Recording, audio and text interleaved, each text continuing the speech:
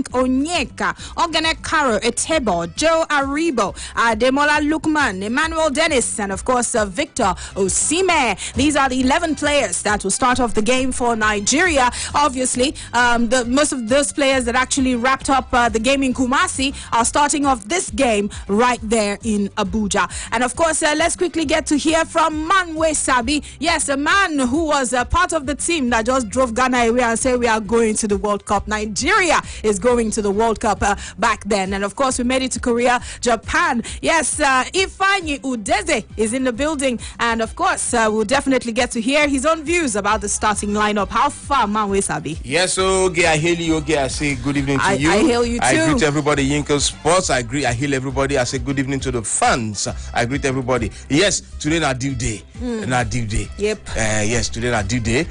Today, don't be say is either we pick or we no pick. We must pick the ticket.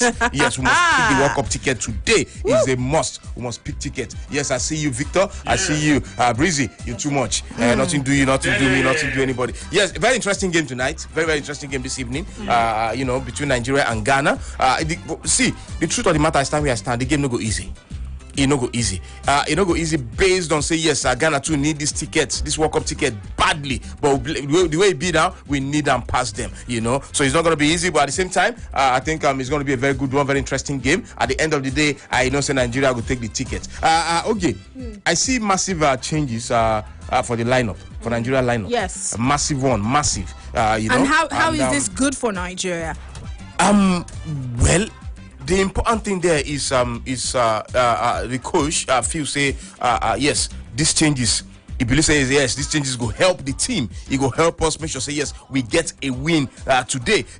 So now nobody gets to complain. Ademola Lookman they start.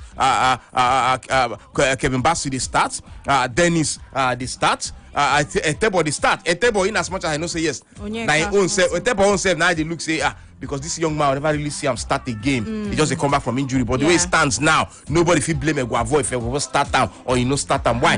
Because did he get injury? He bring in Innocent Bonki. Innocent Bonki too can't get injury. For me, Frank Onyeka is not be really a defensive midfielder. He's not a defending midfielder, an attacking midfielder. So if you play him for defensive midfield, he go forget say they play defensive midfield. Yes, he must over. So do you see a problem in that? Yes. Do you see a problem there? For now, no. For me, Etebo is a good player. But the only thing why I hope Etebo is not match rusty. That's my own fear. Because he never really play he didn't injured for almost 4 months, he not play there. He just come back into the game. If you watch the game, so you don't play for a club side before the international break, they come in like 15 minutes to the end of the game, 20 minutes to the end of the game. Why? Because they try bring them in gradually. So that it make him no start, make the injury no hit him again. So he must come in gradually like that for about 4 games, then 5 games, they go ask a high day, then do another Cooper test for him before he go start to play, before they go consider okay, making the start a game fully. So for now, he go one day careful. So now my fear be that way at the body. He go one day careful. Fear still day in body. When you get injured for a very long time, they come back for sure. Fear must day your body. Fear. You don't go 100%. Yes, when you want make tackle, you don't go 100%. When you want stretch, you don't go 100%. You go always the fear. So now my fear is that just my fear where at the body be that. But if now whether I go fit play there, for sure, he go fit play. But what about in fitness level? Now be the team because this game na very good game. How much of a technical risk is this? Because you have a situation where a new left back is starting today, and you have a new set of guys in the midfield. They hardly have ever played together, except for the last few minutes they got in the away fixture. And then you have Emmanuel Dennis, you have Ademola Lookman. I'll be frank with you, Vicky. I'll be straight up with you, frank with you. When I see this list, this lineup, first way come my mind be say, Eguavo, what are they fear to fail? The first way come my mind. Whether they listen to people. Now first way come my mind because in a game like this, it's you go find it very difficult for you to just change your team just like that. Except say if injuries there or maybe you don't really trust the people who play the first leg for you. That's where you change your team like this. Kevin Bassey, now the first game when he starts. Kevin Bassey, Ademola Lookman, Emmanuel Dennis, So this they are good players. But you never really know how they blend with the team from beginning. That's just the thing. As for they are good players. So you're saying it's a bit of a risk? It is a risk. But if you work well for Eguavo and in team, we go praise them. Why not? Why not? You understand? I think the beauty of the midfield is also the fact that you have an Etebo who would sit, you have Frank Onyeka who will join and assist him, but will always want to join the attack because he's a ball carrier. Yeah. And then you have an Aribo who can distribute and then play behind the strikers. I think he functions anywhere in the front line apart from playing as a main striker. So he can go to the left and right, and then he can play in the hole behind the other guys, and then he can a bit of a freer role. So I think with the options we have, they might give us a bit of something, because for the Ghanaians, they look at it looks as if they will have more ball winners and Partey to do the distribution. So if we have the guys who will push them back, and then that would sort of unbalance them. You know the thing in today's game, Yeah. Ghanaians, they come with fear. Yeah. They are coming out today to play football. I mean, what's the worst that can happen? Because exactly. Yeah. Now go their mind. They know say yes, Nigeria will get him past them. So what we will do? Let's go out there. Pressure is more on the Super Eagles than on the Black Stars of Ghana. So let's just go out there and just enjoy ourselves. Because he said it. He said no pressure for him players. They let them just go out there, enjoy themselves. So which means already fear did their body. So now what do they want to do? Let's just go and play. Anyhow the results come, it come. Like the meaning be that. All right, we're going to take some calls. The lines have been buzzing, and I'm sure they want to join in on this conversation. So let's hear from some callers. Hello.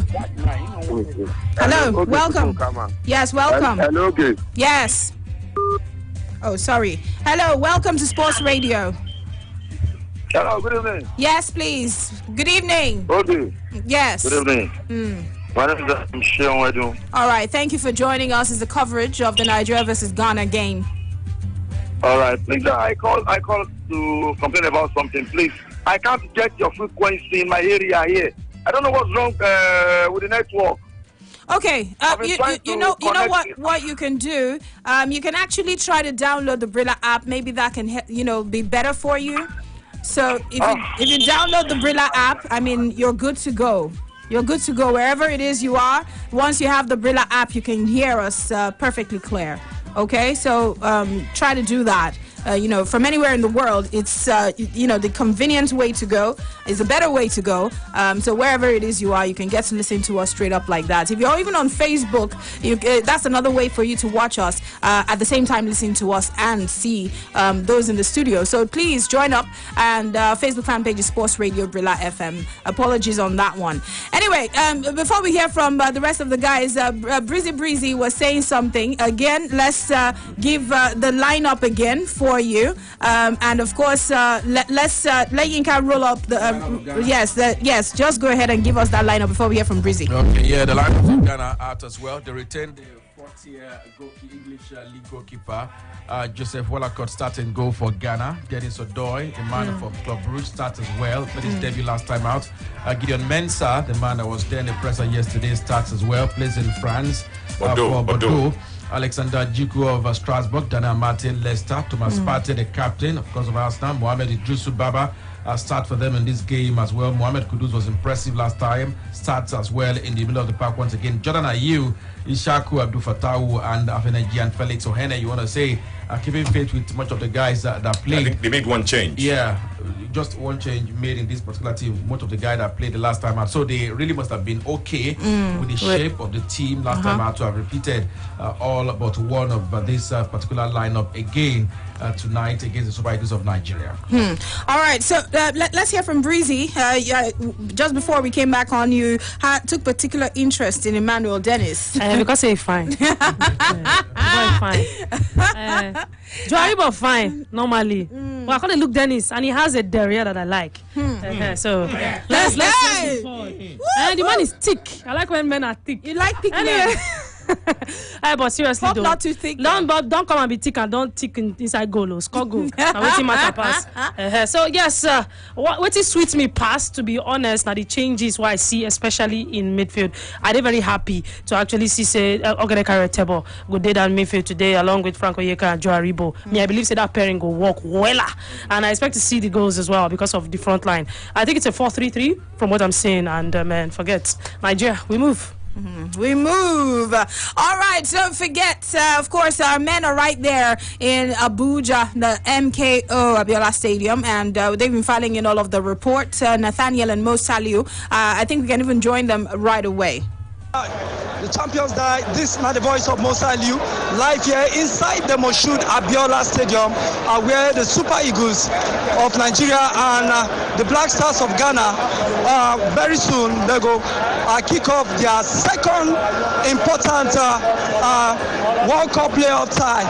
Yes, the qualifiers go soon start, but for now, not be smart, you know, the way the fans are fill up to capacity. In fact, I tell you, this MKO Abiola Stadium now 60,000 plus capacity, but with the way the matter be like this, if it fill up to 90,000, because at even the fans were even there outside try to muscle their way inside, they never still even get chance, they never even still get space. Even the first vice president of the Nigerian Football Federation, Barrister Sheyi Akiwumi, he not even follow the VIP section, take enter.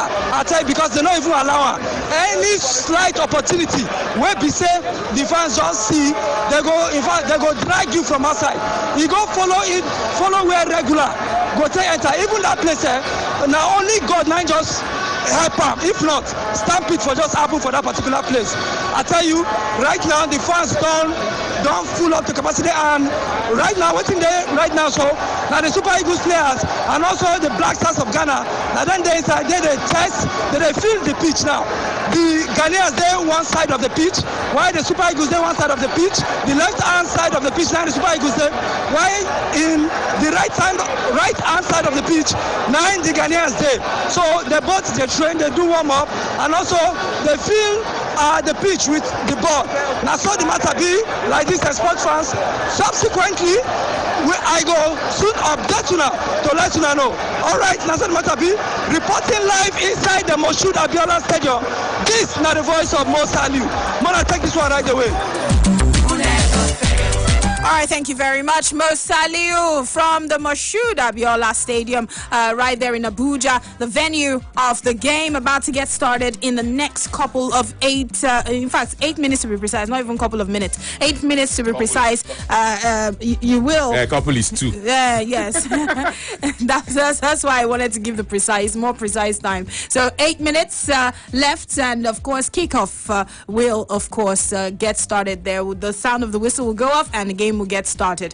Anyway, we're still building up to the game, and with the starting lineup earlier on, Yinka gave us the Ghanaian lineup. They have stuck with the same set of players except one change that they have made. And I don't know, Tony, what does that mean? Udeze was just saying, well, it means that they're probably comfortable with their players. That's what it means. You remember in the first leg, Ghana did not make substitutions until after Nigeria had made 5, and Ghana withdrew their front 3.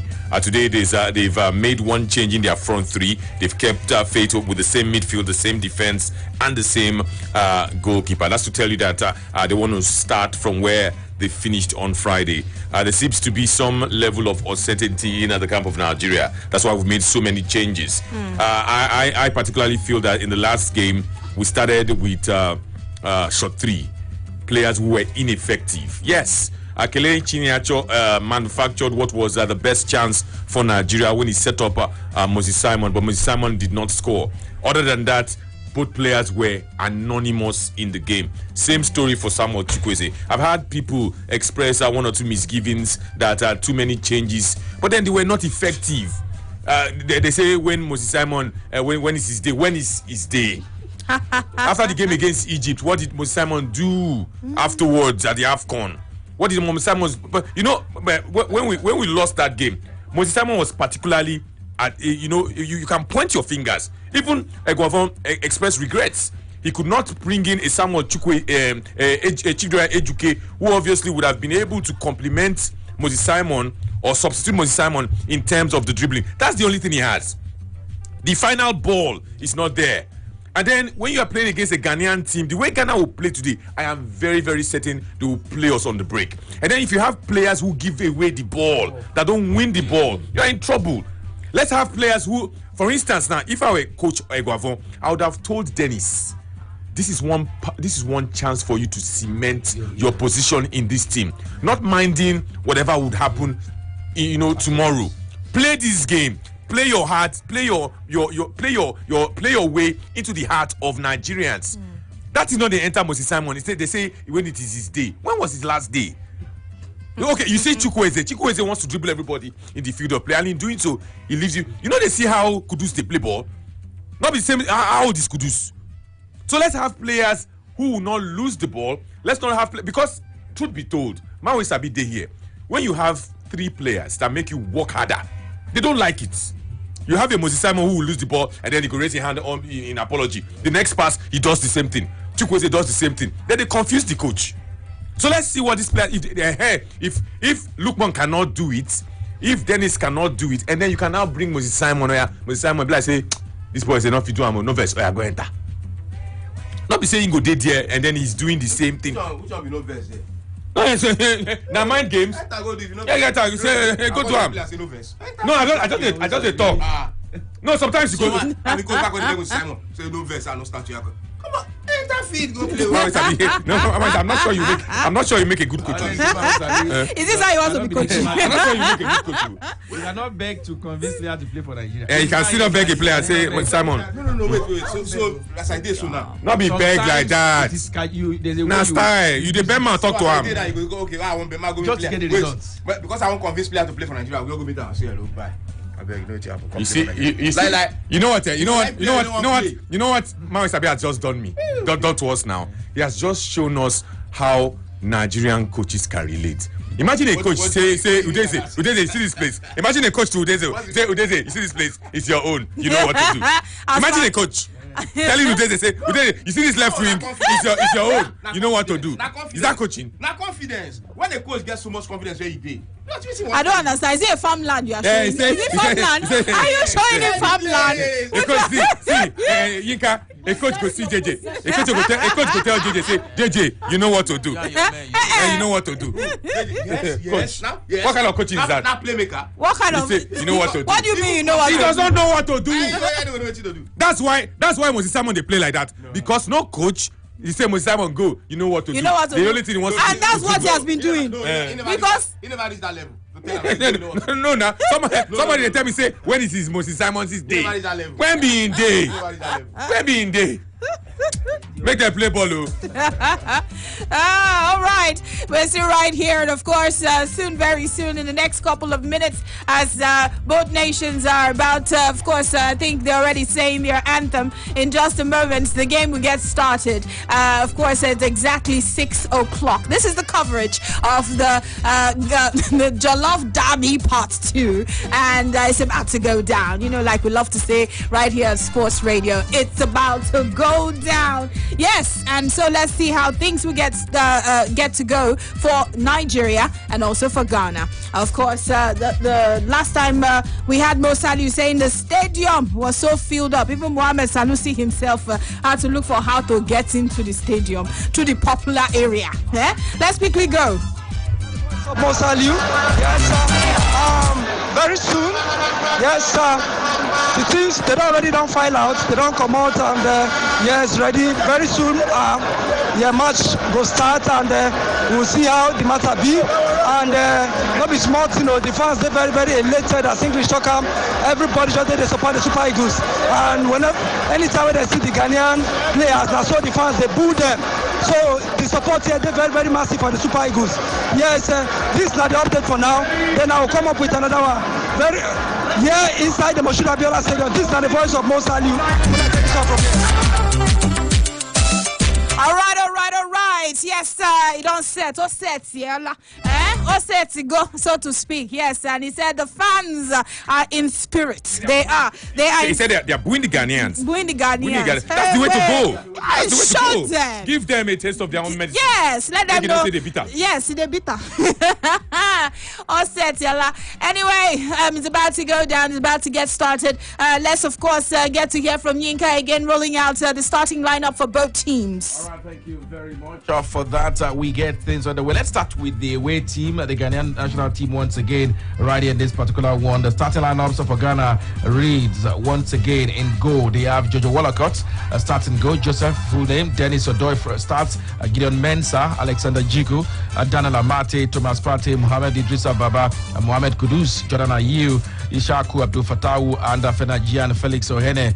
The young star starts, of course, top 9 there for the Ghana Black Stars. And for the Super Eagles of Nigeria, we have in goal standing once again Francis Zoe in jersey number 23, Olaino in jersey number 2, starting defense as well, right full back Ekong Leon, Ekong and William Ekong and Leo Balogun starting 5 and 6 together. Then they have the Rangers man Calvin Bassi starting this one for Nigeria. You want to say his first starting the Super Eagles color as well as a starter. Onyeka starting midfield as well. They have Tebo and Aribo, Emmanuel Dennis, Lukman Ademola as well as Victor Sime, the players doing it for the Super Eagles of Nigeria in this particular game. But then for those who indeed are talking about players on the bench, we have on the substitute bench Daniel Akpeyi, John Nobu, Shemi Ajayi, Omero, Abdullah Zedu Sanusi, we have Akikumi Amu, Moses Simon, Ahmed Musa, Ianacho, Umar, and Odion Jude Igalo, the players on the bench for the Super Eagles of Nigeria. If you observe, Chikwueze is ruled out of this encounter, not on the bench. Yes, maybe the knock actually ruled him out from even making it to the bench. Yes, because the last time we spoke to the media officer, he gave updates about the knock, and he was told to have active rest, as he put it. So maybe that active rest is still active. Anyway, yes, indeed, it is Nigeria versus Ghana. And of course, in a few seconds, things will get started. And in a battle to get the tickets to Qatar 2022. The fans know it, you know it, the players, we are sure, know it. And well, after this whole encounter, we'll find out who gets the tickets. And of course, we're right here building up to all of the action. Don't you forget, follow us on socials so you don't miss out on a thing too. Download the Brila app, go to Google Play Store, the iTunes Store, and of course, download the Brila app. That is BRILA. Yes, not a double L, not a double R, is BRILA.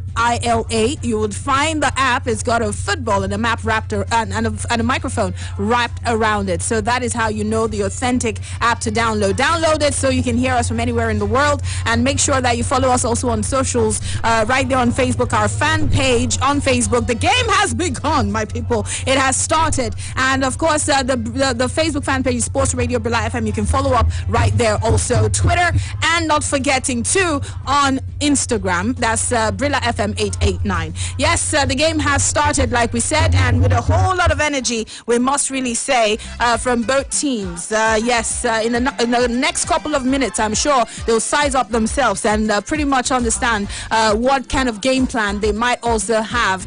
Both coaches also looking out to the opposing team and their own team to size everything up and know the next point of action. But of course, less than a minute already gone in this encounter, and of course, let's see what this Jollof Derby has to offer. Will it be as feisty as it was in Kumasi? Will it be very hard like we had in Kumasi right there in Abuja? Well, the minutes will tell, and it is ticking away. Yes, indeed. And of course, the urgency. Remember, guys, remember when I think Inkatu was there witnessing it live when the game got started in Kumasi. It started with a whole lot of urgency from the Ghanaian team. I'm not sure if Nigeria has given them that kind of response as they started off. And that would of course let me into letting the fans know, yes, what is opening 1 minute plus have actually produced so far this encounter. Nigeria actually got the game on the way with the passes towards the back. Yes, it was a back pass given to Calvin Bassi. Tried a lunge into the man up there in the wings, but the Ghanaians of course are marked so well, and in the beat to get the ball off to Maspati, won the ball. Yes, it was a Joshua Fowler. The Ghana won a first free kick in this particular one, just at the center of the midfield at that particular point in time. It was taken, but then it was actually very, very feeble one, not good enough to threaten. Eventually, it was a ball back to Nigeria. Thereafter, Nigeria attacked through the flanks, but then the Nigerian player was adjudged to a foul, the Ghanaian player, and Ghana eventually won a free kick at that point in time. So 2 minutes played already. It is Nigeria 0, Ghana 0. Nigeria, of course, have made an attacking incursion, just one in this encounter. To an extent, a measure of intention and purpose in this game so far. All right, all eyes, I'm sure the eyes of the fans right there in the stadium will be on the guys who actually just joined up that did not play that first leg. Yes, some of them, of course, you already know, like we told you, talking about some of the fresh legs that finished the game right there in Kumasi. Lukman getting his first start for Nigeria, and of course, some some of the other guys, Calvin Bassi, Dennis Emmanuel, and of course Frank Onyeka, who did not start the game the last time, of course starting for this one. So let's the minutes will reveal more about how the team will urge on and keep going. Of course, a little bit of updates, Yinka. Absolutely. Let's let you know that there's an infringement spotted. Game stopped. Victor Osimhen, of course, the man on the floor that will be attended to at that point in time. A very tough one, but then it's too early. You want to say for any of such tackles to indeed happen. But then, yes, it was a ball that went out of play. Don't forget, a ball went out of play for Nigeria's throwing, and play resumed afterwards. We were actually an off-the-ball incident, but then ball back once again in play. 3 minutes. It is Nigeria Super Eagles 0, Ghana's Black Stars 0 in this particular game. 3 minutes, and he's hotting up. Yes, in this encounter. And of course, Yinka just provided a bit of update. Very soon, of course, we'll still be getting to hear from our guys right there at the Moshood Abiola Stadium, where we have Nathaniel and, of course, Mo Saliu. With the minutes gone, it is exactly 3 minutes going on 4, and of course 4 minutes if you want to call it that, and it's not looking bad at all. Of course, both teams perhaps even trying out themselves, but I'm sure this will be a very, very interesting encounter for both sides. Anyway, let's get some more updates. FJ. What's his name? FJ. FJ has an update for us. Senegal. We have news of a goal. Senegal, Egypt. Yes, indeed. Radio Anchor. Senegal have opened the scoring at the Stade du Senegal against Egypt in that game. Remember, it was an early goal in the first leg as well. Own goal from Saliou Ciss. Today's Boulaye Dia that's given Senegal the lead right there after putting the ball beyond the goalkeeper. It's taking them just 5 minutes. It's Senegal 1, Egypt 0. The game is tied on aggregate now. And of course, the goal scored exactly the same minute it was scored in the first leg. 4 minutes in, wow. It's time to Senegal. Senegal 1, Egypt 0. Hey, that's how it's done, no? That's how it's done. Anyway, yes, we're still right here. 4 minutes going on 5. Make it 5 if you want. In the game between Nigeria and, of course, Ghana. Yes, so far so good. I think they're just both trying themselves out and, of course, trying to see who can even get more chances, create more chances. So far so good. And of course, let's quickly get to hear from Ifeanyi Udeze. Let's get to hear what he feels with the 5 minutes played so far with Nigeria and this new team. He talked about how it was a risk before the game got started, but how are you seeing them fall right into place? So far so good. Okay, I think for me, I think the game balance. For now, the game balance. If you watch the game closely, you can understand. Say yes, pressure they both side. Pressure they both side. That's why I see the game now. The game fast and a fast game now. They play now. And for me, no cause for alarm. But I just pray.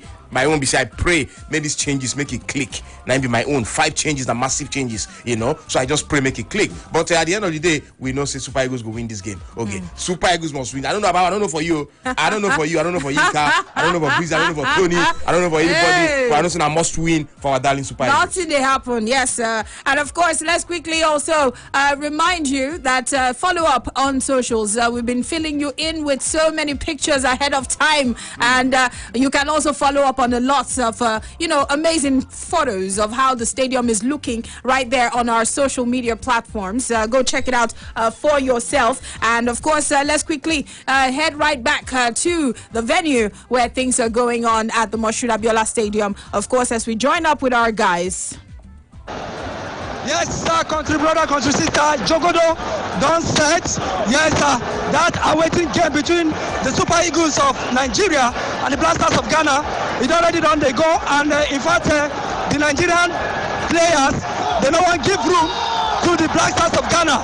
The pressure here, not be here, the Super Eagles just they give them anyhow, the way it be. Yes, they don't even allow the Black Stars to play any ball. I tell you, that's all the matter be. Yes, inside. Yes, sir. Oh, yes. That's all the matter be here.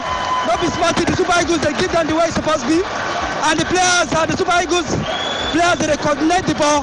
And the Black said they make use of Bonaventure. Yes, Dennis Bonaventure from the flank. And yes, so far so good. The Super Eagles, they control the tempo. And like I talk, yes, the fans will be the 12th player on the pitch of play here inside the Moshood Abiola Stadium. They really give massive support to the Super Eagles. Yes, we'll go see how the matter be. Right now, just less than 10 minutes of play, and the Super Eagles, they dominate. Live here inside the Moshood Abiola Stadium, where the Super Eagles and the Black Stars of Ghana, they do the last playoff of the World Cup qualifiers. We're going to show for Qatar later this year. Yeah, reporting for Sports Radio, this is not the voice of Musa Liu. I'm going to take this one from here.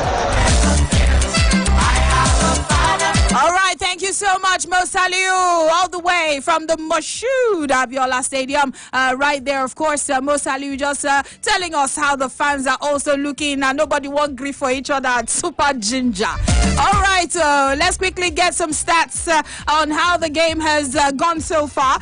We'll get to hear from FJ as he gives us a little bit of stats about the game. Of course, it's 8 minutes going on 9. So far, so good. Yes, FJ. Yeah, 50-50 in terms of ball possession so far. Nothing separating the two teams. No goal attempts, no shots, no free kicks. One free kick already recorded, one corner kick recorded for Nigeria, one free kick for Ghana.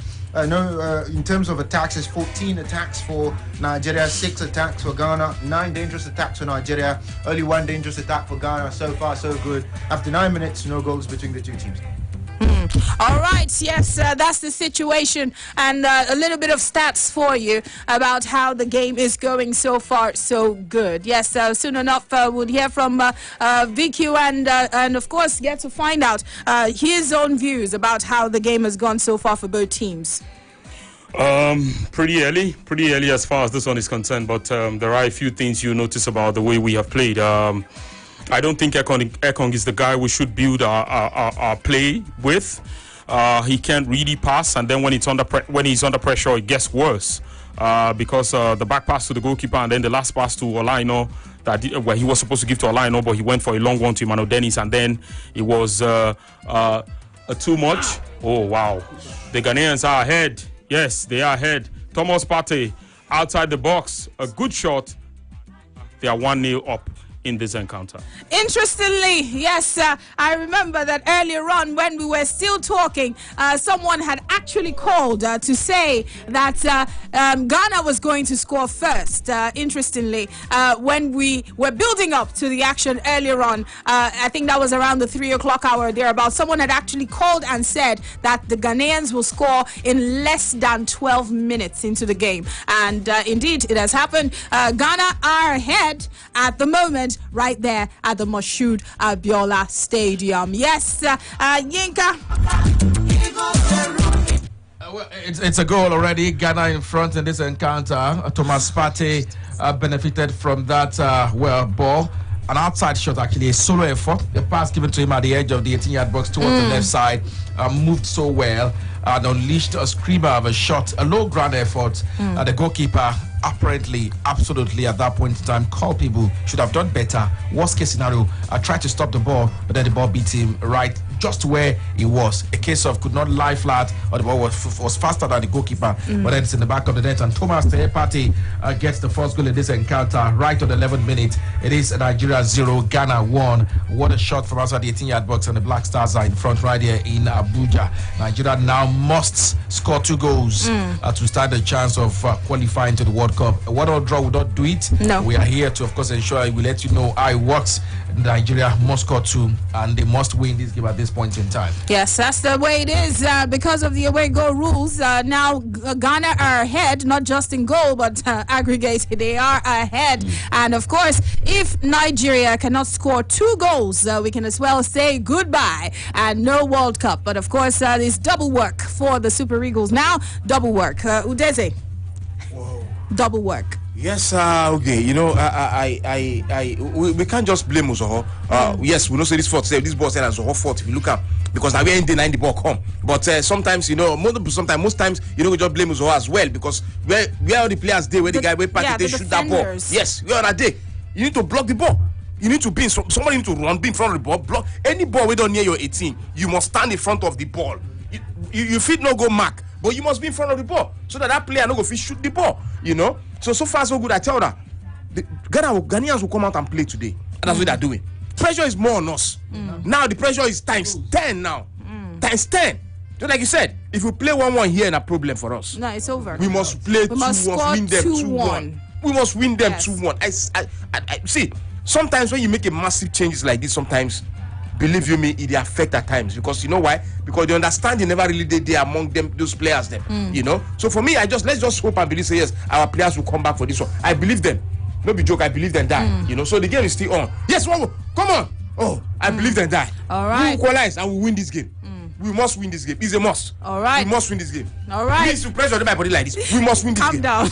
Who does it? All right.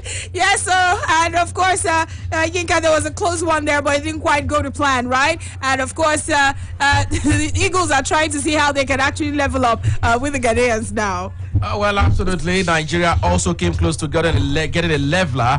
It was a beautiful lofted ball into the 18-yard box, fell to the path of, the man who was there, dropped the ball back. The shot was blocked, and it went out for a goal kick eventually. It could easily have been a goal, a first touch as well for the first man with the ball, but then could not get it right. And eventually, the shot it was Victor Osimhen. The shot was not good enough, and it went out of play for Ghana, a goal kick at that point in time.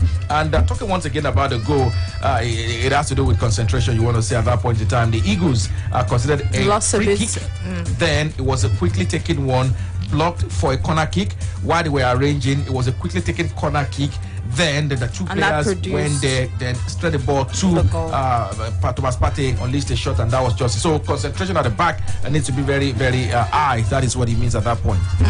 All right, no problem. And of course, the Ghanaians are ahead thanks to Thomas Partey, who, like Inka just said, seized the opportunity, and it was fastly taken by the Ghanaians. They were able to slot it in before there was any kind of way of stopping them, and they're ahead by a goal to 0 at the moment. Yes, and of course 14 minutes going on 15 right there, the Moshood Abiola Stadium. Yes, Nigeria must work triple, if you want, not just double, to make sure that they're able to not see the game end 1-1. Anything like 1-1 would mean that Nigeria is out and cannot get the ticket to the World Cup. So at the moment, they must score 2 and make sure Ghana does not score after this goal that has been scored by Thomas Partey. Yes, and of course, let's quickly get to hear from Tony Bekederemo. You really believed in making those changes. Yes, they said there was a risk. No, and you see, it's a risk worth taking. Truth be told, those players that have been rested today were not playing so well. It was a speculative effort from Thomas Partey, and Francis Uzowo, got wrong-footed by the strike. Goalkeeping, it was a goalkeeping blunder. You sometimes take shots, hope that the goalkeeper will blunder, hope that there will be a deflection here and there. But let's not fret. It's not the first time the Super Eagles will fall behind in a football game. It's how the Super Eagles can respond, and they can respond in this game. We definitely can respond in this game. It's for the players to believe in themselves and then tell themselves that they can still win this game. I believe strongly in the changes. I don't fault Eguavon for the changes. It's a risk, and it's a risk he should have been taken, or he should be taking. Samuel Chukwueze, Kelechi Iheanacho, Moses Simon they don't deserve to start this game. They don't. So let them watch from the bench. All right. So how have the wings actually fared without, the usual culprits? How has it fared so far? We've had 1 or 2 moments with Emmanuel Dennis. That obviously should give him some confidence. He's run out of the Ghanaian defense on 1 or 2 occasions. He's gotten past. Victor Osimhen has also gotten past the Ghanaian defense. And if not for the difficulty of the chance that was presented to Victor Osimhen by William Troost Ekong, it could have been 1-1. We've had a very, very good opportunity. We could have been leveled almost immediately after conceding. So there's still plenty of time. I'm very, very confident that this team, Nigeria, can find a leveler and go on to win this game. There's plenty of time, plenty of football to be played in this game. All right, indeed. If you're just tuning in, 17 minutes already gone in the game between Nigeria and Ghana. A goal has been seen already, and it is not Nigeria's goal. It is Ghana's goal. Yes, and they are ahead at the moment. It is 17 minutes played, like I said, and as it stands, Nigeria must score 2 to to cancel out anything and be able to get that ticket and make sure that Ghana does not double their goal. All right, let's get some stats on the game so far. Brizzy has got us. Yes, based on the stats, the goals there with Ghana, but the statistics show that Nigeria they do more of the playing with 65% ball possession as against 35% where Ghana gets. Goal attempt so far, it's been 3 to Nigeria and just 1 to Ghana, and I be the one where they do on goal, where they score. And meanwhile, even as the game continues, yes, goalkeeper saves in this particular game has been 1 to the Ghanaian. Yes, the Ghanaians rather. In attacks, Nigeria, they don't come forward 22 times to try to get a goal. Dangerously, it's been 12 out of 22. The Ghanaians on the other hand, 10 times they don't come outside. And out of the 10, only 3 don't they dangerous. Nigeria consistently continues to press. And of course, we are still positive that the goal will come. All right, let's get some updates. The goals. We don't need a goal, we need goals. Thank you very much, Brizzy. Thanks for that. That is ginger with that. All right, let's get some updates real quick from Yinka. I know Nigeria is trying to press on. Give us updates on that. A number of goal scoring opportunities. Goma scrambled there, Mount Mili, but then eventually did not get into the back of the net. Impressive play by Nigeria Super Eagles there, minute 16 to 18. Pressure on the Ghanaians, and I must tell you, there was a point when Nigeria actually called for a penalty review. And at this point, it was indeed one that would have the VAR that would, of course, make his debut in Nigeria get checked once again. Okay. Nigeria had a penalty in the first leg, was cancelled. There is a VAR review that would indeed be employed at this point in time. All right. As it stands. So it is Nigeria 0, Ghana 1, and a VAR review will indeed be the next thing to take a look at this point in time. Well, we await the verdict of the VAR at that point and get to know whether or not it's going to be a penalty awarded right against Ghana's Black Stars. Well, in this particular one. See, whether it's a penalty or not, I see the first few minutes I've seen Lookman play. I'm impressed. Yeah. He has caused all sorts of problems. People are talking about the substitution. Look, two guys go fit to that thing. No, Tony. You know the truth. Now risk you won't take. So if you work for him, fine. But two guys, no, they play well. There's no way in a team you change 5 players. What? They're not playing well. They're not playing well. They're not playing well. You can't use one game to judge the player. When was the last time Chukwueze played good football for Nigeria? What about Simon? Yes, I agree. They don't play well. You don't go use one game to judge Simon. Yes, penalty. Penalty to Nigeria. Why they don't play well? Yes. Yes. Hopefully. We go beat them. We're not here. We go beat them. Hold on. The penalty after the VAR check. The penalty has been given. Nigeria won the penalty for Nigeria. Nigeria has been awarded the penalty. We have to wait. Our player, but if he's not playing well, he should be rested. All right, hold on, gentlemen. Calm down. So that VAR check has produced the penalty for Nigeria. So we would have to wait now and see what happened. What happens for Nigeria? Hopefully a goal will be scored, and if that is scored, it's game on. All right, if that is scored, it is game on. If it's not scored, the sufferness continues, as FJ would love to say.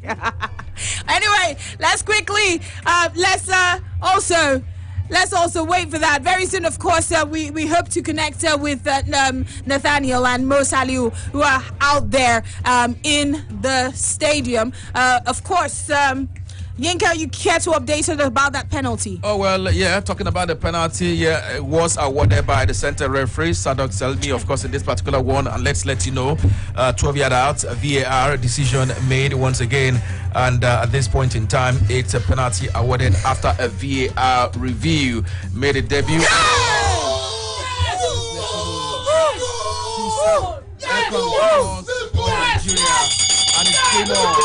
Nigeria won. Game on. Don't worry. Game on. Changes are on points. We're going to beat them. Game on. You can go ahead. Ghana must go. So it is game on. Nigeria have equalized against the Black Stars of Ghana. William Trus Ekong, the captain, steps up when the Chiefs, you want to say, looks down and has brought the game. That's another surprise. They would have expected Osimhen to play the ball. Absolutely. Osimhen walked there, had a discussion while the captain went there. The captain decided to go for it himself, took responsibility, and he sent the goalkeeper the wrong way. 100% won by William Trus Ekong. And this is a lesson, I'm sure. Don't worry. Don't worry. Don't worry yourself. We go beat them. All right, it is 1-1. Nigeria 1, Ghana 1. 22 minutes of play already done in this encounter. The Jollof Derby Part 2 in Abuja. And of course, Nigeria scored via a penalty.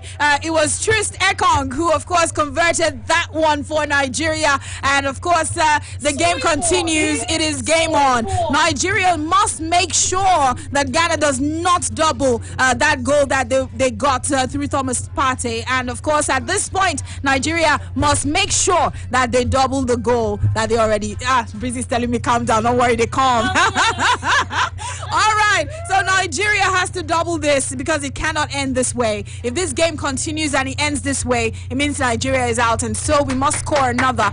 Goals have to come. Goals have to come. And Yinka has some update for us. Well, let's let you know once again. Yes, Ghana got the game back on the way after that goal was scored. Yes, as expected. And thereafter, Nigeria won the ball, attacked, but then yes, they lost it. Ghana attacked once again, and there was an intermission because Jordan Ayew was fouled, and Ghana had themselves a free kick at this point in time. So an opportunity for Ghana once again to get back into attacking move, and Nigeria would also have to retract at this point in time. Don't forget, it is still the first half of this game. 23 minutes on the clock. Goal was scored on the 22nd minute, and yes, it was a William Troost Ekong's penalty that leveled things up just 11 minutes after Nigeria considered a first goal in this particular encounter. Still one goal apiece on the day in this particular encounter.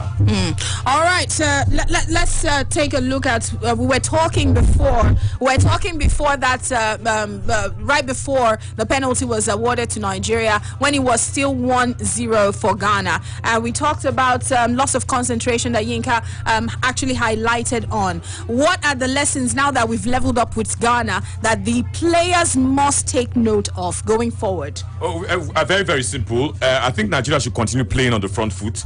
We were playing on the front foot. That was why we were able to win at the penalty. The Ghanaians are sitting back, making speculative efforts into our area, wanting to break play and then play us on the counter. Nigeria should continue playing on the front foot. Go for the second goal and see what will be the reaction of the Ghanaians. They've scored us. We've reacted by getting an equalizer. It's now for us to get the second goal and then, of course, take this beyond the Ghanaians. Continue doing what they're doing. Let the wide men, Lookman and Emmanuel Dennis, continue running at the fullback of the Ghanaians, frustrate them, and you get the second goal before no time. I think I like what Lookman is doing. I like what Emmanuel Dennis is doing as well. I like what Osimhen is doing. Once we can continue doing all of this, the Ghanaians will cave in. They will cave in.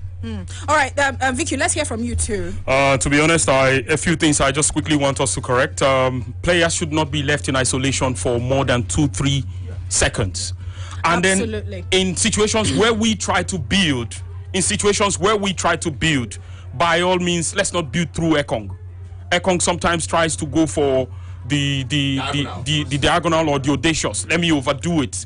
He had Aino who would have given him back, and then they'll take the Ghanaian player out in a triangle. But he went for a long one. The moment Dennis didn't win it, he earned a free kick that led to a corner kick, and then they passed and Partey was outside the box and they got a goal from that. So I think really we should be looking at situations where we can make better decisions in terms of how we play, better cohesion, better urgency in terms of how we move the ball into the box. Well, in terms of the aggression of Victor Osimhen has won Nigeria a free kick in a very, very promising position. Victor Osimhen had the attention of 3 Ghanaians. He wriggled his way and they had to foul him. Otherwise, he would have been through on goal, and who knows, it could have been 2-1. But then it's a free kick in a promising position. Let's see what the Nigerians indeed can do. Like I said, we'll play them on the front foot. Mistakes will happen, but then play them on the front foot. Make them defend. Make them have to track back. And in doing so, cause them to force mistakes. That was what has just happened. Because Nigeria attacks them ceaselessly, they had no other option than to foul our man. Protestations here and there, but the referee has signaled that it will be a free kick. Whether or not the free kick is converted, it goes to be seen. The free kick has been taken. The free kick, obviously, from outside the D was not converted, but then it's a good sign that once you continue piling the pressure, the Ghanaians can cave in. All right, keep piling the pressure, and of course that free kick didn't quite go our way, but of course Osimhen had to be stopped by the Ghanaians because that move was almost goal bound, and of course it still continues. 27 minutes already played, going on 28 in the game between Nigeria versus Ghana. Yes, and of course the team are doing very, very well to make sure that they're able to double this goal that they just recently scored, talking about the Super Eagles. And the Ghanaians are trying to contain us, trying as they will. But of course, we hope that more goals will come in this game for Nigeria. Yes, talking about more goals, our men on the spot want to recap how the stadium erupted after Nigeria equalized. So we're going to go join Nathan very, very briefly as he gives us a recap. 1-1 it is Nigeria versus Ghana this evening in Abuja. So 1-1 at the Moshood Abiola National Stadium. Referee went to consult the VAR and he gave that penalty. And William Chus Ekong, captain of the team on the night, he stepped up really big. That moment where he was going to the penalty area, the whole stadium was silent for a moment. And when he converted, everywhere was shaking as William Chus Ekong of Watford converted a penalty in style. 1-1. Nigeria needs another goal to get themselves in a firm position in the course of this game. The Ghanaian side would have to deal with this pressure. They are losing the balls quite easily because of the pressure. And it's a packed house. I mean, it's a packed house at the Moshood Abiola Stadium here. And Coach Otto Addo cannot believe it. And they're coaching the boys from his place on the bench to keep calm, and keep playing. There is a Nigerian fan very close to me here. He came in his green and white agbada already. The brother has pulled his agbada. I think he's feeling the heat. He can feel the pressure, and he had to find some fresh air for himself. It's game on. Nigeria won. Ghana won. My name is Nathaniel Godwin, reporting live for Sports Radio, Brila FM. So he left so soon. I wanted to ask if what the boos were about that I was hearing. But anyway, yes, right there at the Moshood Abiola Stadium, you can feel the vibe where Nathaniel is alongside Mo Saliu, just filing in how the stadium erupted in joy. There was a bit of silence when Ekong approached the ball to take that penalty. Just amazing. It is 1-1, like you know, if you're just tuning in. Make it 30 minutes, if you will, of game played. So far, so good. Nigeria 1, Ghana 1. That is still the situation. All right, we're going to quickly get more updates from Yinka right now. Yes, Yinka. Well, 30 minutes, half an hour football played so far. It is Nigeria 1, Ghana 1, and Nigeria, of course, actually attempted a number of things with the right flank. That's been unsuccessful so far. I must say, Onyeka had a chance when Nigeria beat ball play from behind, but then it was wrong-footed pass was intercepted, and thereafter Ghana won the ball. A moment later, it was the man Emmanuel Dennis, who had an opportunity to also get the penetrative passes passed in, was intercepted. An attempt to recover the ball at the Jordan Ayew foul by the Nigerian, and Ghana had a free kick won at that point in time. So it is 30 minutes. Nigeria won, Ghana won. All right, yes, indeed. Just so you know, the game, only one yellow card has been seen so far, and that was the one that Tony was giving updates on when Osimhen actually was brought down during that goal-bound move. And of course, it was Amate who actually got that yellow card for tripping Osimhen. So one yellow card given so far in the encounter. It is still 1-1, 31 minutes already gone. Yes, let's find out from Udeze. What kind of instructions do you think that the coach Egwanvo is probably giving out to the players right now that we've equalized and we have a couple of minutes left before the first half wraps up? Yes, for me, I think they let the players understand. So listen, now we don't equalize. We need to be very, very careful. As with the attack, we need to also defend. If you look months ago, again where Dennis lose ball and Egwanvo was really mad. He lose the ball, mark. Egwanvo was really, really, really mad. I think Dennis is a good player and all that. But the team say if he lose ball, he did the mark, and someone need to make him understand. Say yes, this is a national team. For national team, everybody they mark, everybody they defend. Okay, he wants the ball. Yes, but when he get the ball, when he lose the ball, to mark na issue for him. A good one for Ademola Lookman. The young man, they really clear my doubts from 3 years from that left flank. He they clear my doubts. He they really put pressure on the Ghanaian defense, which is a good one. We need to be very, very, very, very careful in this game. If you look at this game, we they give 2-3 yards when they have the ball in our own half. and that is not good for us. We must close them down. When they have the ball, be in front of the ball. So when you be in front of the ball, you don't cover them from shooting the ball. But when you're like 3-4 yards, you don't cover the ball. There's a problem for us. You see another chance? You see what I'm saying? You know? So this, we need to be very, very careful. Listen, pressure not there on them. Pressure there on us. Especially now it's 1-1. What they are looking for now, they know. For them to come win this game here, it might be very difficult. But for them, now it's 1-1. They will try to get a draw. Whether 2-2, whether 3-3. If they get a draw, it favor them. It favor them. So for me, I think we really need to be very, very careful. But for me, I need the fear. Waiting, I know, be saying I must win for our Super Eagles of Nigeria. I stand where I stand. Must win for Nigeria, so no fear. All right. We're going to get some stats on the game soon enough. And of course, FJ is going to provide us with that. Of course, it is 33 minutes already gone, going on 34 right there at the Moshood Abiola Stadium. Yes, FJ, give us some stats on the game.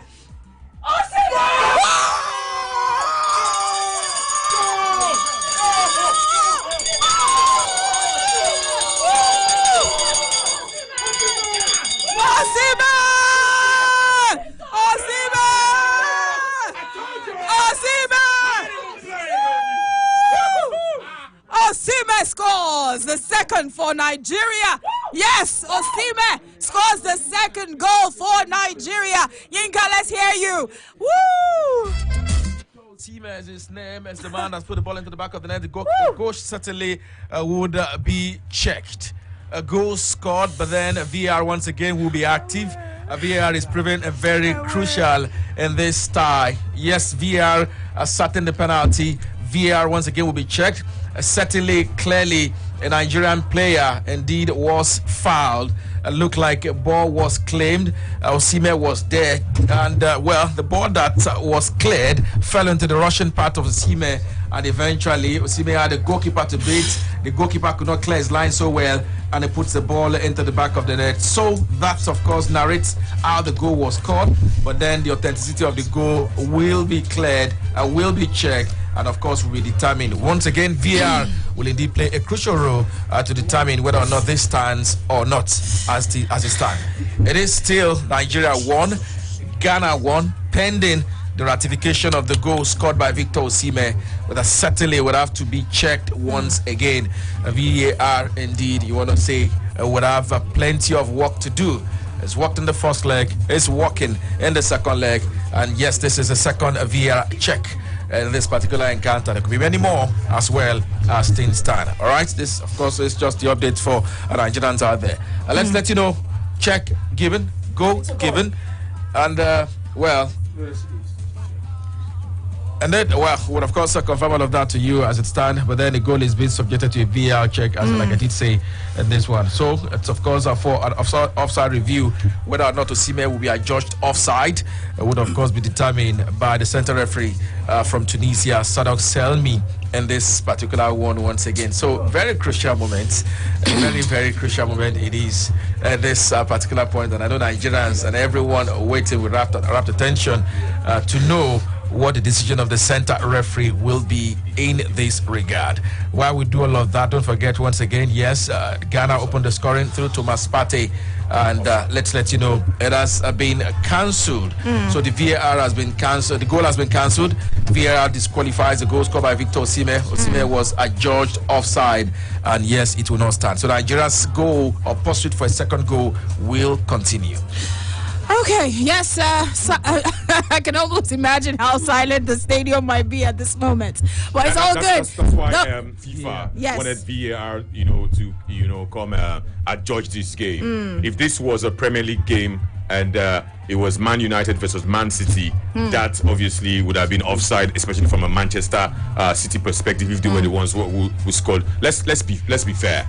Osimhen was marginally offside from the review. But then they go again. It's a clear indication that when you play on the front foot, you can commit the Ghanaians. And these chances were not created in the first leg. this kind of chances in the space of how many first half minutes we've created chances, we've gone on to score. Osimhen has run at the defense of the Ghanaians. We've had free kicks, all of that. So it's a positive sign. Although the Ghanaians, have been a bit rough. Don't be surprised if at some point they get a red card in this game. They're really kicking our men, but so far so good. Nigeria is still on the front foot. That for me is a good sign, and if we continue like this, the second goal and the third goal will eventually come. All right, let me ask you, Daisy, when a goal is scored and is ruled offside after maybe the team even celebrated, does it dampen the morale of the team? Not at all. I think at this point the players need to know, say yes, they need to do more. They need to get another goal. So for me, they don't, the truth is they know how important this game is, not just to Nigerians but to them as players. Listen, no player don't go World Cup. World Cup is the highest tournament when you talk about football. World Cup is the highest tournament, Senior World Cup. So every player won't go Senior World Cup. So for me, no fear at all. I think the players are good. They are doing well. Like I said before, the only way I get issue, Dennis good player, but they return back to Mark. The supporting team as well to Mark. And when you look at the midfield as well, space there between the midfield and the defense and the attack. Which is also a problem for us, because when they have the ball, what do they fear a counter attack? That's what they are waiting for. Because when you look at them, they need to fear Ghanaians. They don't need to fear. They try to attack because at this point, they don't get anything to lose. They have nothing to lose. It's 1-1. They nothing to lose at all. So they won't come out and play us football. But the truth is, say our players are doing well. They try hold their side. If you look at Kevin Bassey as well, you see the shake like first game when they start for the national team. So now I just watch mostly here because that at the position when I play for national team. So how would you rate his performance so far in the past 38 minutes? I will give him over 10. I'll give him 4 for now. Yes, I'll give him 4 for now, because if you look, he did it very careful. Won't overlap. Now in first game when they start, so he tried to maintain his position, try to study how the team they play, because the pitch also, really they're used to this kind of pitch. So try to be very, very, very, very careful, because fear still there in body. So for me, so far so good. Our lads are doing well. Our players are doing very, very well. Okay. All right. It is still the coverage of the Nigeria versus Ghana game, and of course the outcome is what we are waiting in the next couple of minutes. We are going to see who gets the ticket to Qatar 2022, and it is Battle Royale.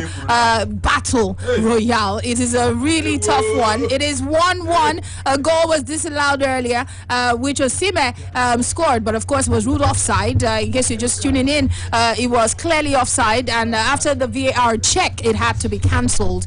So we are back to 1-1 as it is right now. Nigeria would need to score to make sure that Ghana doesn't score, and of course they double what they have now, so as to make it 2-1. Then only will they be able to get the ticket and make sure that the game wraps up that way. Let's quickly go to the Moshood Abiola Stadium, where we have Musa Aliu and Nathaniel Godwin.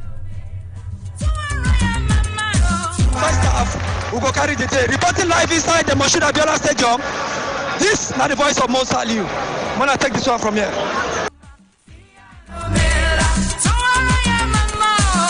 Hello, Mo, are you still there? All right, it appears we lost the call. We'll try to reach him back again in a bit. He wanted to give it to us, but the network said hold it. Anyway, no problem. Anyway, the game is still on. We'll get some stats in a bit. And of course, this game is really, really tough. 40 minutes going on 41 in the minutes spent so far in this encounter between Nigeria and Ghana. And both sides no one agree for each other. That is the situation right there at the Moshood Abiola Stadium. If you're just tuning in, indeed, the first goal of the game was scored in the 10th minutes by Thomas Partey, and of course you had the goal that was scored, the second goal of the game, but the first for Nigeria, of course, scored via a penalty by William Troost Ekong, yes, in the 21st minute. So it leaves the both teams at 1-1 at the moment. Yes, so it is 41 minutes already played in the game, and of course both teams are really trying to make sure they get ahead of the other, and of course pressing hard. Nigeria is pressing hard to see how they can also create more chances that could result in goal. Anyway, we'll get some more updates real quick from Yinka, and then we'll get some stats from Breezy in a bit. Okay, well, You 42 minutes on the clock already. 3 minutes shy of the first half of this encounter. It is Nigeria 1, Ghana 1, and let's let you know Alexander Jiku was fortunate not to have been given a yellow card because he actually had another very needless tackle on a Nigerian player. The center referee did not give the card. It was a free kick to Nigeria. The resultant free kick taken was way too over, beat all of the men at the 18-yard box, and yes, stolen once again by Nigeria's Adedema Lukman. Is crossed into the box, could not beat his marker, and the ball was intercepted and was sent into play once again at that point in time. So it is a 42 minutes of football play. Nigeria 1, Ghana 1. But then I must say, Alexander Jiku very lucky not to have been given a card at that point in time. Okay. All right. Thank you very much, Yinka Oyedele. Let's get some stats as we near halftime in this encounter. Breezy. Yes, very close to halftime. Until now, Nigeria still there on the front foot on all centers. Talking about ball possession, it is still 65 to 35% Nigeria versus Ghana. Goal attempts, Nigeria don't come forward to score about 8 times now, and Ghana have had just 1, and that's the only goal they've scored. On goal, Nigeria have had 3 on goal. Ghana, of course, that's 1 they scored. And then going to goalkeeper saves, the Nigeria goalkeeper has majorly rested, to be honest, because you know, that goal where Thomas Partey score, he just come like shocker to Francis Uzor. But yes, the Ghana goalkeeper has been tested twice. Then going to the attacks, now 41 times Nigeria don't come out to attack, and out of these 41 times, so 30 times now it don't they very dangerous for these Ghanaians. Meanwhile, on the other hand, the Ghanaians have come out to attack 27 times, and it's been just 10 dangerous attacks in this particular encounter. All right, the stats for the game. Thank you, Brizzy. And of course, the game is still on. It is 43 minutes, basically going on 44 in just a bit. Of course, play was stopped, Yinka. A little bit of treatment being administered. Koyeka Sabano to be attended to at that point in time. And let's let you know that the Ghanaian also had a man down as well. Daniel Amate also needed medical attention, so it was a double medical attention for Ghana and for Nigeria. However, before that, there was a ball. Tosime showed once again aggressivity towards the right side of attack, tried to launch a ball into the 18-yard box of Ghana, but then the weight on the ball was too much, and the ball also went out of play at that point in time. So it is Nigeria 1, Ghana 1. Amate, of course, will be back. And Yeka, of course, apparently should also be back in this encounter as it stands. It is Nigeria 1, Ghana 1. All right. Okay. Yes, indeed. Sports Radio, Brila FM. Yes, we're still in the building. And, of course, it is all about the game. It is 1-1 in case you just tune in. 44 minutes going on 45. A few minutes, obviously, we should be added right into this game. And we'll keep you updated on that one. But, of course, 44 minutes into the game, and of course 4 minutes of added time in this encounter. It is 45 minutes on the clock right now, 4 minutes added time, and it's already running down as we speak. Yes, so anything can still happen in the next 4 minutes. That is counting down. Okay, and of course, Nigeria still trying to seize a chance to score, to make it 2. But of course, all of that is still being twatted, Yinka. Absolutely, yeah, it was indeed a ball into the 18-yard box of Ghana. The stoppage, Osime was quick enough to indeed steal the ball from the Ghana defender, laid it to the rushing part of the Nigeria winger there. Still, I couldn't get it, crossed the ball into a low ground effort into the 18-yard box, but then the goalkeeper, Jojo Wallacott, was there to save. The ball went out for a corner kick, corner taking. And yes, eventually he was into the 18-yard box once again, and Ghana defended so well. Ball out of play, and let's let you know Nigeria won themselves once again a throw-in. It is 45 minutes on the clock. Nigeria 1, Ghana 1. And 4 minutes of time added on in the first half of the encounter. That is the update. Apparently 2 times VR checks necessitated that, and that is what will be observed. So the game will drag over 4 minutes after the expiration of the 45 minutes, which of course indeed have taken effect already. Yes, and it's running down with about 1 minute going on 2 already spent of the added 4 minutes right now. So hopefully we'll see what happens in the next couple of minutes before the whistle goes off to signal half-time. But of course, yes, both teams do not seem like they're about to let the other team get the better of them so far. But of course, let's see what happens in the next couple of minutes before we get to halftime. Again, the 4 minutes added time is running down, and we've got about 2 minutes and a few seconds really left on the clock. So far, so good. Yes, it is Nigeria versus Ghana. If you're just tuning in, this is Sports Radio, Brila FM. Again, we remind you, follow us on socials. That's on Facebook, on Twitter, and also on Instagram. If you're on Instagram and Twitter, it's the same handle. That's Brila FM 889. You have to follow up so you can see exclusive pictures and videos, that we are giving to you, because we're live right there at the Moshood Abiola Stadium. And of course, if you are on Facebook, our Facebook fan page is Sports Radio Brila FM. So follow up so you can so you don't miss out on a thing. Earlier on, of course, Yinka was saying that there was a bit of treatment being administered. Is play still on, or has it stopped, Yinka? Yes. Well, okay, yeah, let's let you know once again another medical attention. This time around, it was Nigeria's man, Joe Aribo, and the Ghana defender there. Debo from behind attempted the header, and the Ghana defender wanted to head the ball as well. So the clash of heads that led to that moment where the two medical guys had to come in for Nigeria and for Ghana at this point in time. It is Nigeria 1, Ghana 1. 45 minutes played already. 3 of the 4 added minutes played as well. So just a minute left to be played, although could be delayed a bit because of medical attention as well. Okay, all right. And of course, of the 4 minutes added time on the clock, of course, just a few seconds left before that expires. There's been a few medical examinations right there by the medics, just checking out some of those players, just like Yinka just spotted. And of course, we will hope that, of course, the game ends this way, so as to re-strategize for the second half. For the first half. Thank you very much. The first half. Thank you for that. Thank you for that. For the first half, of course. Anyway, it is still 1-1. If you're just tuning in, we told you how those goals were scored. Yes, the first goal of the game was scored by Thomas Partey. He actually scored that one early on in the 10th minute of the game.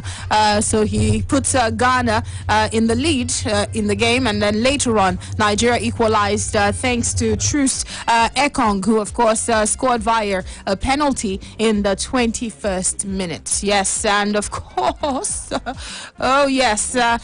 yes, of course, we're getting close to halftime. But of course, that whole concentration thing that we talked about is something, I think it was Vicky who was saying, don't give them too much space, and the urgency needs to also really come up. There was a bit of loss of concentration just a moment ago. It is halftime though, but let's hear from Vicky. I think we try to do things that are basically avoidable. We try to do them the hard way. And, some things are just supposed to remain at the level of how you want to play. But then again, the game is not being basically anything that has to do with the principles of how we want to play. It's been the heart of the players and the individual brilliance of the collective. I've not seen anything that is tactical in terms of how we have done the job. I know that because we know we have threats up front, we have resorted to long balls, and that has sort of destabilized the Ghanaian defense. But what we were supposed to do, which was supposed to be do not lose the battle in the midfield, because midfield, of course, is the link between the defense and the attack. We have not been able to do that correctly. And at some point, didn't see a table. Someone has to tell him that he's the last man. He should let the Aribos and the Onyekas of this world join the attack while he remains in that position and not expose the backline to doing too much. Okay. And I think we have not exactly seen that as far as this game is concerned. So it calls for a bit of worry. I'm not particularly pleased with the way things have gone. If you look at the fact that we only have Victor Osimhen as the man we're looking at as the target, I actually thought we were going to produce or provide options for him. Dennis plays with a sense of urgency, but I think he also tries to want to create something. While that is proving to be too difficult because the more men you have behind the ball, basic principle is that they are defending the ball already. You want to go for the kill. Try to find a pass that someone can play another player through, and let's see what happens in such situations, and not dwell too much on the ball and giving them opportunity for their men to run back and then add numbers to the guys they already have at the back. So yes, I think it is still up for grabs. We have to do something. By now the coaches should be thinking of what we can do to actually draw this and create something as far as this encounter is concerned. I think Dennis has given a good account of himself, but into the second 45, I want to see a situation where if Aribo is not in this game, I know that unlike the last time, we did not see a lot of him, and when he was substituted, people said he shouldn't have been taken up because he was really doing well, but it appears he's not in this game today. Maybe an Amo who can run with the ball, who's stocky, who can protect the ball and get in situations where he can wriggle his way past the guys, could be an option.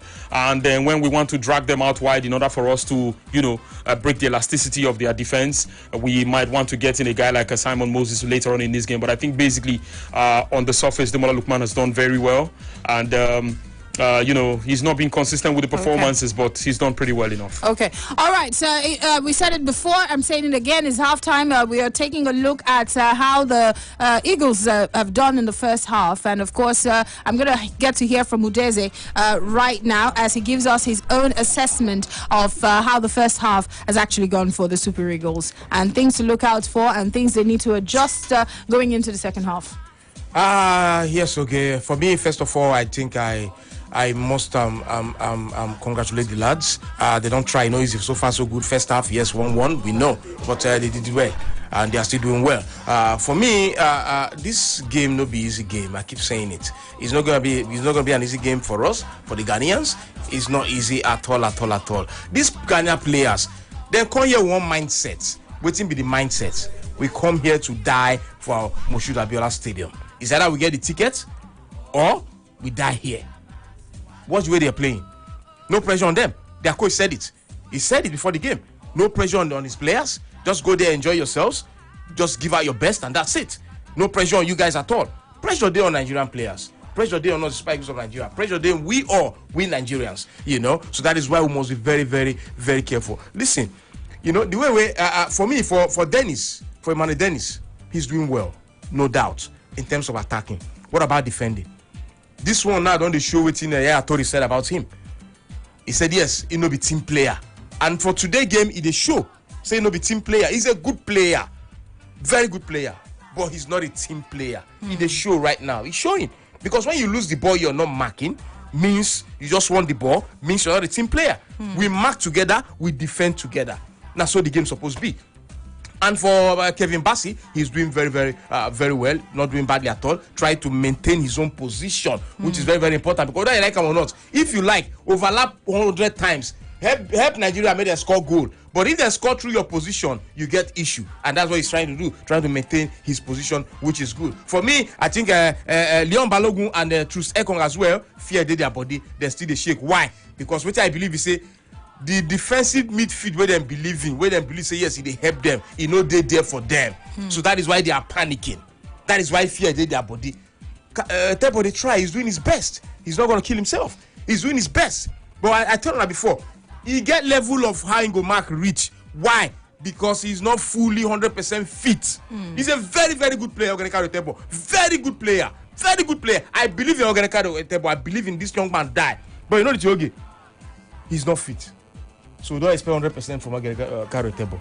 Don't expect him at all. And that is why you see people like Frank Onyeka need to come back a little bit and help Etebo block the defense. He can't do it alone. If Aribo overlap, Frank overlap, that midfield will be very difficult for Oganeka Etebo to hold. Why? Because he never did 100% fit. So maybe we'll just help ourselves. Maybe the team come together and help us. So I think for now, we should let the players know, listen, we attack together, we defend together. That is why we are a team. Let's help ourselves. Pressure day everywhere. Even you were there, pressure day on you. See me say at the sweat. For example, double AC 9 day here. Me too at the sweat. The pressure set for me is too much. But at the end of the day, let's just let's pray for luck. Our boys, they are doing well. They are playing. If you ask me, they are playing well. They really want to win this game. Really want to win this game. We'll just pray for luck for them. So all the best. All right, we'll take it to the phone lines before we hear from the rest of the guys in here. You can call us 090-40,889, 090-40,889. Let's go. Hello. Hello, good evening. Yes, welcome. Yeah, this is Celestine. All right, Celestine, welcome to Sports Radio. Yeah, thank you so much. Let me tell you something, eh? The only player I have seen national team that is playing this evening is Osimhen. That player. Yes. Let me just tell you. You see that I want to die attitude in this faith. If it's not there, Ghana is going home with smiles. I am telling you the fact. Let me just tell you one thing. Our midfielders are not doing well. The only player, the three players I've signified out here is Osimhen, Balogu, and Ekong. Okay. Our three is trying, but it's not doing well. All right. Thank you very much. Please keep it quick because we need to hear from so many other people who are trying to reach us. So keep your opinions really short. Hello. Hello, good evening. Yes, welcome. This is Desmond on the line. All right, Desmond, let's go. First, what I'm seeing in the game, the only person that I think that is really out for the game is Osimhen. Just like what the other callers said.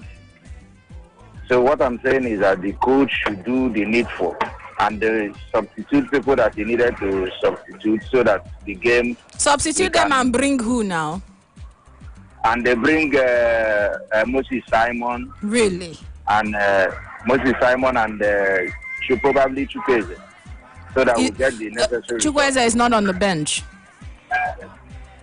Okay. All right. Thank you very much. Thank you. Do call us 090-40,889, 090-41,889. Hello. Hello, good evening. Yes, good evening. Welcome to Sports Radio. Yes. Please, I want the coach to bring in Igalo. Please. Okay. Igalo, yes.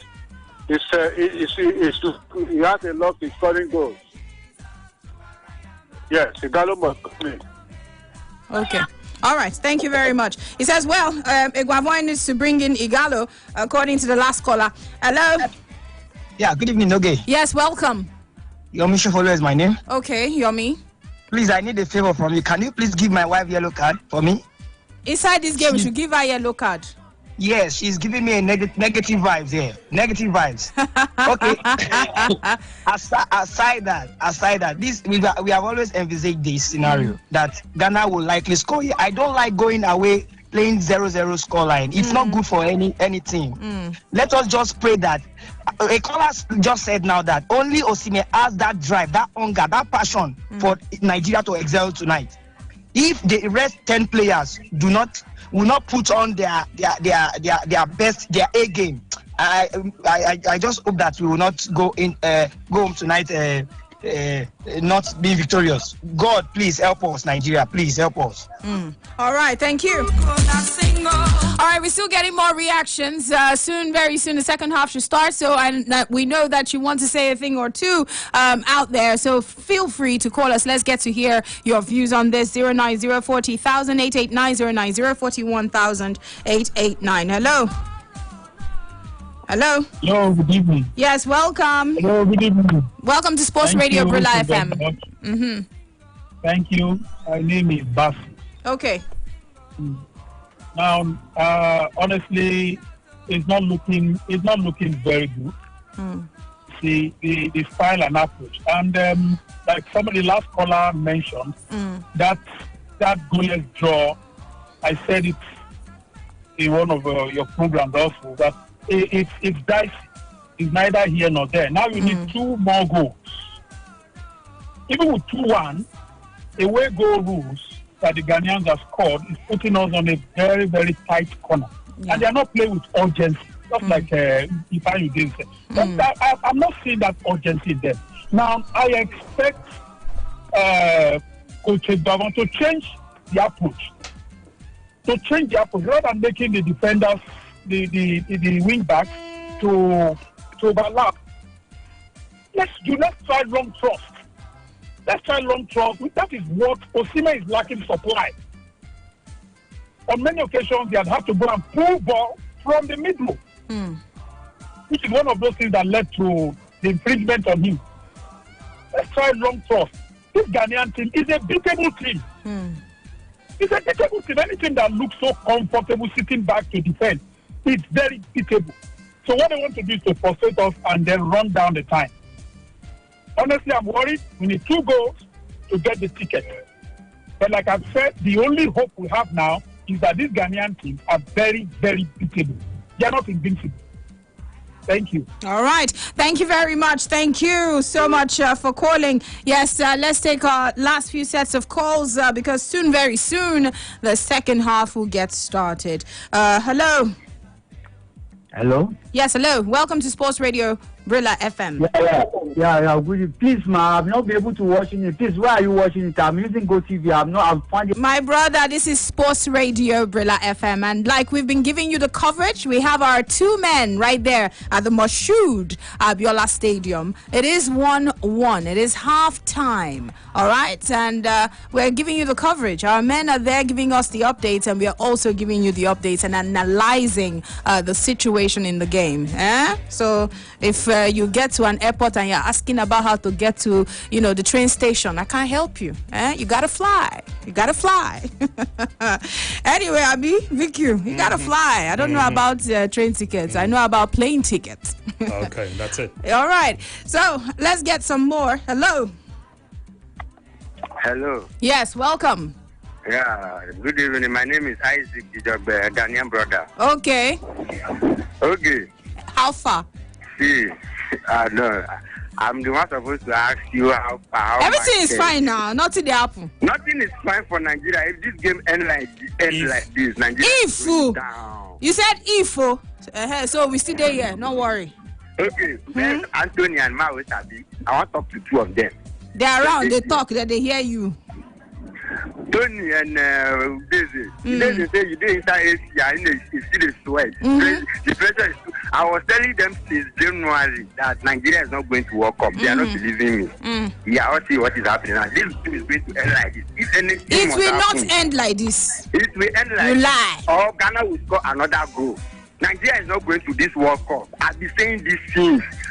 Oh, okay, let me leave you like this. I will see them tomorrow. Charlie, calm down. Call after full time. Okay, I will still call. I know they shake. I did balance. See, Anthony, answer me now. You keep quiet.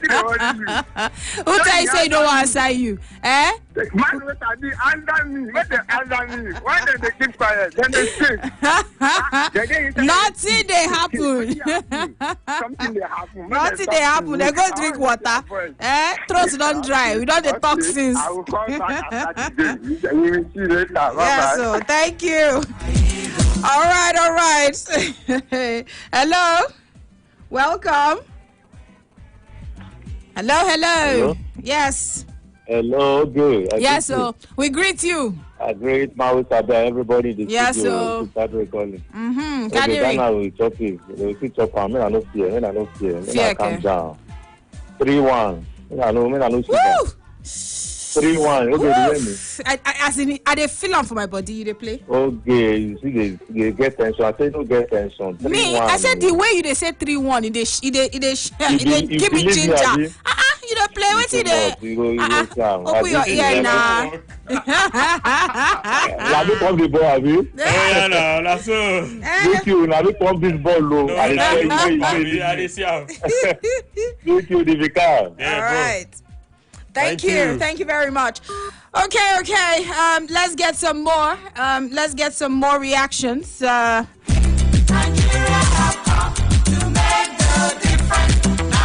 All right, very soon, the second half will get started. But I think we can still entertain a few more calls before we face the business of the second half before we face the business of the second half. So let's take a few more calls. Hello. Hello.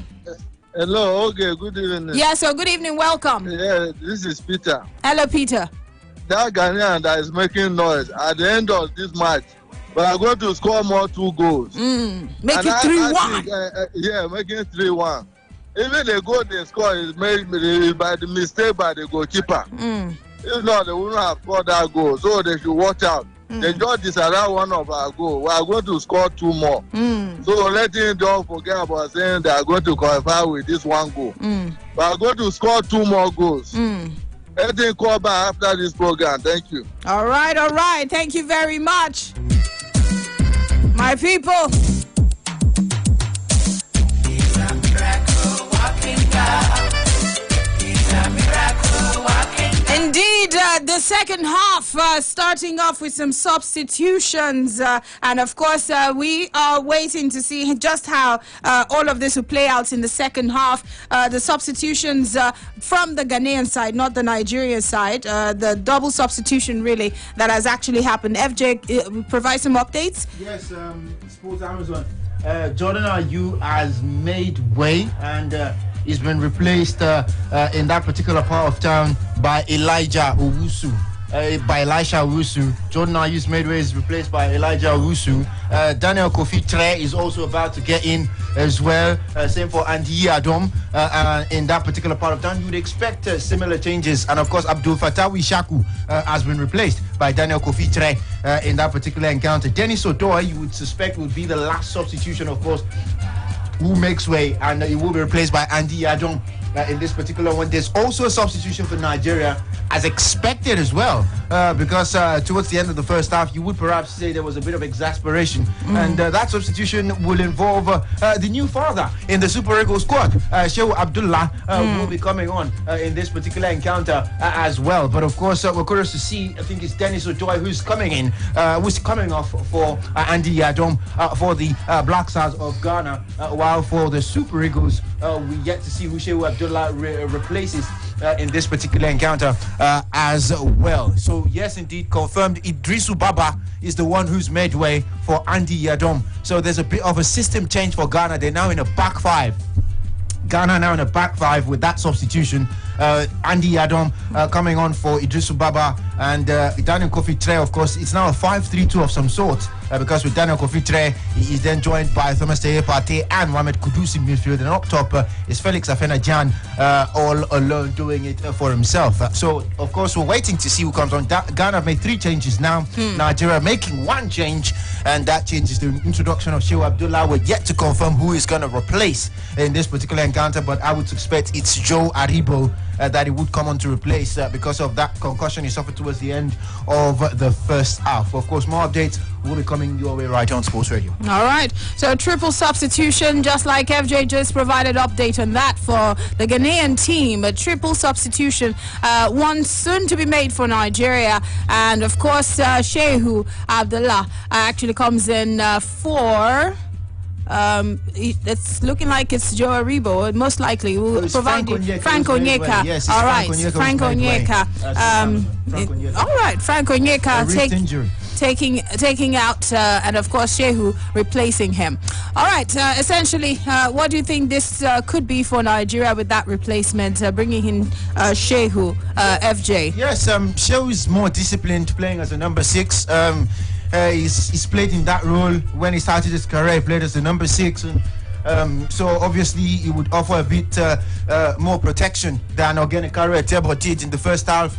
There's more positional discipline, and I think with Shehu Abdullah playing as the number 6 as well, it means Calvin Bassey and Olaoluwa I know would have the opportunity to go forward, which would give us a bit more width out wide, and then you'd perhaps able to see more of Emmanuel Dennis and Ademola Lookman. We've seen a lot from Ademola Lookman as well so far, but of course you would definitely expect to see more from the 2 guys now that there's more protection for the centre backs right there in this particular encounter. So Abdullah Shehu coming on for Frank Onyeka definitely helps Nigeria's structure defensively. It also means Joe Aribo gets a bit more freedom going forward. He's able to play as that box-to-box guy. He's not really been in this game, so obviously, hopefully, this one now that there's more protection for him, he can go forward. Organic carry at the ball will stop being the guy that's screening at the back, and then he can carry the ball forward, and we'll perhaps see something similar to what he did towards the end of the second half of the first leg as well. So yes, curious to see how this particularly affects the way we move, but I think it would help influence our attack out wide, especially from the fullback positions. Okay, all right. So there you have it. FJ just saying what, giving us his views on how Shehu Abdullahi would really help right there in the middle. Essentially, he has talked about positional discipline from Shehu, which is expected to count for something as the second half continues. It is 46 minutes going on 47.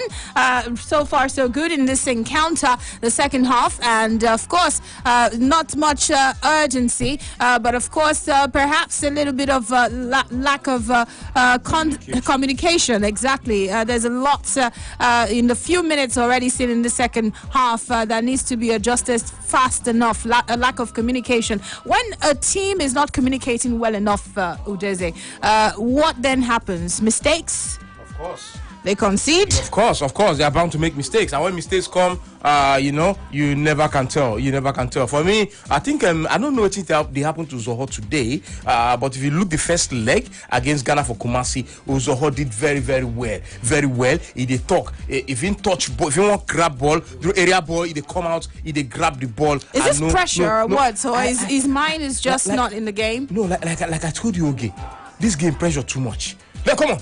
Pressure too much for this game, okay? Pressure too much. You must get mind to play this kind of game. Pressure too much. And for me, I don't change Frank Onyeka. We don't know why. Maybe not due to injury. Bringing Shehu Abdullahi for midfield. I was asking FJ earlier what this would mean for the team down there in the middle. I don't know. Maybe I see. I'm saying he's trying to block his middle. See, if you know if he score more, no concede. That's what he's trying to do. That's what the governor is trying to do. He don't want to concede more goals. He won't try to make sure say yes. If we no score, maybe we no concede. That's the most important thing. But for me, for this kind of game, at this point, we must take risk. I must take risks. It's 1-1. So what would the risk point, be? We must take risks. If you ask me, if not me, I will bring on Odio Igalo. We play 2 strikers. Draft. Who would you take out? Bring since Frank Onyeka get injury. Okay. Now rather than bringing in Shehu, I bring in Odio Igalo. I play 2 strikers. I carry Aribo and Organic Rotebo. I play them for back more. Then I ask my wingers. If one they overlap, the other one must come into the midfield. That's how they do it. Come into the midfield and help the midfield. Okay, that's how to do it. So pressure go there more now on the Ghanaian team. What they need to do, they get midfield passes. But when you play 2 strikers now, you push one of their midfielders back. Yeah. So you don't withdraw one midfield back.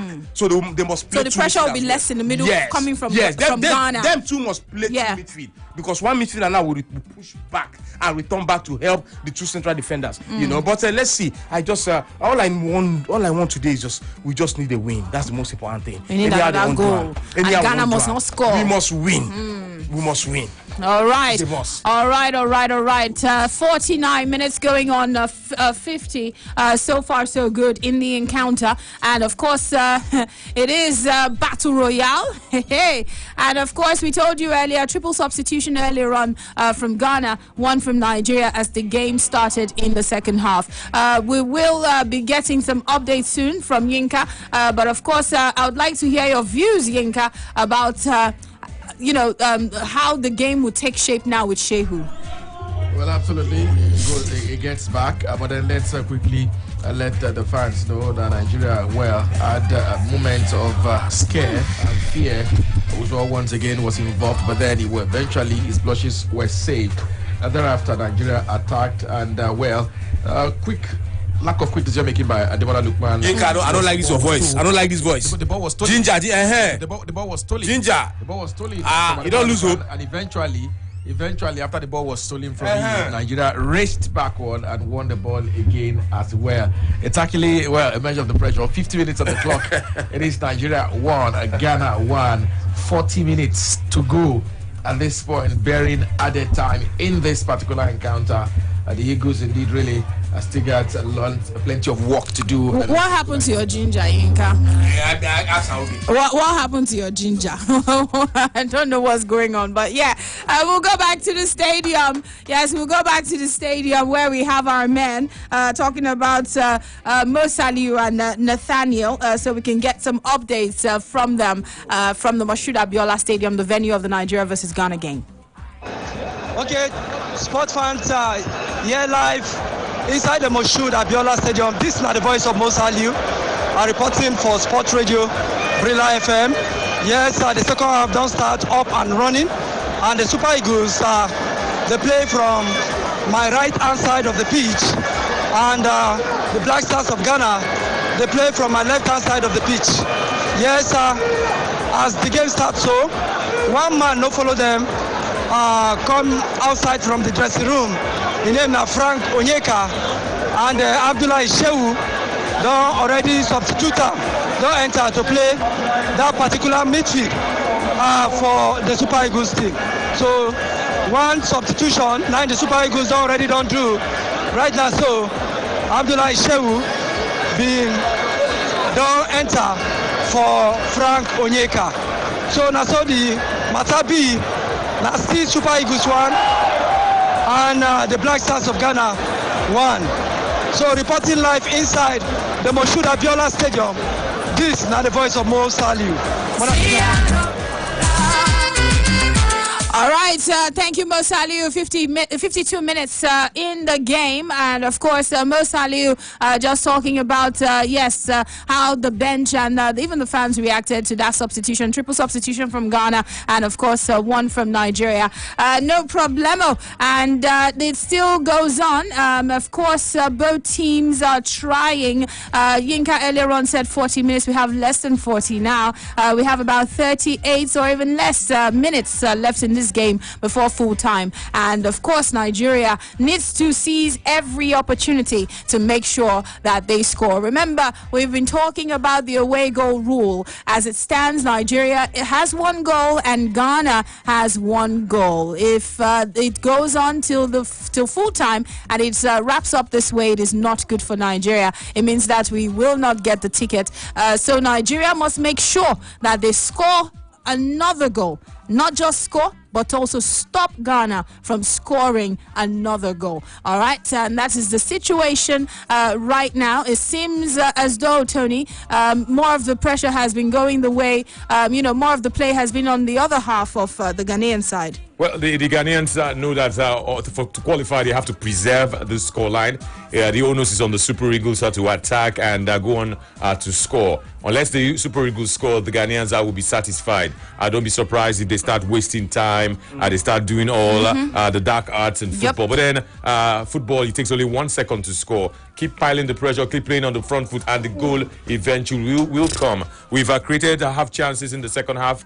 Chances have come, and they just need to continue piling the pressure. The Ghanaian, I'm very, very confident that I will go on to score in this game and go on to win this game. All right, and of course, a little bit of updates, FJ. Yes, indeed. From a set piece there, Emmanuel Dennis is header from close range, just bouncing off the foot, bouncing on the ground, of course, just in front of the goal. Perhaps if you directed it with a bit more power, could have been the second goal for the Super Eagles. But the game still tied. 155 minutes on the clock, right there at the Moshood Abiola Stadium in Abuja. Ademola Lookman with the corner kick that was taken before Dennis, of course, fired his header against the ground and off target. It's still 1-1.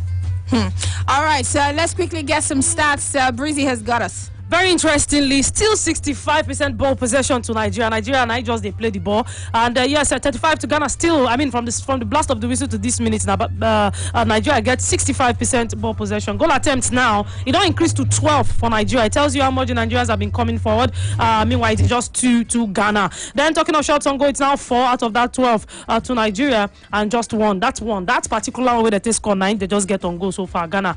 Goalkeeper saves still. Francis Uzor is yet to put his name to anyone, and the Ghanaians on the other side have 3. And then in the attack, 54 times the Nigerians have come forward. Out of these 54 times, 41 dangerous attack. It's been very close. And the attack to the Ghanaians, they've come out 34 times, but only 13 dangerous attacks. And the scoreline is still 1-1. That's the most important start.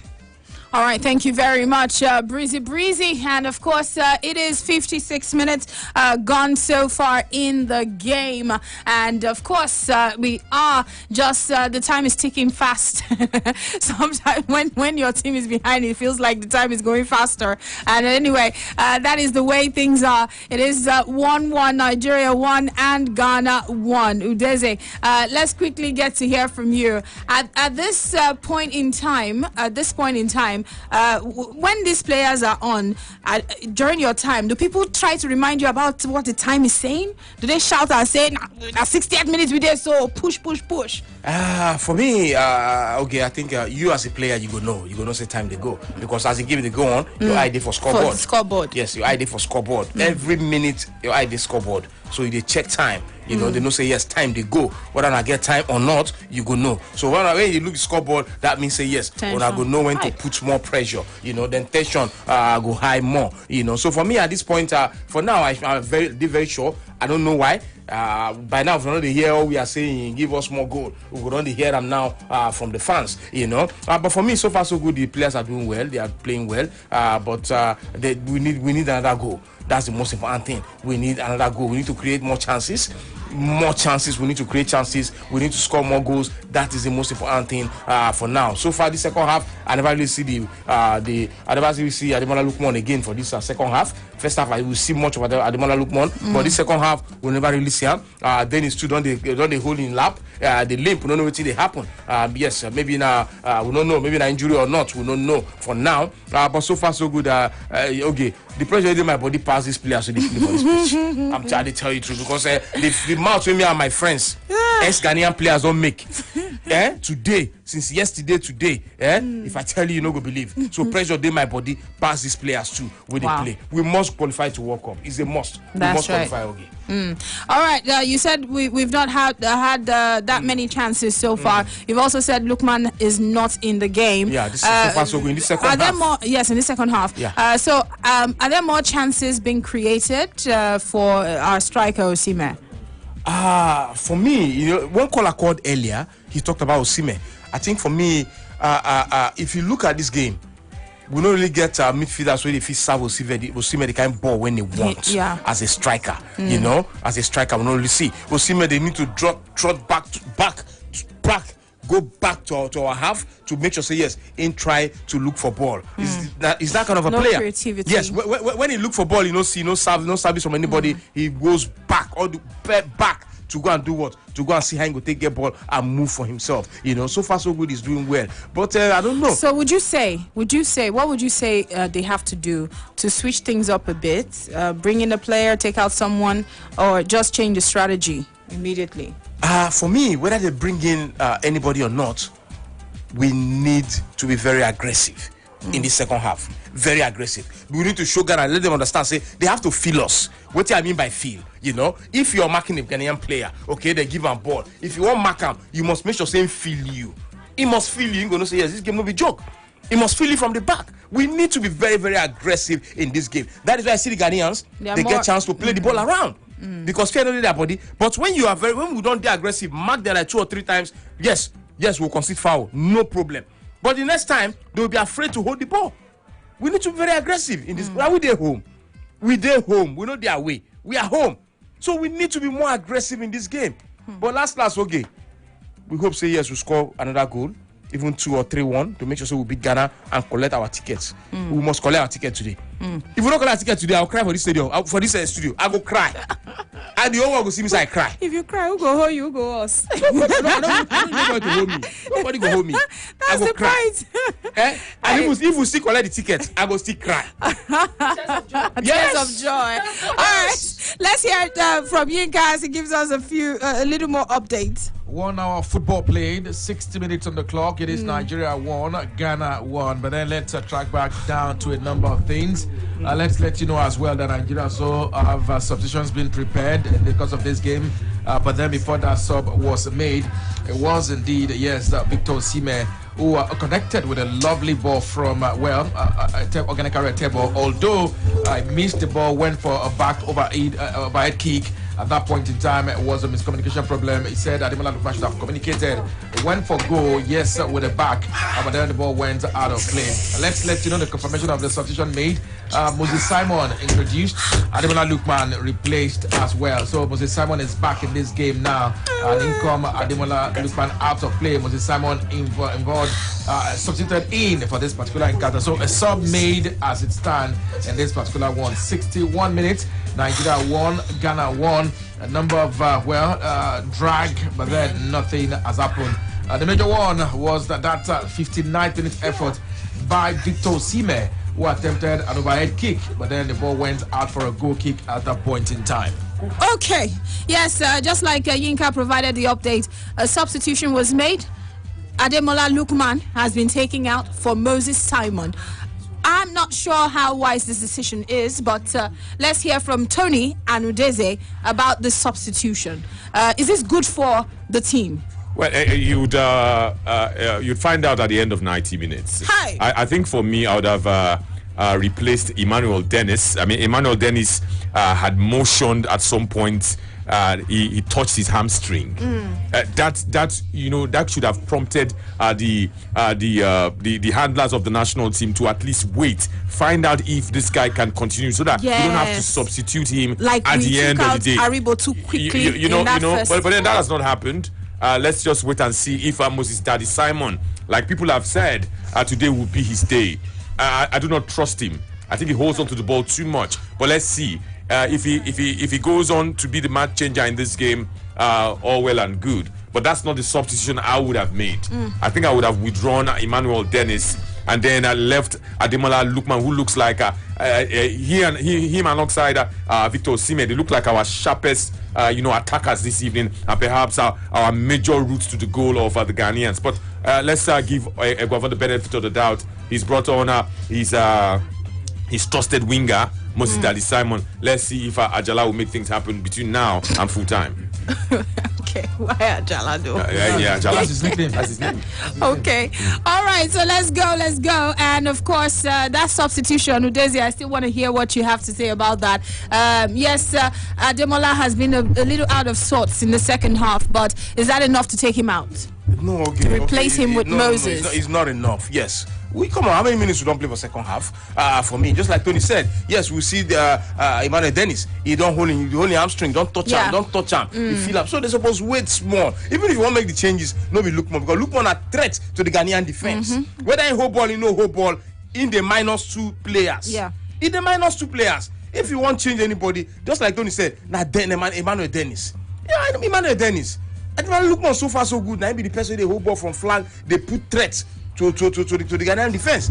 So for me, I don't know, but let's just hope say this changes when he make, it will really work for us, So for me, I'm not pleased with these changes when he make. Come on, Ademola Lookman, the only player where they put pressure on the Ghanaian defense, only player. Yes, we never see much of him for the second half, but if I wait more, wait till the 70th minute, 75th minute, and see what thing go happen, then he's there. Then he's there. He's not doing well. He's playing well, but he's not a team player. Not like he's not doing well. He's not a team player, but he's doing well for himself. He's not marking. He just run the ball. So I don't know, okay. I don't know. These changes, I know they're cool, these changes. But let's just hope these changes work for Austin Eguavoen. All right, 64th minute going on 65 in a bit. And of course, that is the situation right there. Nigeria won and Ghana won. Okay, let's quickly get some updates from Yinka. Well, let's let you know that Ghana once again threatened the Nigeria's defense area. After Nigerian, the Felix, the AS Roma youngster, had an opportunity at the edge of the 18-yard box of Nigeria. The number of attempted dribbles there, was able to actually get some ball through, but then it was to nobody in particular. The ball eventually deflected. You want to say benefited from deflected efforts, and the ball went out of play for a corner kick to Ghana. If you had not met the Nigerian leg, there would have been a goal kick. But then that eventually turned out to be a corner kick for Ghana at that point in time. Taken right flighted into the 18-yard box. Daniel Amati connected, but then not the way he wanted. The ball went out for a goal kick. And Nigeria got a chance once again to build from the rear. 65 minutes on the clock. It is 25 minutes away from the 90th minute mark. It is Nigeria 1, Ghana 1. Consequence of this, well, it's actually the ticket up for grab. Ghana, of course, as it stands, going through, Nigeria can still change all of that in the course of the next 25 minutes and added on time in this game as well. All right. Okay, let's go to the Moshood Abiola Stadium. Nathaniel and, of course, Mosalu are ready for us. Yes, sport fans, this is now the voice of Mosalu live here inside the Moshood Abiola Stadium, where the Super Eagles, they played second half game against the Black Stars of Ghana. Yes, make I let you understand, say, make I give you a recap from what it already don't happen. Yes, the Super Eagles don't make their second substitution inside this particular game. Moses Simon don't enter for Ademola Lookman. Yes, now so the matter be to come this particular game.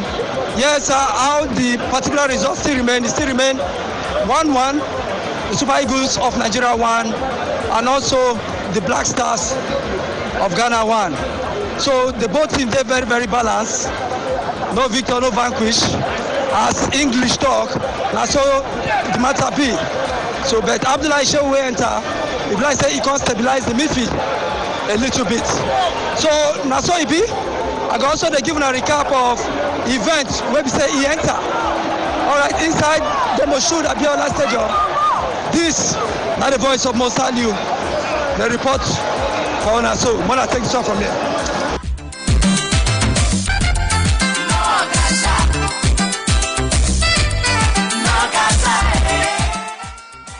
Sports Radio, Brila FM. Thank you very much, Mosalu. Just giving us a little bit of more update right there from the Moshood Abiola Stadium.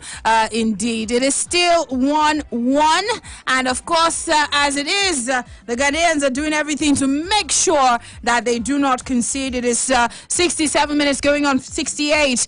Make that 68. Yes, so far so good, and time is ticking away for Nigeria. Time is ticking away for Nigeria. Yes, of course, we'll get a few more updates in just a bit, a few more stats soon from FJ. And of course, it is 68 minutes, like I told you, right now. Nigeria must score and make sure Ghana does not score to make it 2-1 to qualify. If not, no Qatar 2022. But if they're able to score another goal and stop Ghana from scoring another, it means that, well, hello Qatar. Anyway, let's get to hear from FJ. Yes, indeed, Sport Amazon, in terms of the stats so far in this second half between the Super Eagles and the Black Stars. 63% possession for the Super Eagles, 37% for the Black Stars of Ghana. It's just one shot on target for both teams, but of course Nigeria have had 8 shots in total, 5 of them off target, and of course Ghana have had 4 shots in total, 1 of them off target. So far it's 5 corner kicks for the Super Eagles, 2 for Ghana. The Super Eagles have been flagged offside twice compared to Ghana's 1. Ghana have committed 21 fouls. Nigeria committed just 12. And in terms of big chances, Nigeria have had a big chance already. Ghana, no big chance. And of course, so far, so good. In terms of the duels won, Nigeria have won 40 duels. Ghana have won just 32. But Nigeria turning over the ball 94 times. Ghana turning over the ball 80 times. There have been 12 clearances from the Ghanaians as well. 6 interceptions and 8 tackles. Nigeria have had 9 tackles, 11 interceptions, and 6 clearances so far. Sports Amazon. It's still Nigeria won. Ghana won though. All right. Yes, Yinka, I think Ogene had a little chance earlier, but it didn't quite go to plan earlier. You want to give us some updates? Well, yeah, the attempted ball was actually one that was to the Ghanaian defense line, and it was well dealt at that point in time. Let's let you know that after Ghana indeed launched the attack, it was won by Nigeria right at the middle of the pack. Yes, Captain Bassi involved in play as well alongside Joe Aribo. They got the ball back and of course set out to want to give an attacking play. Eventually, yes, Ghana fouled a Nigerian player and a free kick was won right there. So it is 70 minutes on the clock. Nigeria won, Ghana won. Let's let you know, yes, the free kick that was won was taken by Moses Simon. A lovely free kick it was at that point in time. Yes, into the 18-yard box of Ghana. Connected header by one of the pair of the Oyibo wall. But the goalkeeper, Jojo Wallacott, read that so well and parried that out of danger and ensured safety was indeed the case of things at that point in time. Could have easily been Nigeria's second goal on the 70th minute mark, but then that was not the case. Right after that, Ghana, well, made the counter-attack. It was indeed, the man, just number 20 for Ghana, who got the ball at that point in time. Eventually, nothing came out of it. Just number 20 for Ghana, Mohamed Kudus, got the ball, ran towards the Nigerian goal area, but then his attempt was indeed to the Nigerian player, bounced back off his leg, and it was a goal kick to Nigeria. And eventually, 71 minutes on the clock, Nigeria won. Ghana won. 90 minutes of the 90 still to go. All right. Yes, that is it. It is 71 minutes already gone in this encounter. And in fact, with all the way we are trying to get all the chances, the Ghanaian team are defending with their lives. Udeze, let's get to hear from you. We've got less than 30 minutes left. In fact, 29. So let's, is it 29? Yeah. I think, it's 71 minutes on the clock anyway. My math is always wrong. 19 minutes left anyway. Yeah, so what do you make of how we are playing so far? And with the minutes left, what has to be done as a matter of urgency to save us? Okay, if you ask me, we need to do more. We need to do more. Yes, because for me, our form don't drop the second half. I don't know whether it's due to the changes when we don't make. I don't know, but our form don't drop. The Ghana now they play at ease. Right now they have freedom to hold the ball the way they want to hold the ball and play the way they want to play. No pressure on them, on the Ghanaians anymore. So we need to try and make sure, yes, we'll put pressure on the Ghanaians. I don't know this kind of changes, but if you look at it very well, you see that the Ghanaians now get more space to play the ball around, which is not good for us. Yeah. Because if they have time to play the ball around, which means they have time to also kill time. They need to waste time, kill time, and all that. When they hold the ball, play the ball around, then they kill the time the more. Which is making it more difficult for us to equalize. Not even to equalize. Sorry to say equalize. To even score another goal to make sure we win this game. So I don't know. Me say I don't confuse now. Okay, pressure already on me as I keep saying it. Pressure too much on me as it stands now. Pressure too much. We need to win this game. I don't know how our allows on them, how our players on them, but we need to win this game. We need to score another goal and make sure say yes, we no concede. That be the most important thing for now. Okay, I don't know. I don't know the kind of fear they grip me now, but no cause for alarm. Time CD. Okay. All right, update, Yinka. I must drop it at this point. Nigeria won another free kick. The center referee tell me Sadok is not helping matters because he is being cat shy. For all of the tackles the Ghanaians have been doing so far, he's refused to bring out the card. Let's let you know, Nigeria won another free kick. Kevin Bassi actually called and expected that beyond just a free kick, a card should have been awarded. The center referee still did not yield to that, just give a free kick, and Nigeria played that in and play restarted once again. 73 minutes on the clock. We look for card. Nigeria won, Ghana. I will give a card. Have weakened them a bit. Let's let them come out and play football. What you will know is that this second half now, their form don't drop. Yes. Our Eagles form don't drop. Let them come out and put pressure on the Ghanaians. Come out and put pressure on the Ghanaians. Now the Ghanaians get space to play football. They are playing football now. They are attacking us. They are playing with space. Now nobody's backing them. They have space to play football now. That's the thing. We need to come out and play them. No. They are play us now the way it stands now. They take advantage and they waste time. That's what they are doing. Yeah. They are buying time for themselves. They're at home already. Yes. They are feeling at home now. And it's not good for us. Look, this thing is not far-fetched now. We like the difference in these two games is coaching, and it is simple. Clearly, at the basic level, when they don't know what to do, when they can't attack us, they keep passing, and what they basically do is to find a free man, a man that before a Nigerian closes him down, a Nigerian player will have to come out of his position to go close him down, and then he would have opened space for someone else to rotate into that position and create a room for someone. It's been basically coaching, and I just think that the players have done a lot. At match reading level, we talked about it here where we said Emmanuel Dennis was the man who ought to have left this game, and that's another poor, probably 0 points that the coach has scored in terms of how he reads the game. Do not forget that the last time out he took out Aribo, who was the main man in midfield, and then we couldn't get by, we couldn't do a lot of things. But look, the principles of play, they don't even align. What do you want to do when you have the ball? How do you want to break the opponent? How do you want to drag them out of their positions in order for you to take advantage? There are no principles. I think we're just actually winging it with, a situation of having players who we're relying on the quality of our players. Yeah. So does it come back to how we started off the coverage with what Tony said? Just go there, now you get here. This is your farmland. Just go out there. I'll be honest with you. I do not want to take us back to the AFCON, but I've always had my reservations. No. It's not even the AFCON. I mean, no, because that's how the bandwagon talk and campaign and all that stuff gets started. So you win 2-3 games. Nobody cares about how you win the games or how you played generally. Everybody just goes for, hey, we they win matches, we they do this one, we they do that one. And I, for the sake of this team and for the sake of the fact that we have to be at the World Cup, I hope it doesn't end this way. But from what I have seen, even from reading the game and wanting to introduce something that could cause them problems, what they are basically done is to win the battle of the midfield. It means that the Simon Moses who came in, who would have been able to do anything, has become a passenger.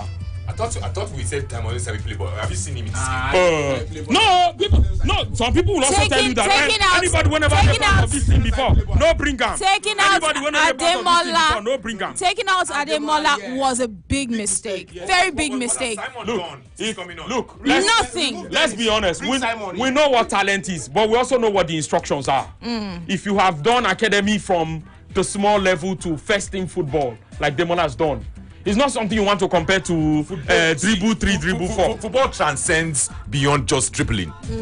You're supposed to be a substitute. You're supposed to affect the game. Has he affected this game? The answer is no. The two substitutes, Shehu Abdullahi and Moses Simon, nothing. They've not affected the game. In fact, we're slower now. We're slower to the ball. The Ghanaians, we're passive. We're not playing well. Okay. Now he's thinking. Changes are up. Ahmed Musa is coming on for Ghana Table, and Ojon Judy Gallo is also coming on in this game. He replaces Emmanuel Dennis. To be honest, now wait till be all this one. To be honest with you, this feels like he's just looking at, now we need experience in the game. See, there's something else. He's not reading this game. Yeah, he's not reading it. Yeah, that's clear. You're right. We have 5 coaches. Why can't we blame him? Why can't we blame him? I will tell you why I said don't blame him. No, if you talk about reading, no blame him. We got about 5 coaches there. No other coaches go read the game. Give him feedback. That is if he leaves room for that. That is if he leaves room for that. He can't be coaching at the same time be reading games. There's also probably ego clashes. I'm not supporting them. All of them are the same. But what about what did Onike do? Let's be honest. What did Yobo do? Let's be honest. We cannot, even if these people see these things and they point it out, the prerogative to the box stops at his table. No, if they see and point them out first, he didn't table. How would we know they've not pointed it? No, later. Yes, you know we can't. You will hear it later. You will hear it. But hearing it later will be too late. No, we don't want to hear it later. Just do your job. That is all. Let's call this thing what it is. Let's call this thing what it is. We keep making excuses for these people. There's no substitute for competence. Otuado took this job. Yes, he's probably known these players because he was one of the men working for Rajevac. But before today, he's probably done his homework. He's done his homework, and this is not even the full strength of the entire Black Stars. But then again, he's been able to come up with a plan that would, slow us down. Whatever we plan to do, don't make them do it. Yeah. On an individual level, he's been able to read everything each player can do to come up with the tactics that can slow them. But what have our coaches come up with as a result of, let us come up with something that will serve as a response? The last time somebody said anything about this thing was that he was not lucky against Tunisia. No, I beg to differ. Yesterday, we were talking about this thing. Breezy and I were here on the Sunset Sports Show, and some of the things we talked about was part of what he said in the press conference. Do you have a point to prove? He said he doesn't. The man who has no point to prove. Yeah, I remember that conversation. You don't say you have no point to prove. How do you say what have you proven in football? What have you proven? In coaching, what have you proven? What have you done? You don't say you have no point to prove. I understand if you say there's no pressure and all that stuff. Pressure but you means have a point to prove. The point you have to prove is get us that You cannot say you don't have a point to prove. That one not going to work. You have to do something and prove to the rest of us that you have seen it done at this level before, and you can still come up with something that will benefit us. Not talk about well, I have no point to prove and all of that stuff. But well, it is 18 minutes. It is the part play. of the world we live in. We have a way of snatching defeats from the jaws of victory, and then we make it look as if we were not lucky. See, all right. The last thing that anybody would bank on, we're not saying luck is not part of football, but do your job to the letter, and let us now say, oh, he wasn't lucky on the day. All right, let's get some updates, Yinka. Okay, well, 80 minutes on the clock, number of attacking opportunities. Well, the latest came the way of Nigeria, and it was indeed a ball right from Ahmed Musa, sent it into the 18-yard box of Nigeria, bounced off. Odion Igalo was there, of course, as well involved in play. Ghana defended so well as well, sent the ball back. It was sent back inside the 18-yard box, but eventually Nigeria could not make anything out of it. 81 minutes on the clock, 9 of the 90 to go. Nigeria won, Ghana won. As it stands, not looking good, not good enough. Nigeria must score to progress. Ghana will be going through evidence this way. Reality is staring everyone in the face. Urgency, hard of course, needed at this point in time. But then it is, yet to happen. Nigeria won, Ghana won. All right, so let's get some stats from FJ. Of course, 81 minutes going on 82. Yeah, possession 62% for the Super Eagles, 38% for the Black Stars. A bit of correction from last time. The goal attempts actually 17 for Nigeria, 5 for Ghana. Shots on goal, 5 for Nigeria, 1 for Ghana. And of course, in terms of shots off goal, Nigeria had 12 shots off goal, 4 for Ghana. Corner kicks, 5 for Nigeria, 2 for Ghana. 4 goalkeeper saves for Jojo Wolacott in that game. 80 attacks for Nigeria, 60 for Ghana. 54 dangerous attacks for Nigeria, 23 dangerous attacks for Ghana. But of course, it is still 1-1, and 82 minutes on the clock in this particular part of town. Ghana reverted to a back 5. And of course, they're defending and doing everything with their lives. Yes, they are. They've been doing that for the past couple of minutes, trying to make sure they pack the Gongoro and the 911 and everything, just to defending with their lives. And of course, just like we said earlier, they're feeling quite at home, actually controlling the game. It's just a few minutes left before full time. It is 82 minutes, on the clock. Yes, 82 minutes on the clock right now. Anyway, we'll get to also inform you with more information. Our men right there at the Moshood Abiola Stadium, of course, Nathaniel Godwin, and not forgetting Mo Saliu. I think we'll get some updates real quick from Yinka. We had a really close one right there, Yinka. Okay, well, let's let you know, it was a lovely overhead kick by Napoli striker Victor Osimhen. An header from Odion Gallo set down for Osimhen, but then his audacious try was out of play right there on the 83rd minute mark. A goal kick to Ghana would have been a lovely goal, a sight to behold, but then was not to be at that point in time. Lovely move, yes, let's let you know. Started with Frank Kabinbasi and Simon Moses started that build-up play from the left side. The ball was sent into the 18-yard box of Ghana. Odion Igalo was there, not the ball down, but then a quick taking effort, overhead kick by Moses Victor Osimhen was out of play at that point in time. And yes, it is 83 minutes on the clock. Ghana, of course, won. Nigeria won. The update in this particular encounter. Let's let you know. Somehow, finally, the card has come, and Thomas Partey has been under the yellow card, and Afro Nigerian also under the yellow card. Should have actually come way long before now. Yet to come. Nigeria won, Ghana won. All right, that's the situation right there at the Moshood Abiola Stadium, and of course 84 minutes on the clock, and make that 84 in a bit, and of course both teams pressing on. Like Yinka said before, reality is staring us hard in the face as we get close to full time. It is 84 minutes on the clock, 6 minutes before it hits 90 minutes. There might be added time, and that is how things things stand at the moment. Nigeria needs to score one more. And, of course, in scoring, they need to be sure that Ghana doesn't score. But, of course, this Ghanaian team are doing everything to defend. Of course, save for that little chance that Yinka talked about, where Odion Judigalo set up, of course, Osime, but his overhead kick did not quite go through. Anyway, Tony, couple of minutes left. Well, it's not very, very far from regulation time, about 5 minutes before regulation time. As it stands, Nigeria would be contemplating the World Cup in 2026. Let me tell you what I think would happen if it remains like this, because CAF can be very, very reactionary. They will now cancel their away goal rule. That's what will eventually happen here if we do not qualify, because Ghana, the way it stands now, are going via the away goal rule. You know, the away goal rule at some point, after long debates, a lot of people felt that it was too controversial and made things too easy for some sides. He said they will cancel out. They will. If you consider, if at the end of this thing, CAF will decide to go the way. If they suppose don't do one from Peking. No, I'm saying because it will be a reaction. They will not cancel it. That's what we do sometimes. We tend to react, but it's unfortunate. Let's hope that a late goal can still come for the Super Eagles. They've really worked hard. I think I want to doff my hat for Osime. He's worked very, very hard, but his finishing has let him down in this encounter. Had some very, very lovely moments, but it was always going to be a tough game. But let's see how Nigeria can respond react between now and the end of the game.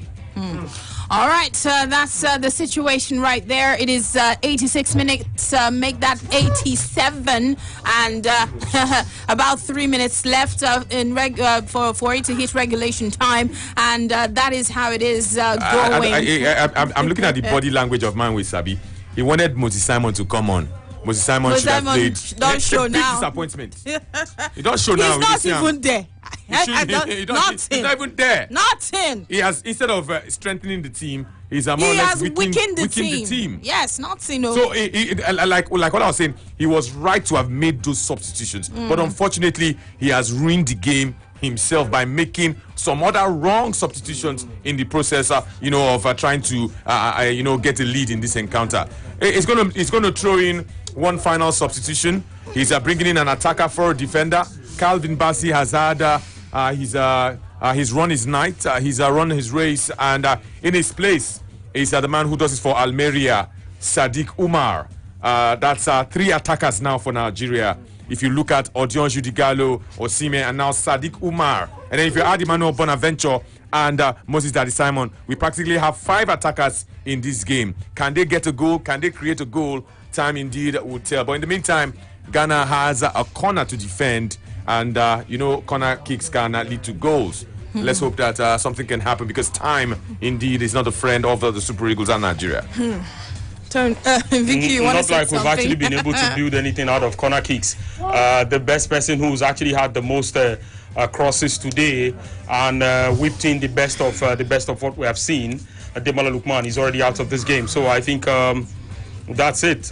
We've not been able to get things right as far as this encounter is concerned, and sometimes you need situations like this to take the back seat and look at yourself again and say, okay, this is it, because a lot of times we try to get ahead of ourselves.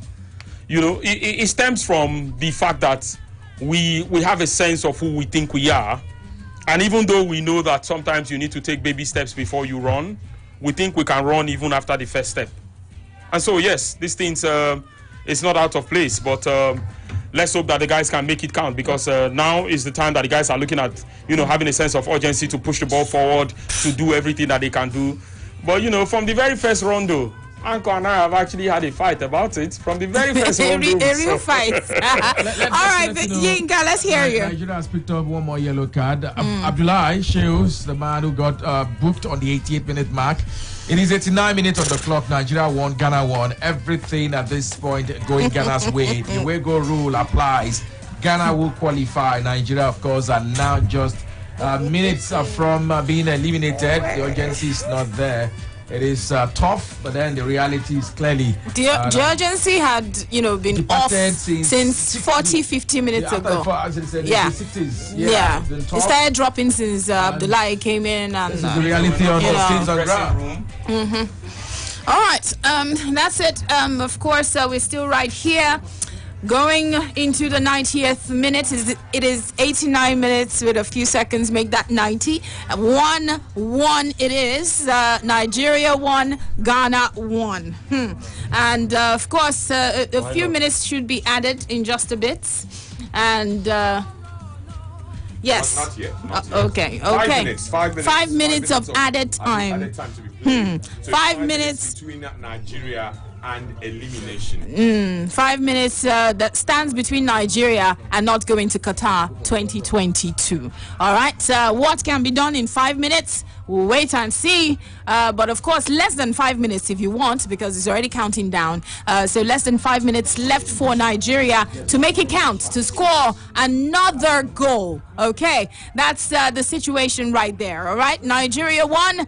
Ghana 1. Nigeria has to score a goal to get that ticket. If not, then it will be the other way. Ghana going to the World Cup. But of course, we've got a couple of minutes to prove we can. And of course, that is how things are going. We'll get some updates in a bit. And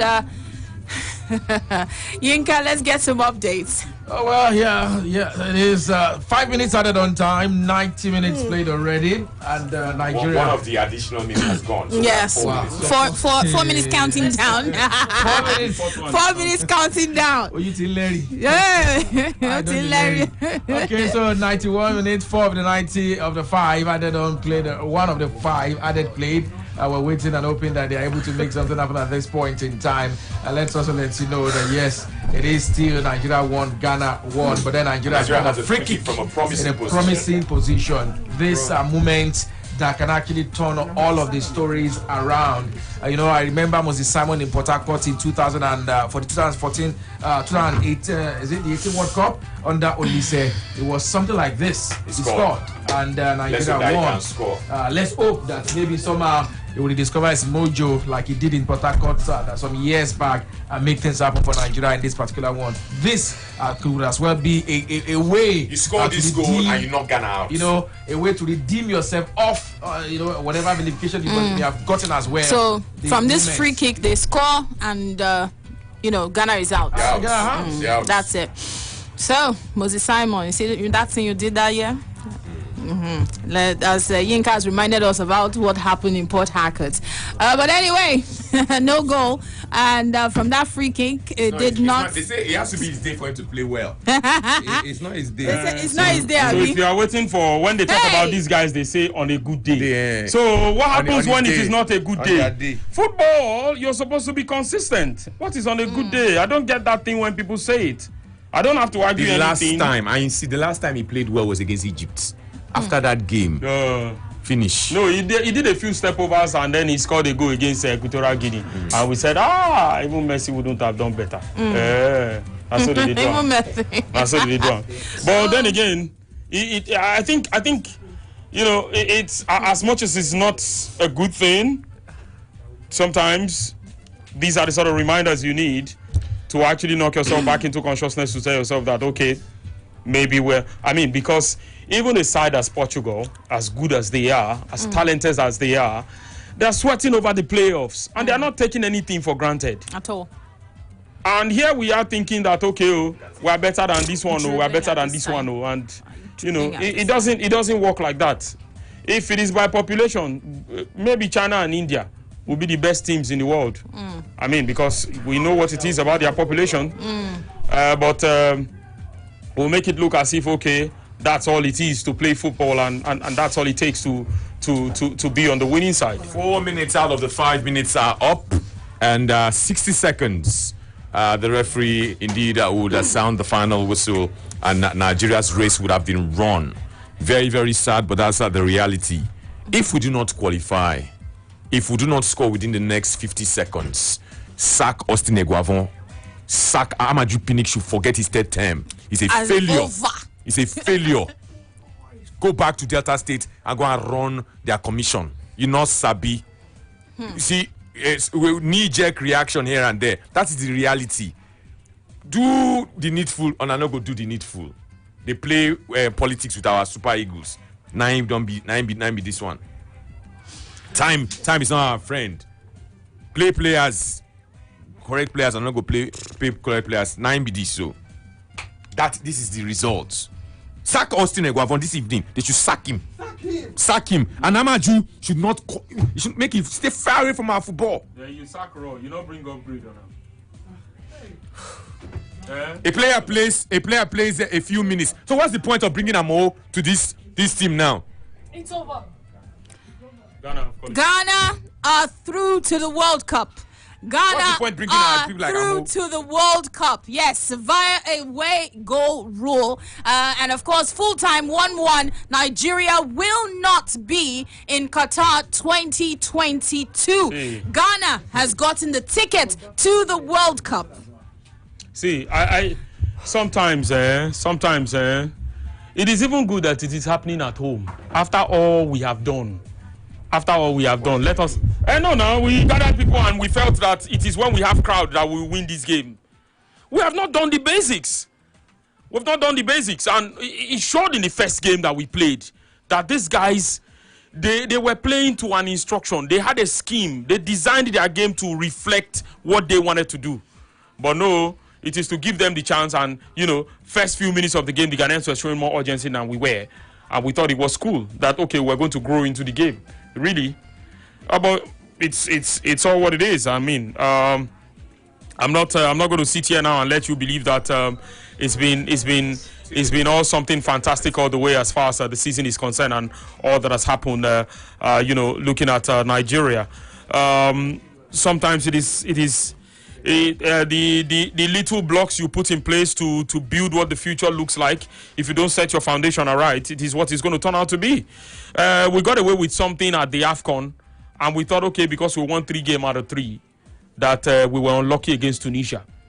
We didn't do it right for 90 minutes, and it was not fair of anybody to say that was down to luck. But sometimes we try to be nice guys. We don't want to say this person is not good enough to do this. This person is not good enough to do this. We make it look as if, oh no, it is fine after all. Sorry to interject you. I think this is not, as much as I would like to take your place, yeah, I would like to say this. Austin Eguavon has failed this nation twice before. This is the 2 or 3. He has failed the nation 3 times. 3 times. 3 times. In fact, this is the 4th time. This is the 4th time. On the road to the 2006 World Cup. Yes. He failed the nation on the road to the 2012 AFCON. 2012. He failed the nation on the road to the 2016 Olympics. To the 2012 Olympics, and he has failed the nation on the road to the 2022 World Cup. At the AFCON. He failed the nation at the AFCON. That's is it a 5? Oh. Telling me a man who has consistently failed the nation was given the opportunity to lead this team. We had teams with lesser resources that went farther than we did. Gambia is an example. You guys should just calm down a little. Let's have the double doctor, talk about this football game. Very, very sad. We must talk about this football match. Okay. Yes, indeed. We have the double doctor, Dr. Larry Zamajay, Chairman, CEO, Brila Media. 1-1, and Nigeria is out on the away goals rule. Nigeria is out. Let's see if we can reestablish the connection with the double doctor. It's very, very sad. A technicality ruled Nigeria out in 2006 when, of course, head-to-head was in place. Another technicality has ruled Nigeria out in 2022. This time it is called the away goal rule. Okay, we're going to try to get the double doctor back on the line. Let's see if we'd have him break it down very, very nicely. Okay, the double doctor is back on the line. Let's go rejoin him. Dr. Larry Zamajay, it is sad about the Super Eagles are out of the World Cup race. Yes, Tony. Very, very sad. Where did it go wrong? Where did it go wrong for Nigeria? The Ghanaians wanted it more. They had greater threat for it. And they were better determined. We did not spook on them. in the very first 15 minutes. We warned before the match that when it comes to this Ghanaian side, the middle is number 1, the defense number 2, and the attack number 3. And we found that because we did not make them fear in the very first 15 minutes, and Dennis was not holding anybody down or pinning anyone down, so Pate had the opportunity to try what we call try him up. And it also came with a little bit of class, because that shot hit the ground very close to Zoma. And when ball hits the ground for tall goalkeepers, it's always a problem. They wanted it more, Tony. They wanted it more. I feared when we were coming into the second half, because as part of showing that they wanted it more, they did things on our own midfielder. You saw that Onyeka was injured. Aribo had that head collision, and Tebo had not been playing before this match. So the 3 midfielders we had, they did something on them to slow them down and completely take over the midfield. Generally, Ghana wanted this more, and because of the way we took the game, we allowed them use determination to show that in the feedback. So overall, from the 70th minute, from the 5th minute, we could see that a lot of our boys were tired. One of those things, you win, you lose, it's okay. It's not okay to fail to go to the World Cup, but somebody will always win, somebody will always lose. It's really sad, but what do we say on a day like this? They were better determined, they were just better determined, they had greater tenacity, had greater courage. Overall, they were also more efficient with their midfield and defensive play. So give it to them. This is good to them. There's no way I would not talk about the coaching. Tell us about the coaching, Nigeria's coaching. The coaching under Austin Eguavon. He's made mistakes. He's gone up, he's gone down. What's the way forward? Should he be the man to lead us to the next phase? Next year, the Nations Cup goes down in Cote d'Ivoire. Tony, it's too early in the day to start asking those kind of questions because the team played better in Kumasi than they did today in Abuja. And the 12th man did not chase throughout. What we expected to see, we did not see. They too were swallowed by the occasion. Occasionally, they come out to do things. And you talk about match reading. I expected that Dennis should have been taken off before Lukman was even taken off. Because at the point, Dennis showed that he was suffering some times when he headed on to the right leg. Again, in the second half, we took knocks to Onyeka. The moment there was a knock to Onyeka, and we brought in a defensive midfielder in place of an attacking midfielder, because clear that we were restricted. One thing that also happened throughout the game, apart from none of our defenders really going the attack. So what were they afraid of? What were they afraid of? And then the moment Disallowed came on, I expected to see long shots. Because when the team is too good in the middle, what you do is to play to the flanks, and then you try and use long shots to cut off. That's very effective midfield. So it's not a base of start throwing stones. Let's follow the PKP and let it sink. I'm sure there are lessons to be learnt here from the point of administration, the players themselves. What lessons have we learnt here? Because we must bounce back. Tony, the Ghanaians, I would rather look at the few things that they did and did right.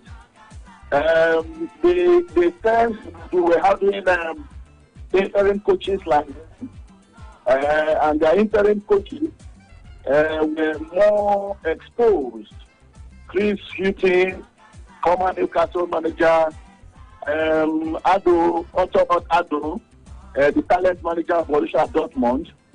And so the coaches also did a number on us all, helped with by their own FA.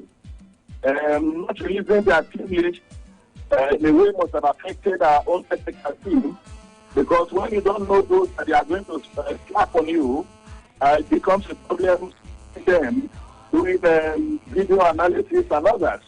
And when you don't know those who the man was going to call, players have been given letters, they have been told to come for this match, the index, without making it public. And everyone was saying, was this man up to? It was part of the strategy.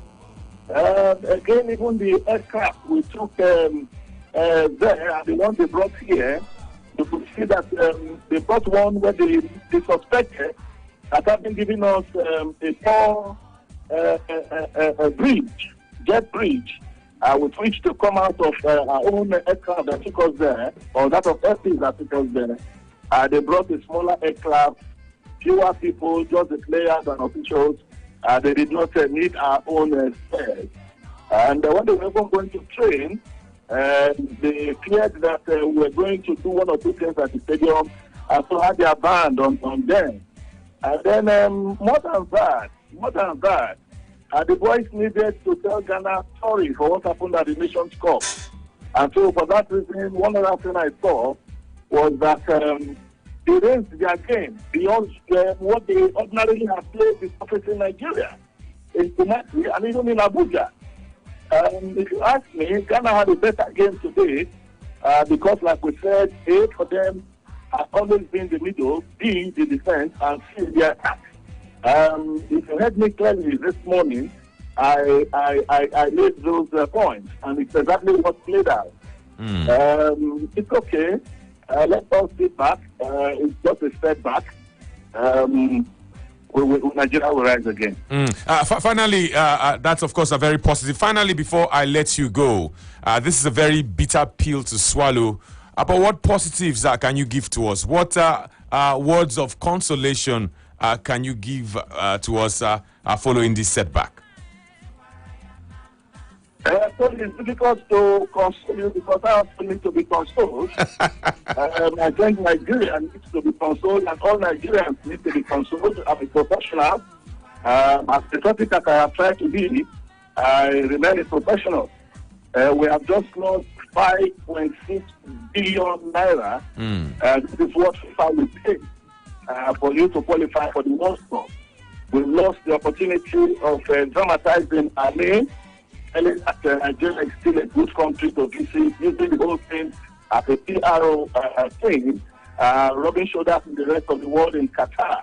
A lot of businesses here and there, those who are taking people to Qatar, businesses lost, opportunities lost. So it's difficult to tell you something. Okay, if you want to hear one, the easiest one is one. At the Babaya Stadium, you did not lose there. But if you did not lose there, and you could not play in Abuja, and you didn't go to the World Cup, how much would that console? Well, it's just terrible. Our boys not tired. The Ghanaians wanted this more. They were more determined. And the ref did not want to give out cards. If they are giving out a yellow card, when you are doing this kind of thing, you also have to work on the ref. Each time they had that physicality against Nigeria, as part of our game, we should have been charging the referee, charging at them, so that at that point they will know. And then the ref himself would have been giving out his cards earlier. Because the ref saved his cards till very late. If the ref has given out a yellow to Thomas Partey when he clearly fouled Aribo, you can't do that in the English league. You receive a red. He just jumped at Aribo. But what did we do? Everybody was like that people, they allowed the to go. So the Ghanaians were more critical. We tried to use the window when it was time to cut off their strong midfield. Perhaps nobody listened to what we said. The analysis was not too good from our bench. It was too late in the day to start introducing Ati. And who would have done anything when it was very, very used in the day.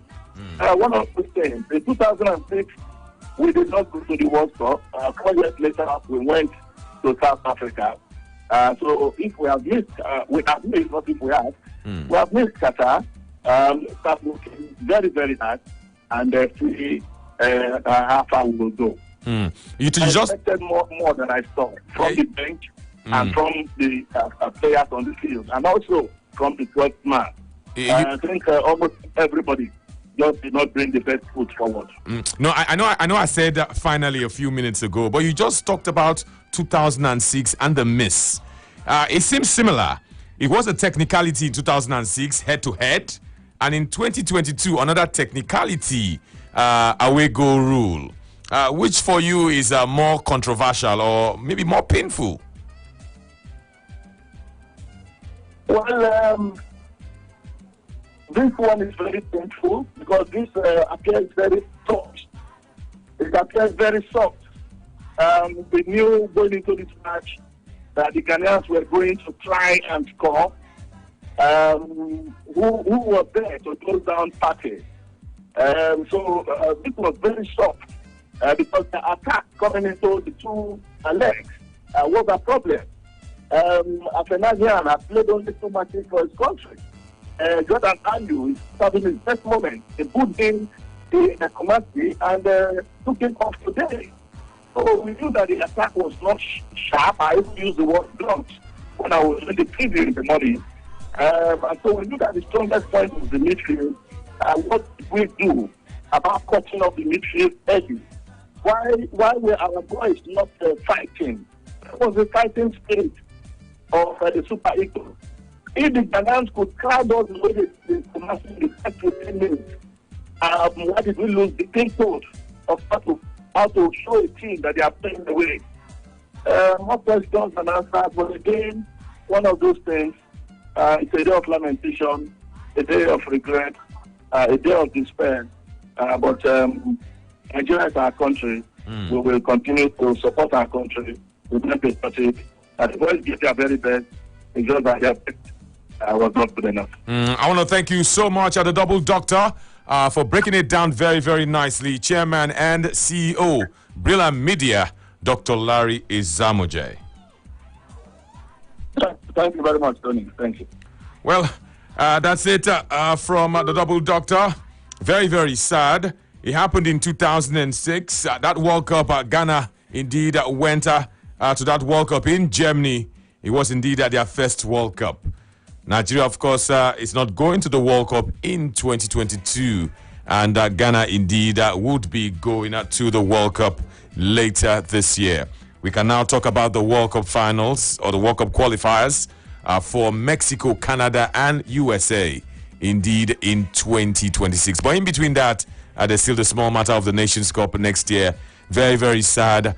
1-1 on aggregate. Ghana qualifying because Thomas Partey scored in Nigeria. It was a speculative effort, but it was good enough to beat the Nigerian defense and beat Francis Uzoho, who was in goal for Nigeria. Although the goal got cancelled from the penalty spot by William Troost Ekong, Nigeria thought she had gotten in front when Victor Osimhen beat the goalkeeper, but then VAR adjudged that Victor Osimhen was offside, and that was all she wrote. We huffed and puffed, but at the end of 95 minutes, because 5 additional minutes were played, Nigeria and Ghana inside the MKO, the Moshid Abiola Stadium, National Stadium in Abuja, settled for a 1-1 draw. And that's all she wrote. It is Ghana. Congratulations to Ghana. Ghana are indeed going to Qatar. They have the bragging rights. It simply means that for now, Ghanaian jollof rice is sweeter than Nigerian jollof rice. That's for now. For this night, officially. Give to the president of Ghana, Akufo-Addo today. Was his birthday today? He will be the happiest man. Oh, wow. To have seen the national team qualify on the same day celebrating his birthday. Massive result. Well, 09040,889 and 09041,889. Those indeed are the numbers you want to call. I feel very, very unhappy. I feel very, very dissatisfied, disgruntled. You can help me with words. I feel disconsolate, crestfallen, frustrated, dejected, dazed, torn, discombusted, jilted. These are, mistreated states of feelings. Homeostasis disturbed, system rattled. Oh.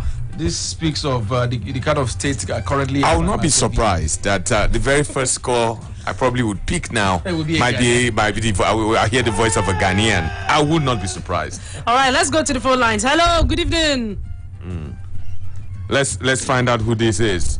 Hello, good evening. The Ghanaian brother. You say your name is what? Anthony. Anthony. How did you do it? Wait. How did you do it? I said I will not be surprised that the The first call is a Ghanaian. God. Isaac. Anthony. Wait. Maui Sabi has stepped out of the studio. And I see. You know what? If you talk past yourself, just talk with moderation, because if you vex me, if you talk past yourself, I go end this call.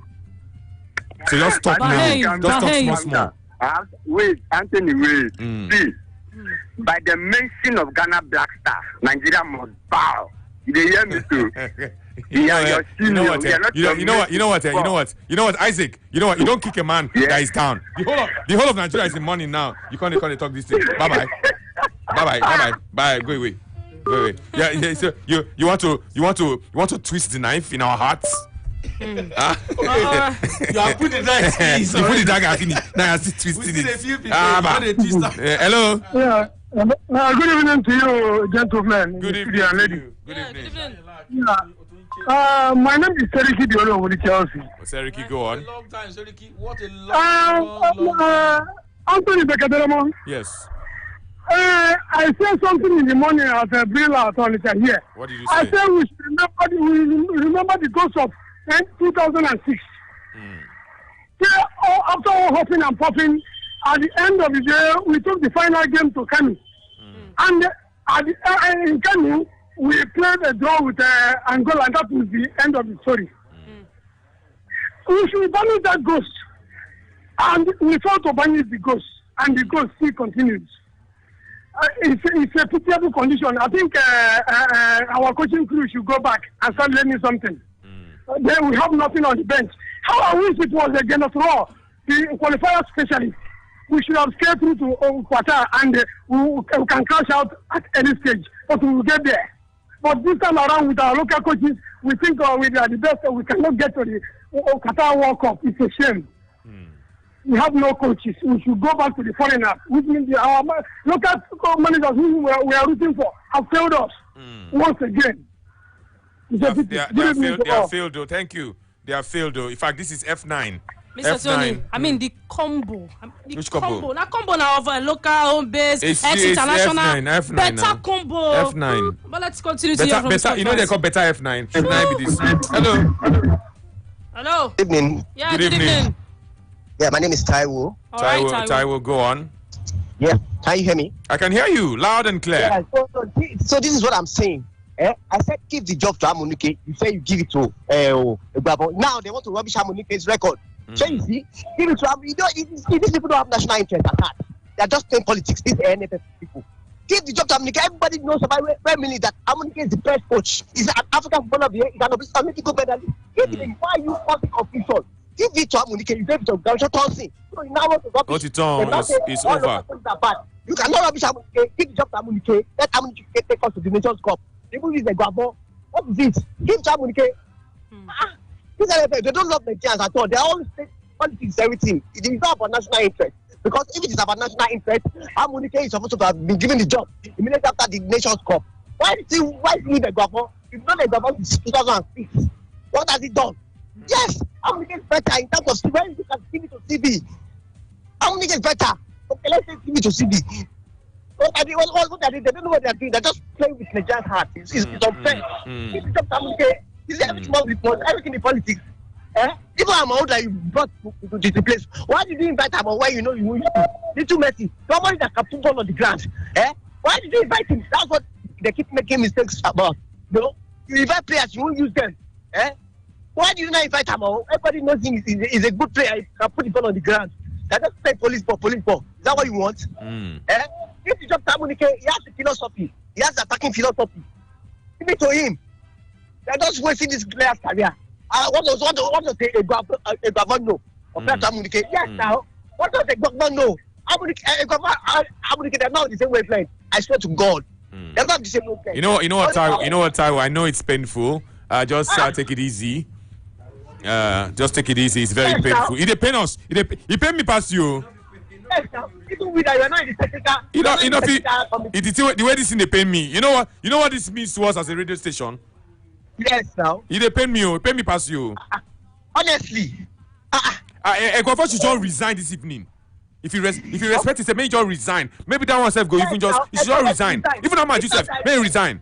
What did they do here? He was supposed to resign immediately after the Nations Cup, but because of the Niger factor, he never resigned. Not Sabi work. Yes. He doesn't. Yes, now there's no technicality there. But before Munike, I have done it in Tanzania. He has done it on a 17. So what are they waiting for? Yes, what are they waiting for? Before Munike, give it to Munike. Okay. Okay. Thank you very, very much for that contribution. 090 40,889 090 41,889. Ghana are through to the World Cup finals later this year in Qatar, and they did it at the expense of Nigeria. Hello, somebody. Hello, good evening. Good evening to you. What's your name? This time to God. Nothing we can do. Nigeria has, in our technical team, this is not time to experiment. This is World Cup qualifier. It's not friendly match. It's not Nation Cup. For World Cup qualifier, you play, that is the best match you play for Ghana. The same team, you can't change the team. Play another team for World Cup qualifier. Why do you keep the Inacho for What happened to Inacho? Is it injury? So World Cup qualifier is experimenting. It was not even part of the match day squad. Why they even go? What happened? Now, coaching decision. Because experimenting for World Cup qualifier. We should leave sentiment. Let us just coach. We should leave sentiment. Nigeria can close out all this. This is the only thing that gives us joy. This is the only thing that gives us. Okay, thank you very, very much. Let's quickly go for a break. When we come back, we would be talking to Tijani Babangida. He's a former player of Nigeria's Super Eagles. Of course, the game between Senegal is still finely poised. Senegal are leading Egypt by a lone goal. They are deep into extra time. This game would separate Mo Salah and indeed Sadio Mane, club mates at, of course, teammates at club level. They both play for Liverpool. 118 minutes played in the game. Senegal-Egypt. Senegal lead 1-0. It is 1-1 on aggregate. And the way it is going, looks like it might be the same story during the final of the Nations Cup last month in Cameroon, where penalties separated both sides. Would it be Mane or would it be Salah going to the World Cup? One of them will stay and observe proceedings, just like our own players will be observing proceedings from, in fact, Brila FM said, we said we will observe proceedings. Some of us thought to say we go. And the World Cup in Qatar will be spectacular. Very, very spectacular World Cup. It's painful, though. Let's go for a break. When we come back, it will be time for us to talk to Tijani Babangida. Don't touch your dial. Committed to taking you closer to the action. This is Sports Radio 88.9 Brila FM. Committed to taking you closer to the action. This is Sports Radio 88.9 Brila FM. Committed to taking Make your everyday epic with Samsung's new Galaxy S22 series, now available in our authorized retail stores nationwide. And guess what? You can get any of the devices for as low as 42,500 naira while you spread the balance over a period of up to 12 months with 0% interest for the first 6 months. And guess what? It even gets better. You can also trade in your old Samsung Note device for any of the S22 series and get an additional discount of 75,000 naira, or trade in any other device and get a 50,000 naira discount. Offer available for limited period at the Samsung authorized retail store closest to you. Terms and conditions apply. For more information, please visit samsung.com. Every day is a good day when you got what it takes. Cowbell evaporated milk gives your body what it needs. Say nourished happy cowbell day, creamy goodness so. Cowbell evaporated milk is delicious milk that is carefully formulated to retain its creaminess and great taste. So creamy, so good. Cowbell evaporated milk, so creamy, so good. Someone gave me this script to read, but I'm JJ Okocha. I don't know how many words I must read in a minute. I play football, not Mr. Actor. I don't read scripts. I'm at my best when I feel this. That feeling? That's Betkin. Join us at betkin.com. Make your everyday epic with Samsung's new Galaxy S22 series, now available in our authorized retail stores nationwide. And guess what? You can get any of the devices for as low as 42,500 naira while you spread the balance over a period of up to 12 months with 0% interest for the first 6 months. And guess what? It even gets better. You can also trade in your old Samsung Note device for any of the S22 series and get an additional discount of 75,000 naira, or trade in any other device and get a 50,000 naira discount. Offer available for limited period at the Samsung authorized retail store closest to you. Terms and conditions apply. For more information, please visit samsung.com.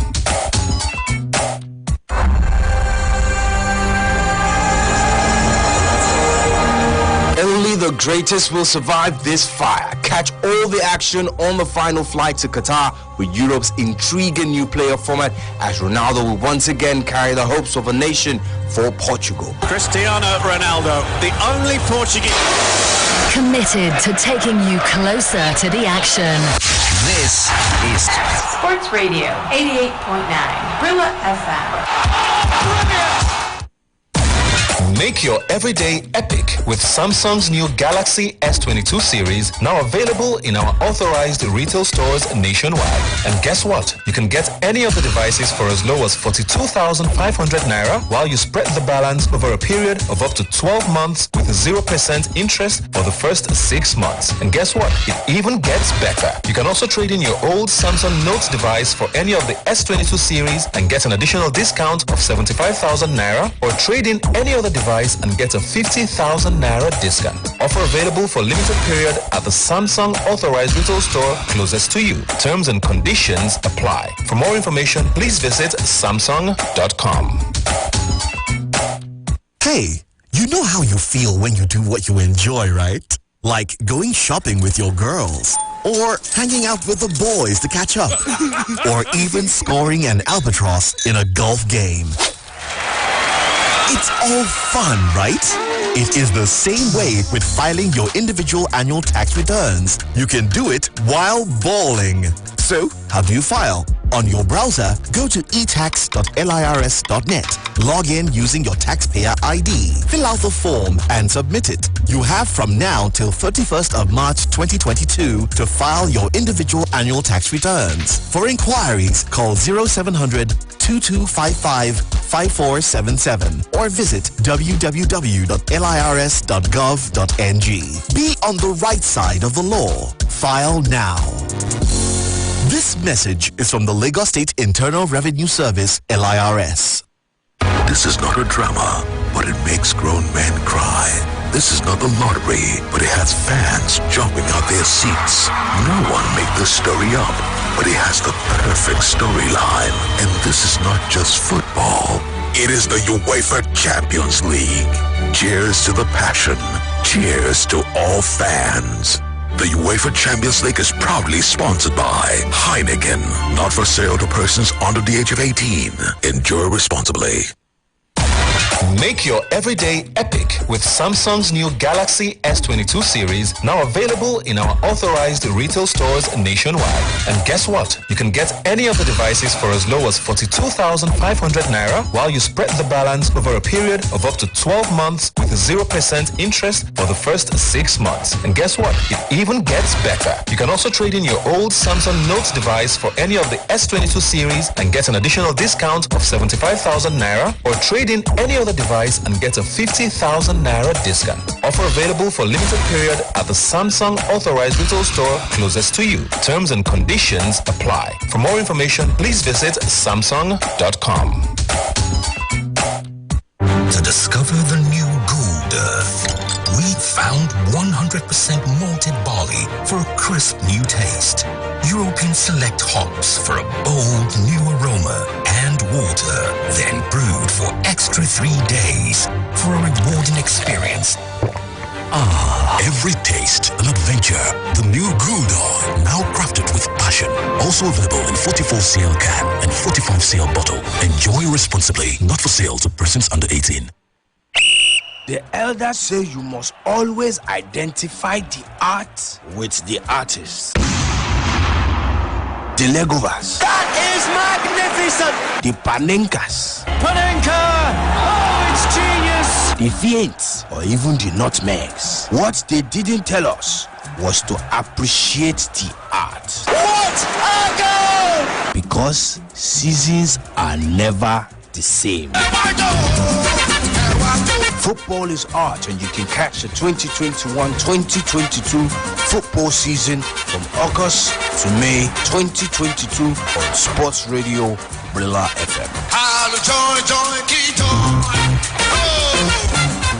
Okay, boys, Operation Green Knight is a go. Mike, location? Living room, all clear, boss. Michael, handle extraction. Roger that. Kickoff is in 30, guys, so keep sharp and stay. Honey? Yes, baby. Don't tell me you forgot the Heineken.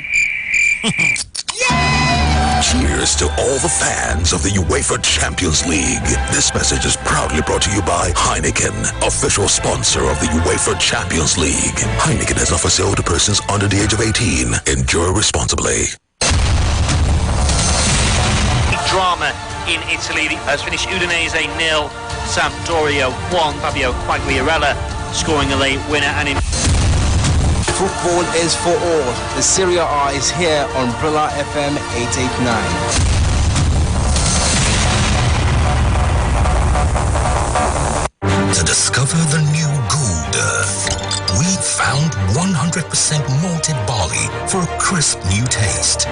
European select hops for a bold new aroma, and water, then brewed for extra 3 days for a rewarding experience.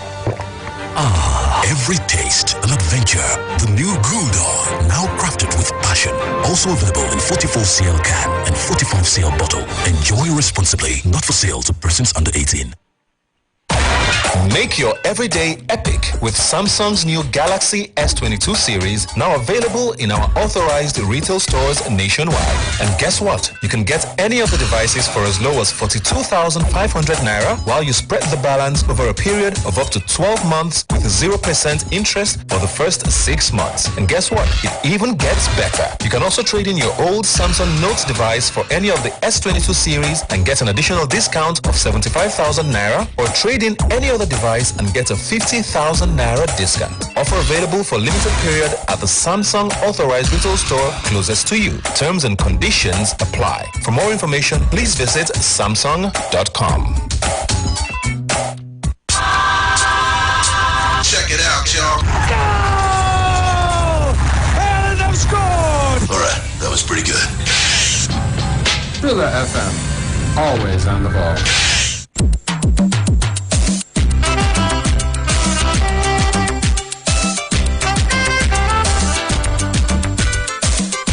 All right, still Sports Radio 88.9 Brila FM, and of course, Yes, it has happened. The nightmare you did not want to play out has played out.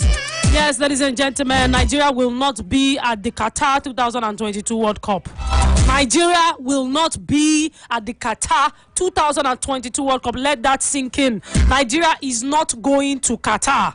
But Ghana, the team that was dumped out of the AFCON by Comoros. Ghana, the team that struggled. Ghana, the one team that nobody saw coming to the party by Thomas Partey's goal. They are now right there in Qatar. Not basically, but of course, the ticket is sure set in their hands.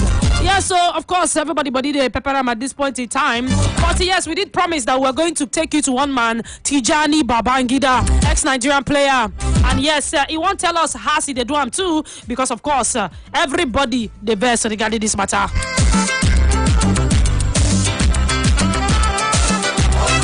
So yes, cross it over right now to Tijani Babangida. Let's hear from the man.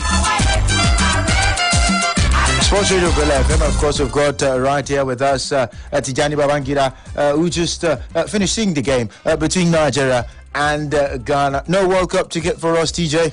Thoughts, please. It's not a good game for Nigeria today. We lack more creativity in the midfield.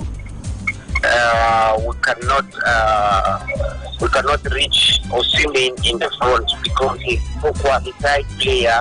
If you can be able to play well and connect him, but we couldn't connect to him. And Ghana have been playing very well in the midfield, and very unfortunate. That's it. And that's it. Just a sad day for Nigerian football. Really. Very sad day. TJ, you talked about lack of creativity in the middle of the park. Do you think perhaps at some point when the expectation was high that there was going to be a change from the technical bench that would change the game or would influence the game, or do you think the changes came a bit too late? Well, they have made the change. They have made almost all the players they have in the bench, they have used them. But I can tell you one thing in football, no matter how you play in football, if you don't play in the midfield and create chances, you cannot make it. So we couldn't create because the players are supposed to create. They are not in top of the game. I don't see Ghana. If you see Ghanaian team today, they play more better in the midfield. When they take the ball from the defense, they come in the midfield and they play. And that's where we are lacking. So when you cannot create a chance, you cannot win. You can't make any movement. You cannot. And that's what happened with us. Very unfortunate. In fact, I can't believe that Nigeria are not going to the World Cup. It's just like a dream to me. I don't believe it yet. You talked about experiencing the game, but obviously already the blame game is already flying. People already pointing fingers. What would you say, of course, where would you say the buck rests with? Who would you say, of course, if people had to take responsibility, should take responsibility for this failure of Nigeria to go to the World Cup? We will not. I don't play a pointing finger. We have lost. We're just going to lick our wounds again, and it's very important because the World Cup is all what we have, and we don't have it. Unfortunate. Now that there is no World Cup, like you said, what would you say is the way forward in terms of the approach for Nigerian football right now? It's the second time in this century that we're missing the World Cup. 3 World Cups we went to between 94 and 2002, 3 World Cups between 2010 and 2018, and of course we're missing 2006, we're missing in 2022. Well, you see 2022 happen, we're going to watch the World Cup go. We're not going to be in the World Cup. A very sad story. I think now it's time for Nigeria to come and wait. We're just gonna wait. We are waiting for how many years before we come back here for the Nation Cup. It's a backward situation. Now it's not time to be talking. It's just time to be thinking the way forward. The way forward, how we're gonna make our team better. That's it. Okay, it's a pleasure speaking to you, TJ. Of course, I can really sense the disappointment in your voice as well. I haven't gone to cheer the team, and of course, hoping that they were going to get the ticket to Qatar, but unfortunately, not so. Yes, I've been to the stadium. I come from Kaduna State just to watch the match, and I'm not happy with what I saw. So I'm not happy on that football. Okay. I'm not happy that Ghana go to the World Cup, not Nigeria. Okay. Well, thank you very much for speaking to us, TJ, right here this evening. You're welcome. Thank you.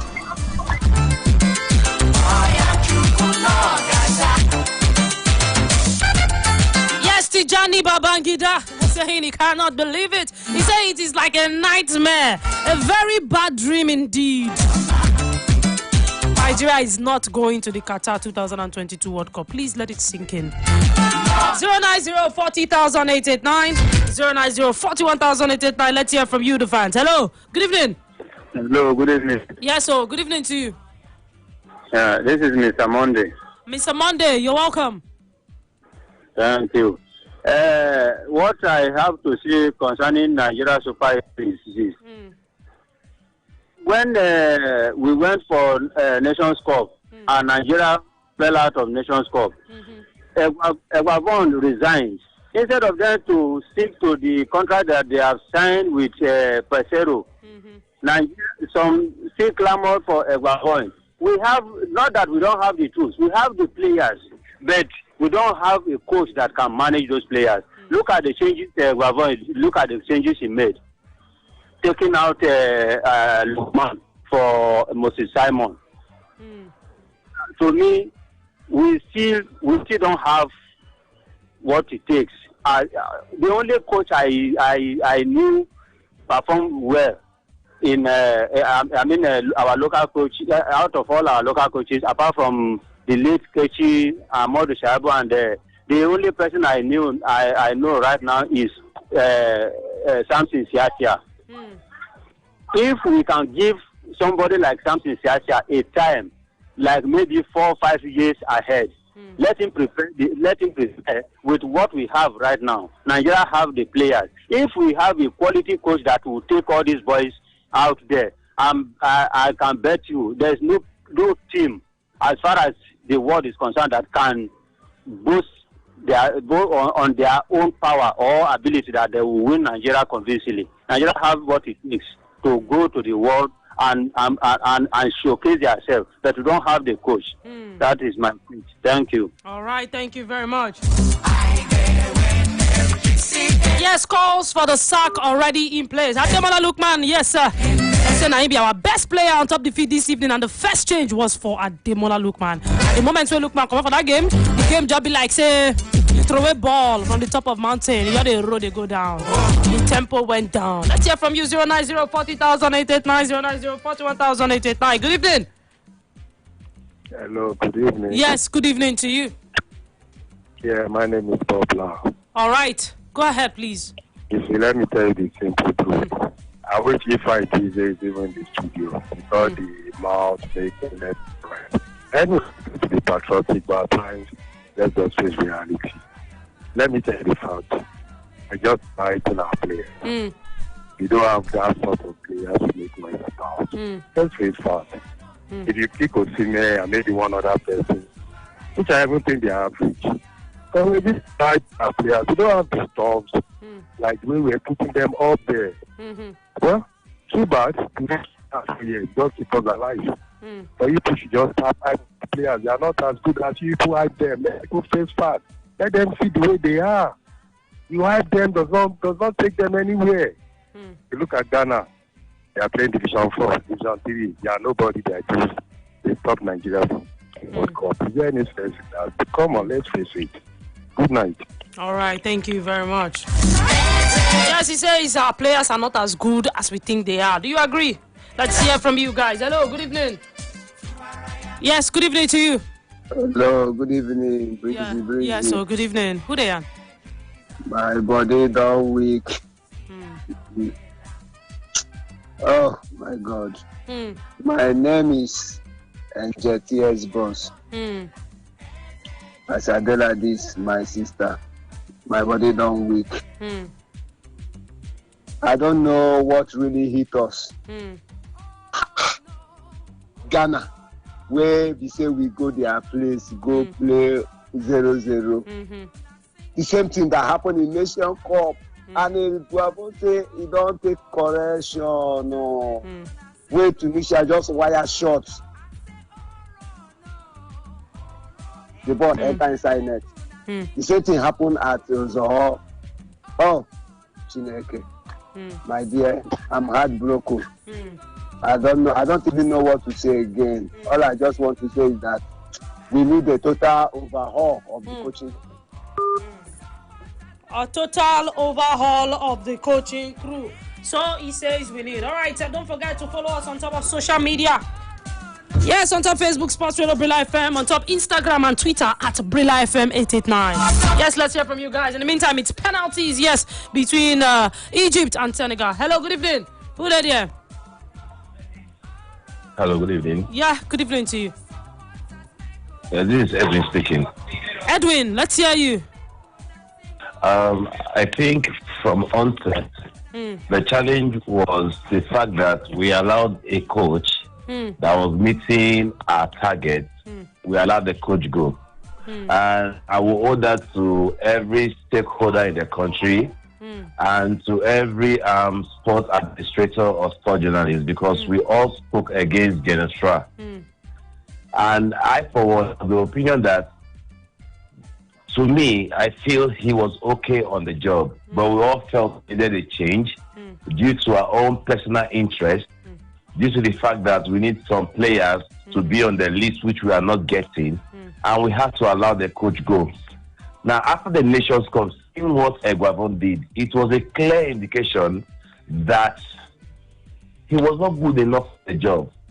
Now, I wonder how a coach will go to a tournament and will boldly come out to say that he only went there with just one tactical approach, that you would not expect him as a coach to change his tactical approach to games within a tournament. That is already a red flag for every one of us to take note of. But no, we were blindfolded by our own personal judgment against Genotra and decided that Eguavon will continue. And this is what has happened.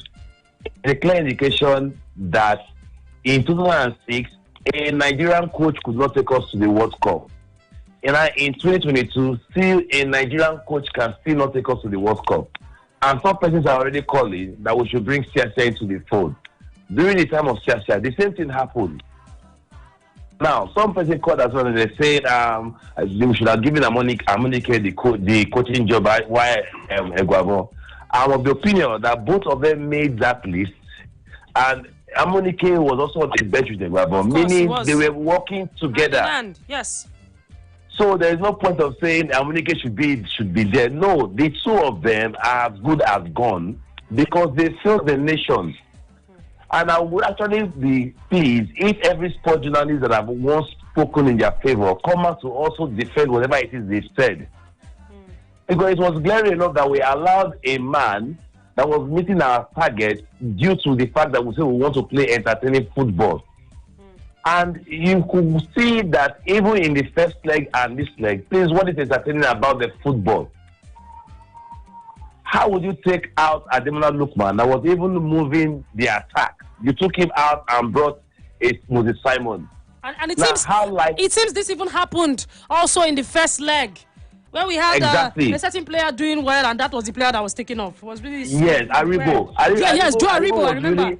Aribo was really in that team in the first leg, and I was seeing everything. He was running from the defense, from the midfield to the third quarter of the pitch, and yet he was the first person you would take off the game. Now you brought in a Dennis. To me, you will see that Dennis too had nothing to do.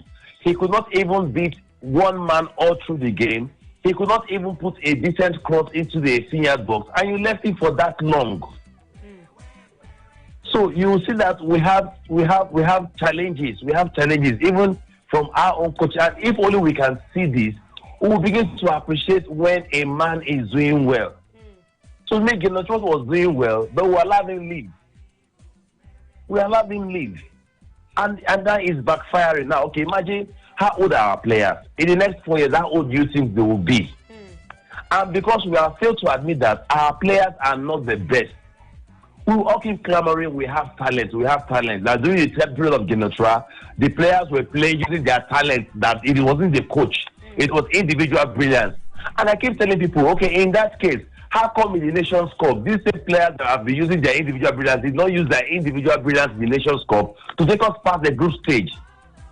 Now, these same players that were performing under Genotra due to their individual brilliance could not still bring that individual brilliance into today's game when you know that it is a do or die affair. So imagine, okay, during the Nations Cup, just because of a ball that passed through the legs of Okoye, we all ran against the man. And now we all said that what is his name? The guy that kept Uzoho should be our first. What is it called? Our first choice. Somebody could say to him, I feel Uzoho should be my first choice. Now this is Uzoho manding the post, and look at what has happened.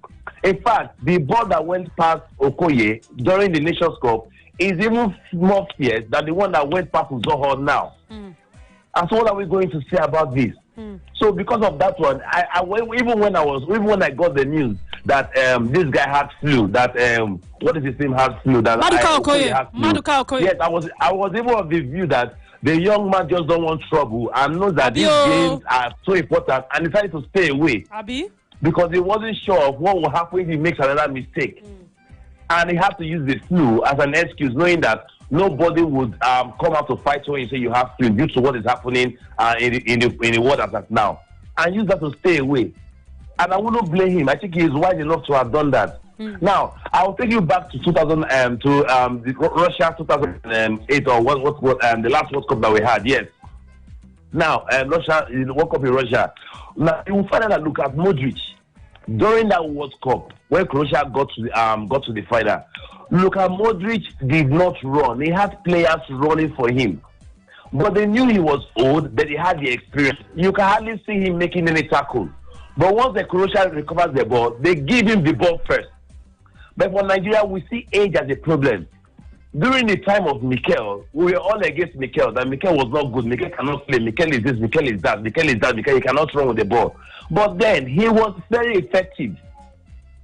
And now you can see, now because of our own, we use our mouth to put Mikel into retirement. Up till now, Luka Modric is still playing, even for Croatia. So you hardly see him running. But for every ball that they get, they give the ball straight to him because they know he is good. So in Nigeria, we don't even know how to manage our players. One bad game is enough to write a player off in Nigeria, which is very, very wrong. Even in our office, we all have a bad day in our offices. So if a player should have one bad day, why should you write him off? Why should you write him off? When Victor Moses was in the team after the Nations Cup, I would not see any reason why a player would just resign and retire from the national team after winning such a glorious Nations Cup. I'm so sure because of his mental health, he has seen so many things because he was not bred in Nigeria from his early stage. He knows what he is seeing is not good for his mental health due to the politics playing, and decided to stay off the team. And when they stayed off the team, Nigerians were saying it is better that we don't need him. Younger players are there, they will have the chance and the others. Now, prior to the Nations Cup, we're all clamoring for Victor Moses to come back. So you can see how we think. And sometimes our thinking are kind of primitive to me. Kind of primitive now. The 7 and 11 were not working. Even in the first leg, they didn't work. In the second leg, they still did not work. Now, when Gabon was making the list, when he invited Onazi, he said just to pacify some people. You see, that was the challenge Genetro was having when he was there, because to pacify some people, he was not doing it, and the man was standing in their way. If not, Gabon would have gone out this way to invite a player that he knows has not been playing. He knows he's just coming from injury, and he knows he's not fit. But he said to pacify some people, and that's the challenge we are having. When we see the good eggs, we let them go, and at a later time, we tend to realize that, oh, if we had known, but sometimes it is already too late. It is too late. So we expect that even as journalists, when we tend to speak about these things or about the code, we should actually look at it critically. When you go to work in an office, there's something they call KPA. They'll tell you, are you meeting expectations? Yes. As far as the coach is meeting expectations, you allow him to be on the job. And Genetro was meeting the expectations, because what he was asked to do is to qualify for the AFCON and the World Cup as well. And he did. And for the World Cup, he was that close already. He was that close. So why don't we wait for the man to fail before we chop off his head? Then you can see. So wherever he is, that he will be feeling that he's being vindicated. And now we are all taking our words back to ourselves. All because we fail to see, due to our own, should I say, greed or, I don't know, personal interest or whatever. I will not just mention the name, but I know of a platform on Instagram that I was following. They were almost every time against Genetro. Every time against him. And to me, I felt they are being biased. I just will not mention their names. But they were very, very biased. I immediately appointed Guavo and Munike as the head coach. Immediately, I saw them taking pictures with the two coaches, and I raised an eyebrow and I said, all the period of Genetra, you never paid a visit to Genetra as a coach. But now they have appointed Guavo and Munike. You have immediately gone to pay a visit to them. Are you sure this is a style of bringing in your own players into the team? And ever through the period of Genetra, they've always been announcing the name Amao, that he's very good. Genetra to invite him, he's very good. That name has been coming all through. And immediately Genetra was phased away, immediately Amao is in the team. Okay, now why invite a player that you're not even sure of? You're going to use. Because in the first leg, you did not use him. In the second leg, you did not use him. So it means that you also try to pacify some persons to bring that player in. So you will see why I'm always against having our own coaches. Not as if I'm against ourselves, but because we've been able to read the history of our time and we've seen these same things repeating themselves over and over again. Our local coaches are not just, will I say, somehow they are not bold enough, and integrity is somehow missing from their traits. Because integrity is something that anyone should uphold, and is missing. So I invite Anamao when you know you cannot choose him. Thank you very much. I'm just perplexed. Thank you very much. Thank you very much. Really appreciate the time. Thank you. Thank you. Thank you very much. All right. Yes, ladies and gentlemen, I see all the calls, and of course, we'll go attend to everything. But yes, one man again, don't still put him out for inside the matter where they happen. Emmanuel Babayaro, ex-Nigerian international. Yes, let's hear from this man. Let's see what he feels about what has happened tonight. Yes, let's see what he feels about what has happened tonight. Sports Radio. What else could we call it? Sports Radio, Brila FM. We're right here, of course, with a former Super Eagles international, Emmanuel Babayaro, former goalkeeper. Nigeria won, Ghana won at the MKO Abiola Stadium in Abuja. No Qatar 2022 for Nigeria. Emmanuel Babayaro. You know what, two things, I know everybody's sad right now. I am unhappy, but I'm not really sad. I have to be very honest about that. I'm very unhappy that my country, my beloved country, is not able to make it to the World Cup. But I'm not entirely sad because I knew it was going to happen, And I am not the kind to say, okay, for you to start saying, oh, prophets of doom. That's why I never spoke even before the game. Remember, you tried to call me earlier. Yes. I probably refused to take your call before the game because I knew what was going to happen at the end of the game. What I had told them 2 months. 2 months. What is 2 months? I'm talking 3 months. I'm talking before the Nations Cup. 3 months before today. I said we are not going to the World Cup. We're not going to qualify. And they were all mad. They were like, why am I saying this and that? Look at the area of players. It's not about the area of players. The area of players don't win the game. There are so many contributing factors that constitute a winning team. It's not just all about the area of play. You can get the best quality players. It's like cooking a food. With all due respect, you can have all the money in the world to buy the best ingredients, and somebody who barely has a few ingredients will come out with some food that will be so crazy tasting and so sweet, much better than yours, and that is the truth. Nigeria, with all due respect, is the only country that just relies on its I'm the biggest in Africa, I'm the best, this is where you have this is the only part of the world where you have supposedly the most intelligent people who cannot even run their own affairs. When we keep talking about the incompetency of the people at the helms of affairs of our football, people thought we were just being bitter. We're just talking, we're just being bitter, this and that, bitter that. But the truth has come to fall. All this while, rather than concentrate on getting a good team or making the best of your team or concentrating on your team, what do you get to hear from Nigerian football? Oh, Ghana took us to a different team. Why should they? Instead of concentrating on your own team, the same stadium they're taking you to is where you're going to play there as well. My godfather back in the days we used to train used to let us know, say, listen, if they bring stone as the ball, as long as they'll kick it, we'll kick it too. I remember I gave that interview, I'm like, listen, let's concentrate on our own team in getting better and hooking us up and making sure we put the right things in place. Somebody just stands up and gallivants all over Nigerian, a person of Nigerian descent who has scored 1, 2, 3 goals. The next thing they pay 1, 2, 3 journalists in Nigeria to blow it out of proportion, and then it's in the national team. You know, you make a national call-up. You have more than you are inviting more than probably about 8 or 10 or 15 strikers, and I'm asking myself how many strikers will play in one match. You know, it's crazy. It's just total inept. It's just total inept. People who knows absolutely nothing about the job other than what they can get out of the job have absolutely no interest of the country at heart. We have been shouting about this, and it has come to pass. What I had said several months before today, and that is why, with all due respect, I did not even bother to watch because I knew the outcome. Because I knew these Super Eagles will not fly. Remember what they said about too many cooks spoil the broth. Go and look at history. AC Milan, Chile 87.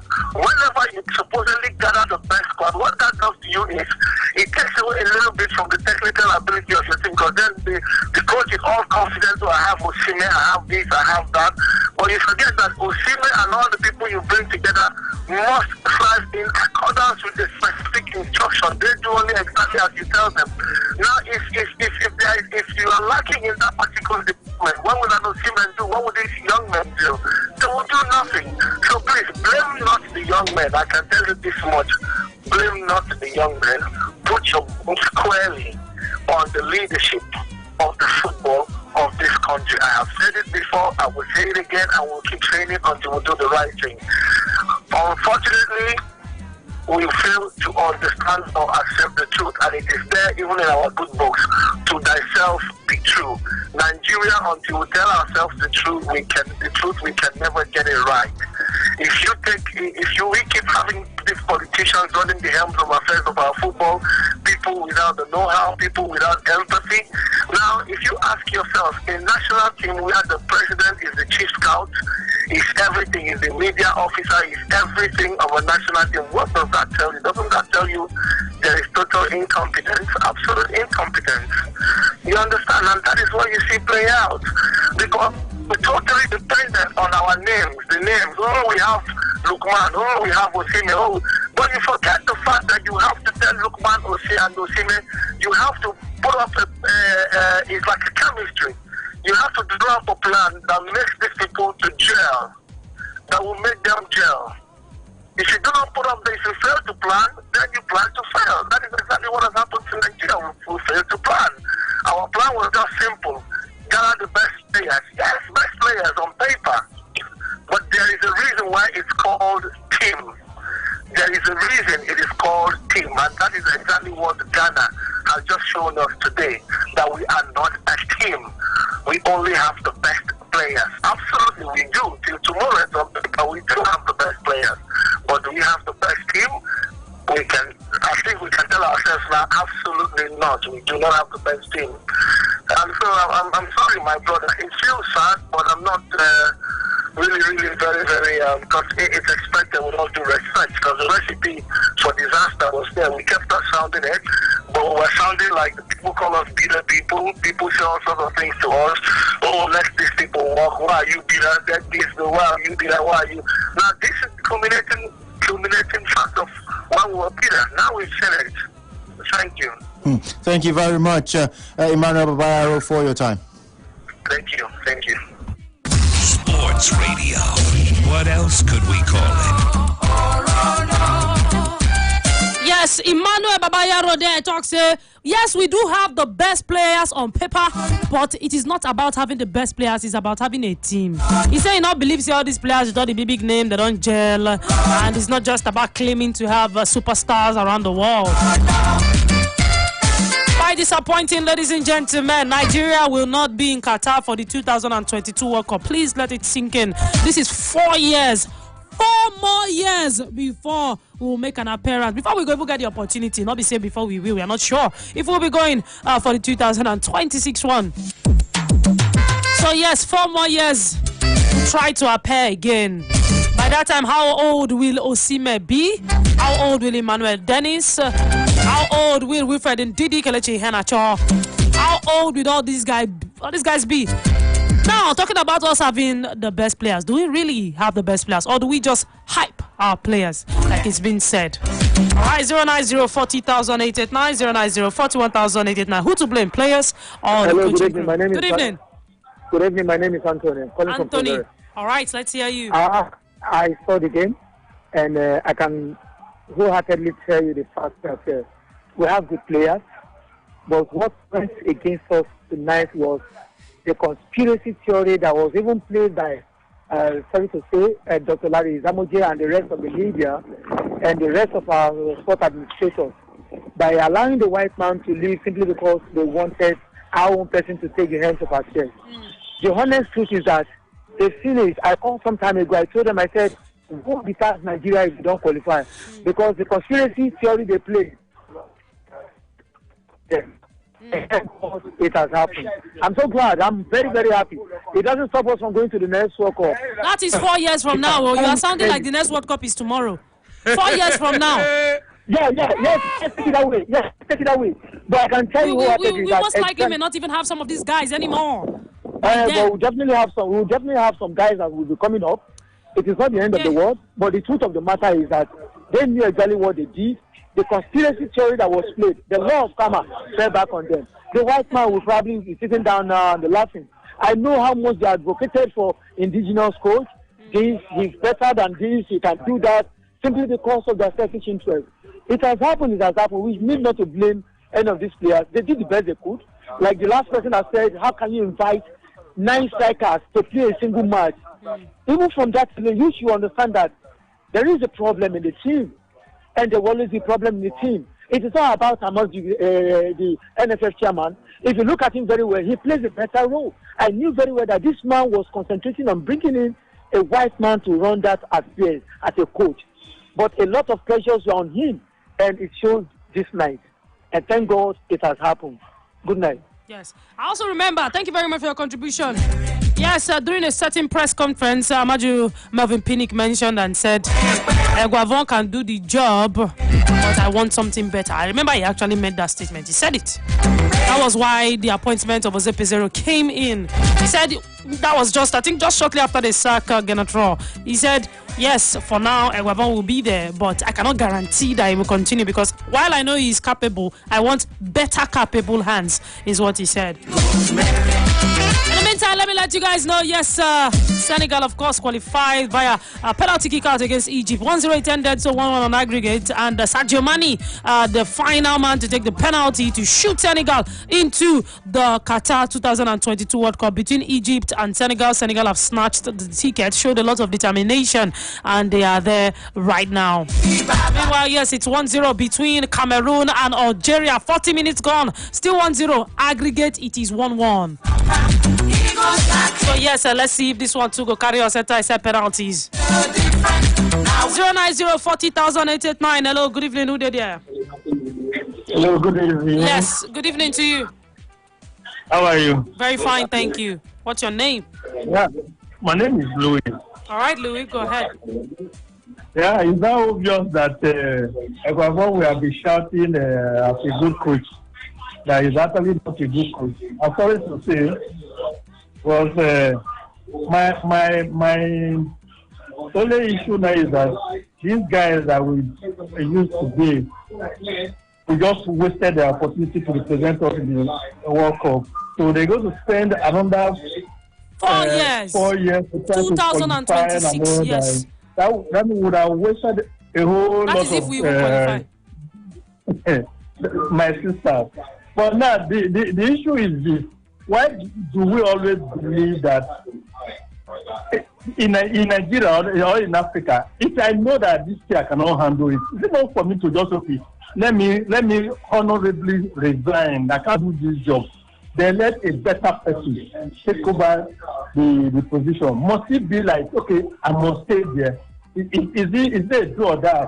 Because look at the way, if any team want to beat Nigeria, no Ghana that did not go anywhere in Nation Cup, that we were all shouting that they perform poorly. That means we were also as bad as Ghana. For Ghana to now, how many with to turn around to beat Nigeria, even in Nigeria the whole. See, to be fair, the first day that I know that we're not going to qualify is when we play the first leg. The same tactics that Egwabon used, is the same tactics. What stopped Egwabon for detaining a person to hold the party? Even me that's not a coach, I know that party is their strong edgy rule. What is anything wrong if I ask you to go to match you?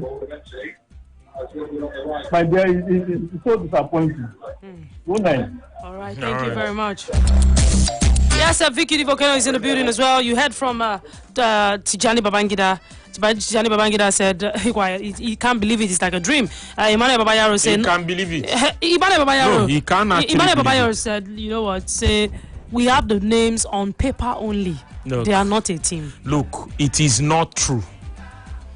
If you have the names on paper, you still need a coach to complement their efforts. He said. That's what he said. But it's when Egwabon won a couple of matches, we don't have a team. We asked a question here during the AFCON. On the Sunset Sports Show, you and I were here, and we said, are we really winning matches or we are playing well and we're a good team?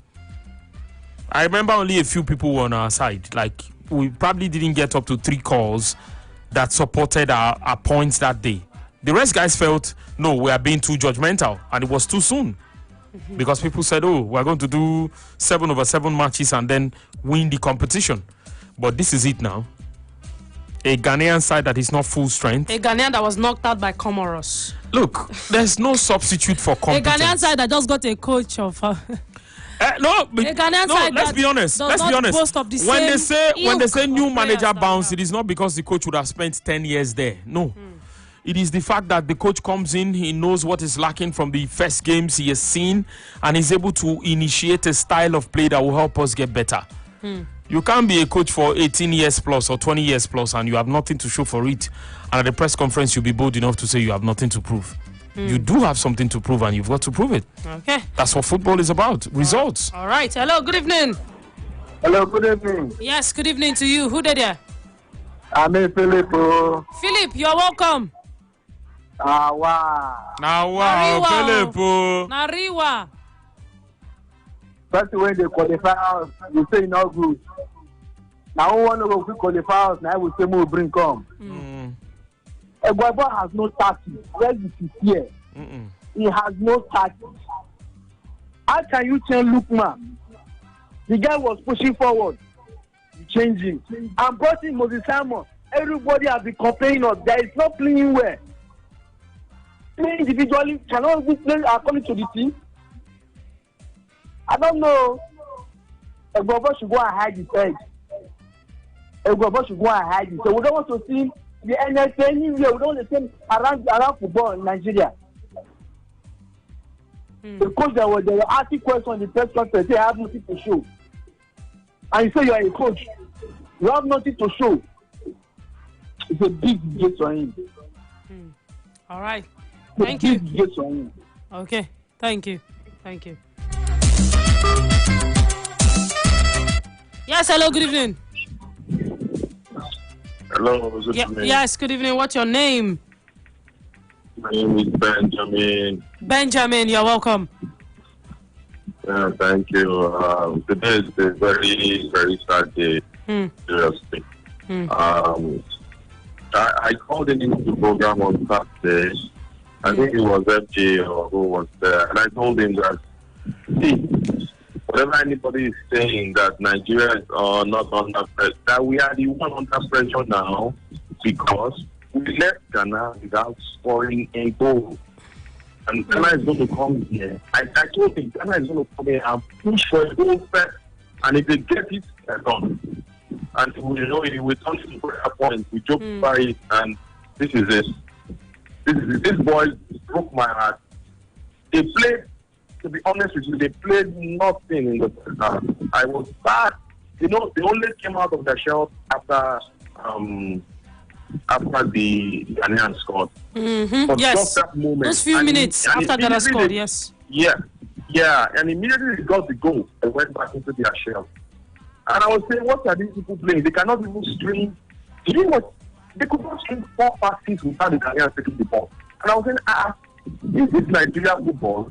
or am I watching Principal Cup? I was asking myself alone in the room because I can't believe this. They were lacking in the confidence of holding the ball and distributing the ball effectively to the right place. The only thing I see was balloon ball from back to the front, boom, from back to the front, boom. So I saw that there was no midfield. The same thing I complained we had was in the first game. Midfield, no passes, nothing, confusion everywhere. Those boys are not a thing. They're just coming together of people who know how to play football just to try and see if they can try. The government was just the wrong post. I'm sorry, but there's nothing to be sorry about. It's your opinion. You're allowed to air it. Yes. Yeah, the truth has to be said. Because I told them today on Saturday that see, the same way Tunisia played us, it's the same way these people played us in the first leg. They marked out Moses Simon, marked out Chukwueze. They gave this Bonke injury because of overworking. And watch, they have already eliminated the people you think they can play. And watch it. To show that Gabon has no task, they brought in the same people to come and start dribbling. That guy is playing against Nigeria. This Moses Simon. He should stop. He should stop coming that day. He go dribble, only go dribble himself, join. Let the ball go outside. But we don't need those kinds of people. We don't need those kinds of people at all. He paid me. He paid me. My friends in Canada called me and was almost crying. What? Another 4 years. We will never find this kind of players again. We will all be gone. Because just like what you're saying, who told you they will qualified in this one? Because these people don't look at the kind of coaching, look at everything. He was so upset that why he was so upset.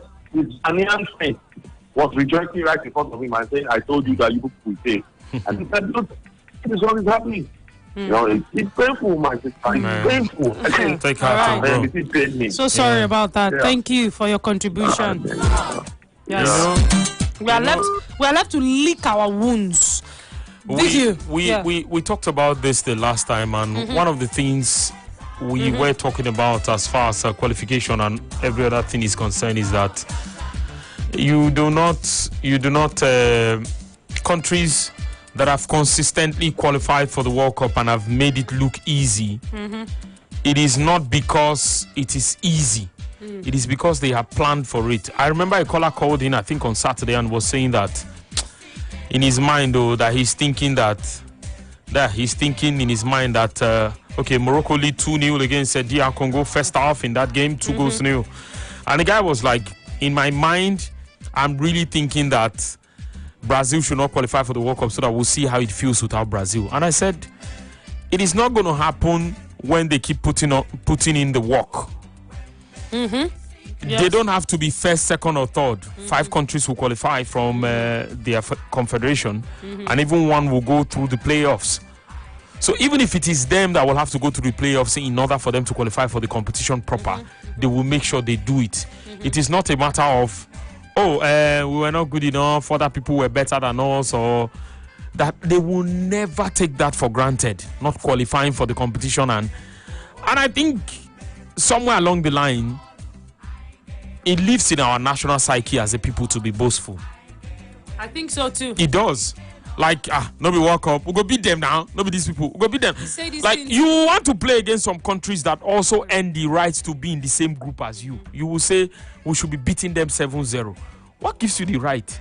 We don't have Ronaldo, we don't have Messi, we don't have Neymar, we don't have Hazard, we don't have some of the top names. But the person will tell you, if Osimhen is in that team, we will do it. Now, they play the ball for him. He will give his best, no doubt. But this is a wake-up call once again. If we do not upgrade the level of coaching in this country, our football will not grow beyond the level of coaching or the knowledge of the coaches who will pioneer the affairs for the next 4 years. It can't be bigger than that. Okay. It be like who plant okra. Okra go big pass who plant them. Abi? No, you go plant the stem. You know, the question okra of... they turn to a tree now. The question of, man, you see, one thing about Nigerians, I remember the call for Gertrude sack. It was overwhelming. To be honest, we are reactionary people. Then now, this thing has happened with Genotra. All of a sudden, the qualification was no longer a problem. Are we going now? The funny thing is that we're not even looking for a foreign. We didn't qualify for 2 Nations Cup, and we felt, the assistant. We didn't qualify for 2 Nations Cup. We brought Raw. He qualified us for 2 Nations Cup, and then even a World Cup, and was gunning for another World Cup. we felt no, we're better than this. Let's begin to go for how to play. Let's assert our authority, style of play. It is sad that we only want to cross the balls and somehow magically find Osimhen to do some stunts and then get the ball in the net. To be honest, we don't even want to walk the balls. Like, you barely see us playing beautiful football. And then the person will come out and tell you that they mirror the game against Guardiola. That's how he does it. Guardiola does not play like that. For you. Guardiola plays possession. So you've seen the person's 8 or 9 games and you still think there's a semblance of how Guardiola plays? Please. All right. Okay. We need to quickly pay some bills. And then we continue to take your calls. We'll also, of course, keep bringing you reactions of the sports people. And yes, ex-internationals. In Sports Radio Brila FM, we take you closer to the action. Nigeria is not going to Qatar 2022. That's what we're talking about. Stay tuned. We'll be back. Every day, identify your station. 88.9 Brila FM. This is not a drama, but it makes grown men cry. This is not the lottery, but it has fans jumping out their seats. No one made this story up, but it has the perfect storyline. And this is not just football. It is the UEFA Champions League. Cheers to the passion. Cheers to all fans. The UEFA Champions League is proudly sponsored by Heineken. Not for sale to persons under the age of 18. Enjoy responsibly.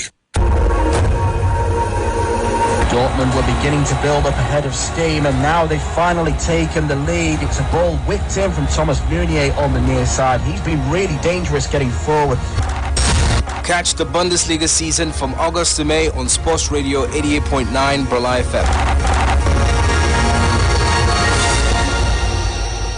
To discover the new Gouda, we found 100% malted barley for a crisp new taste.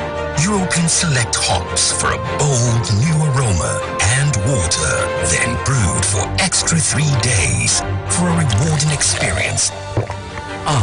Every taste an adventure. The new Gouda, now crafted with passion. Also available in 44cl can and 45cl bottle. Enjoy responsibly. Not for sale to persons under 18. The elders say you must always identify the art with the artist. The Legovas. That is magnificent! The Panenkas. Panenka! Oh, it's genius! The Fiends, or even the Nutmegs. What they didn't tell us was to appreciate the art. What a goal! Because seasons are never the same. Football is art, and you can catch the 2021-2022 football season from August to May 2022 on Sports Radio Brila FM.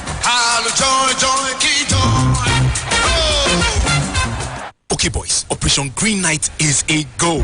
Mike, location? Living room, all clear, boss. Michael, handle extraction. Roger that. Kickoff is in 30, guys. So keep sharp and stay. Honey. Yes, baby. Don't tell me you forgot the Heineken. Cheers to all the fans of the UEFA Champions League. This message is proudly brought to you by Heineken, official sponsor of the UEFA Champions League. Heineken is not for sale to persons under the age of 18. Enjoy responsibly. When you've had enough of those corporate updates and your network fillers sound like... well, take your game to the next level. Trusted by the best in the biz. It just won't stop! The #1 sports station, Sports Radio 88.9 Brila FM. We are the original home for sports. Sport database is updated constantly. I love it. That's kind of cool. To discover the new Gouda, we found 100% malted barley for a crisp new taste. European select hops for a bold new aroma, and water, then brewed for extra 3 days for a rewarding experience. Every taste an adventure. The new Gouda, now crafted with passion. Also available in 44cl can and 45cl bottle. Enjoy responsibly. Not for sale to persons under 18. Drama in Italy has finished Udinese 0, Sampdoria 1. Fabio Quagliarella scoring a late winner, and in Football is for all. The Serie A is here on Brila FM 889.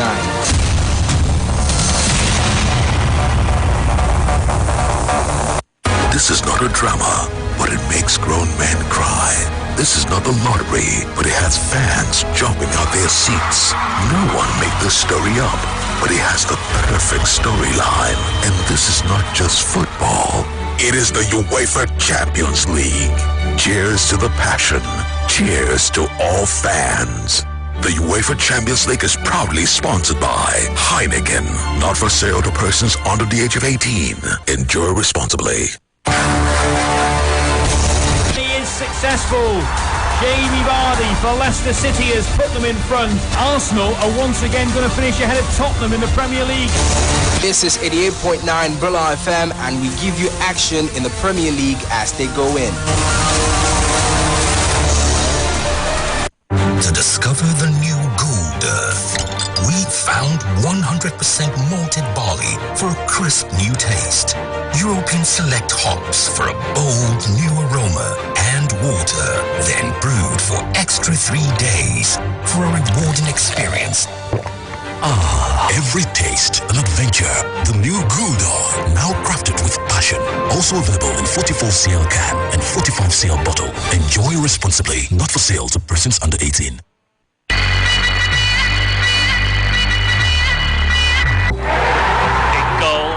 Title race in Spain, and Celta Vigo have equalised at Barcelona. Santimina. It's why this Matadors fight. This is La Liga on Brila FM 889.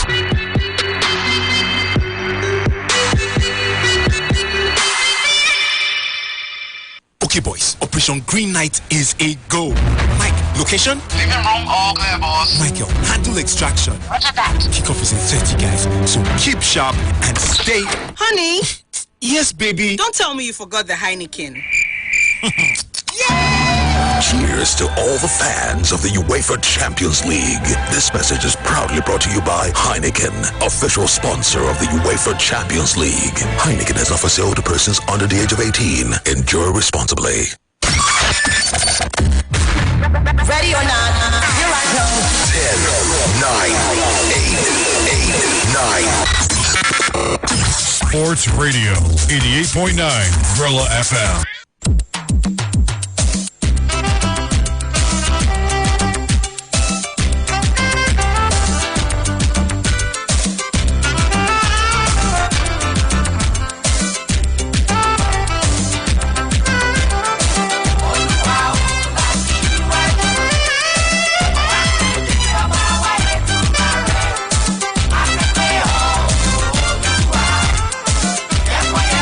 Still Sports Radio 88.9 Brila FM.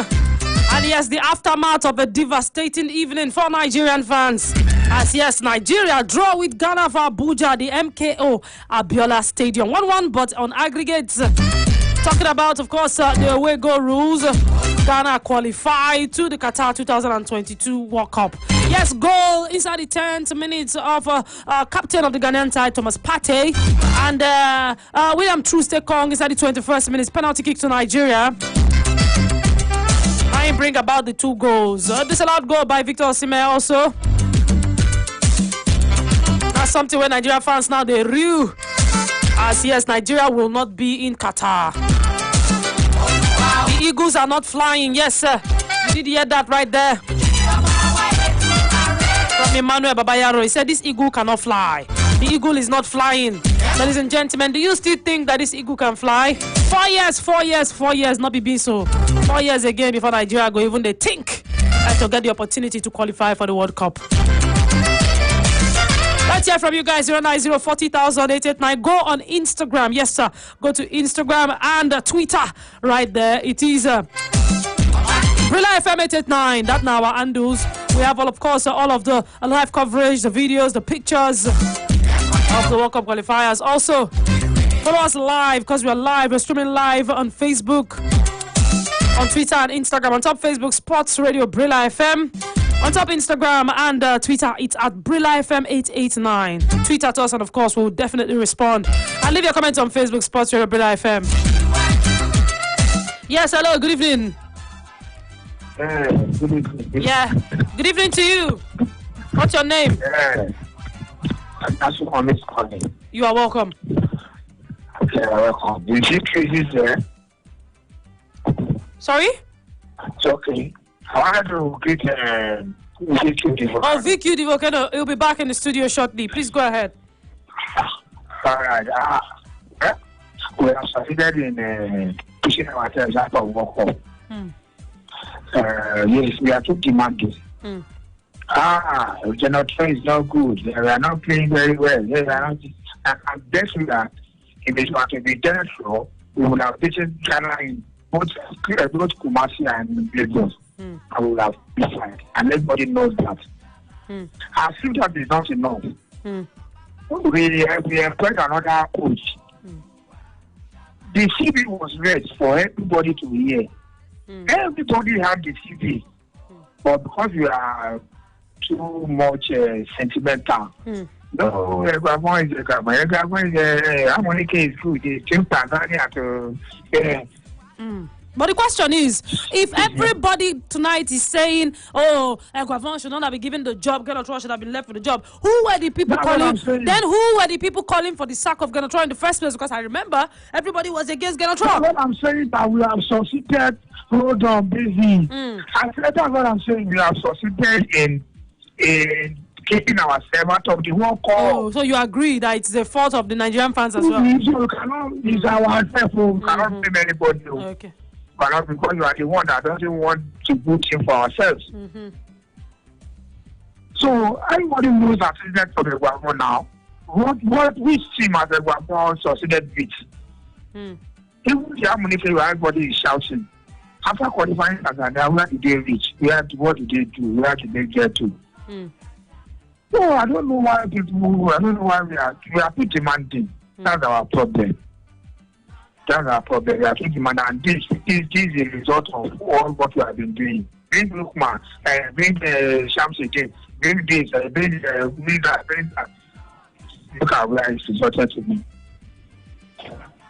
And everybody is now quiet. We went to with waters on our head. And now everybody is shouting. They have Division 4, they have Division 6, they have Division 8, they have Division 10, and they cannot beat us. What do you see? People have never asked, where is it now? That's what demanding. We Nigerians, but we give job to somebody. We want that person to do the job. We will be doing the job for the person. We know everything. Everything we know. This guy landed us. After the parents was going to see the face, we employed another coach. All of us, we had the CV of the coach. It's far away from the Eguavon by far. And yes, we demanded for it. It's our own meeting. So everybody's just going to sleep. Wait for another day. Good night. All right, thank you very much. He that fights and runs, he does what? He lives to fight another day. The unfortunate thing is another day is 4 years. Yes, Nigeria is not going to Qatar 2022. Please let that sink in tonight before you go to bed. Let's hear from you guys. 090 40,889, 090 41,889. Good evening. Good evening. Yes, good evening. I'm Casey. Casey, you're welcome. What a sad moment. We all are regret for the loss. But I believe that it is coaching crew that will make Nigerians to lose this thing. Eguavon is not a coach. That is what I want to say. Thank you. All right, thank you. Yes, hello, good evening. Good evening to you. Yep. Good. Yes, good evening. Sorry, you can't continue the call. You know the protocol to call into our live studios. Hello, good evening. Hello, good evening. Yes, good evening to you. My name is Sunday. Sunday, you're welcome. Thank you. You see, I'm very happy. Very, very happy. Because nothing is working in this country. In fact, the citizens are not happy. How can the country go front? Look at the system. Nigeria cannot hire one of the best coaches in the world. They cannot do it. Instead, they can go to Pache which club, okay, like Geran, which club or which national team managed and see his handwork? Now see Guavon, nothing. Because see the system of the boys. Nothing, no pattern of play. Nothing. And you want to go World Cup. How many people are by this killed yesterday? The system of the country is bad. I'm very happy because I'm a Biafran. God bless Biafra. Okay. You don't come up for the line where we do. Hello, good evening. Who there? Hello. Good evening, Brila. Yeah, I greet you. Yeah, good evening. It's Rose is on the line. Mama Gunners. Ah, Mama Gunners. Good evening, ma. Welcome. Yeah, evening. Well, I thank God for everything. So we should not cry on a spoiled year. We should go home and plan well. At least next cup is there next year. So let us get our. It's not next year, Mama. Now 4 years though, 4 full years. No, Nations Cup is okay, next Nations year Cup, now. yes. So let us start there and start building. Everybody is now saying General Guavo. Let us first put our house in order. Our NFA is not in order at all. Fire approach. No plan for our football. Look at our league.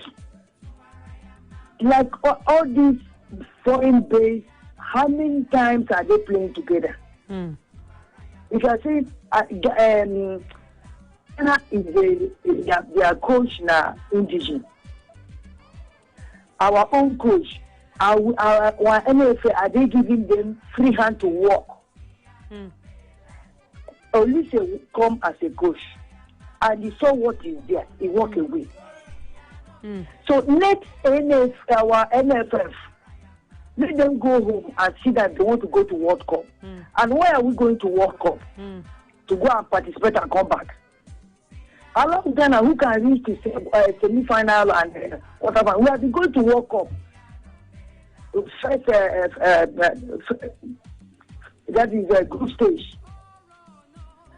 Or is this one now? This represents our cup of players that we are going to take us where we want to go. So let us go home and sit down and work. I know where our problem is coming from. Our problem is not the coach. It's not these players.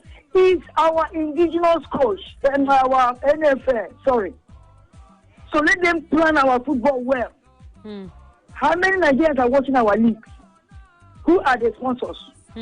How many players can you pick from our home-based players to come and play and represent us in the national team?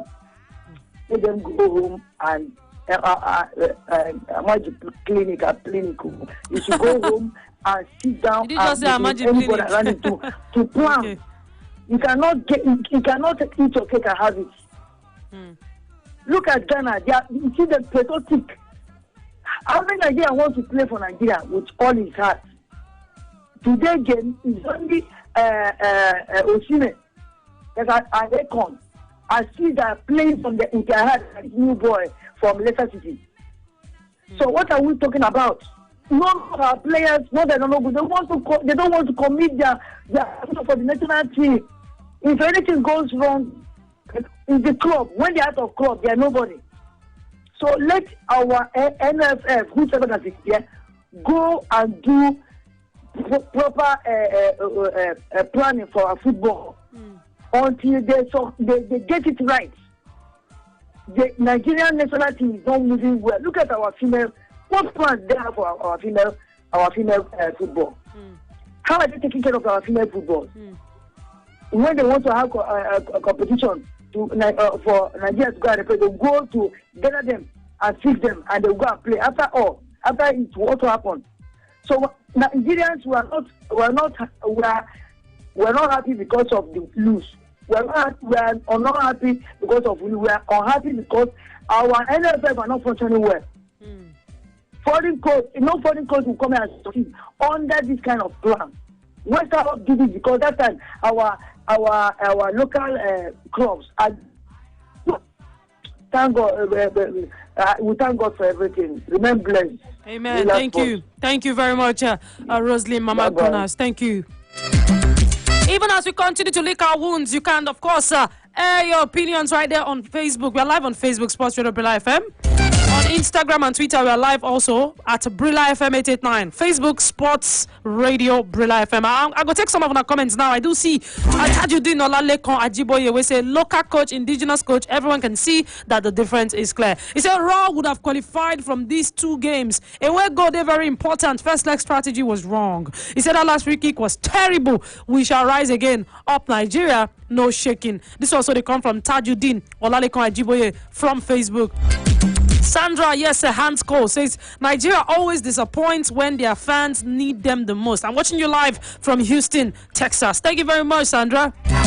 Desmond Ado is a Ghanaian. He says, Nigeria, please respect Ghana. 6 times appearances at the World Cup, no quarterfinals. What a shame. Anthony Zanu says, I'm listening to you in Accra. I knew Ghana was going to win from last Friday in Kumasi. Our people bragged too much and failed to study the Ghana coach in the tournament. Tony from East Legon, Accra. Pascal Nkoma said, Brizzy baby, I greet you. You people did not talk about the fact that the light went off when Ghana was about to have their training. The problem inside this country will not let good things happen. My brother, I do not agree with you. Good things shall happen definitely in this country. And then, you know, I'm the Mommy Gio of the radio. I believe at a point in time we will sing, see what the Lord has done regarding this country. It will not always remain as bad as it is. Sports Radio Brila FM on Facebook, Brila FM 889. On Twitter and Instagram. We'll take a quick break. When we come back, we'll continue with the calls. And of course, we're going to bring back, yes, the post-match.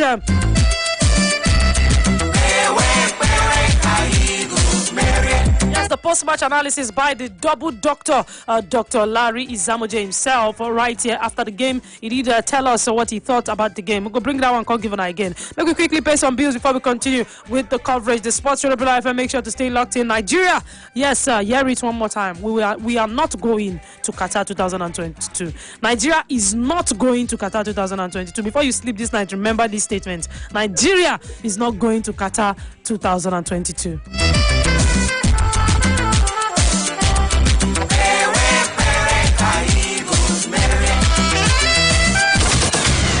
There can only be one. Sports Radio, 88.9, Brila FM. To discover the new Gouda, we found 100% malted barley for a crisp new taste. European select hops for a bold new aroma, and water, then brewed for extra 3 days for a rewarding experience. Every taste an adventure. The new Gouda, now crafted with passion. Also available in 44cl can and 45cl bottle. Enjoy responsibly. Not for sale to persons under 18. Hello, sports fans. We know that you have a lot of hot takes and opinions. We've got you. And it is exactly why we are increasing your chances of connecting with Brila's large fan family. And now you can get through not on 1, but 2 magical lines to Sports Radio Brila FM. Just dial 090-40,889. That's 090-40,889. And also 090-41,889. That's 090-41,889. What are you waiting for? It's the season of doubling down. So start dialing now. But it makes grown men cry. This is not the lottery, but it has fans jumping out their seats.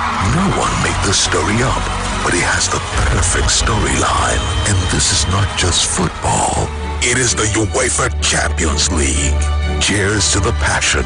Cheers to all fans. The UEFA Champions League is proudly sponsored by Heineken. Not for sale to persons under the age of 18. Enjoy responsibly.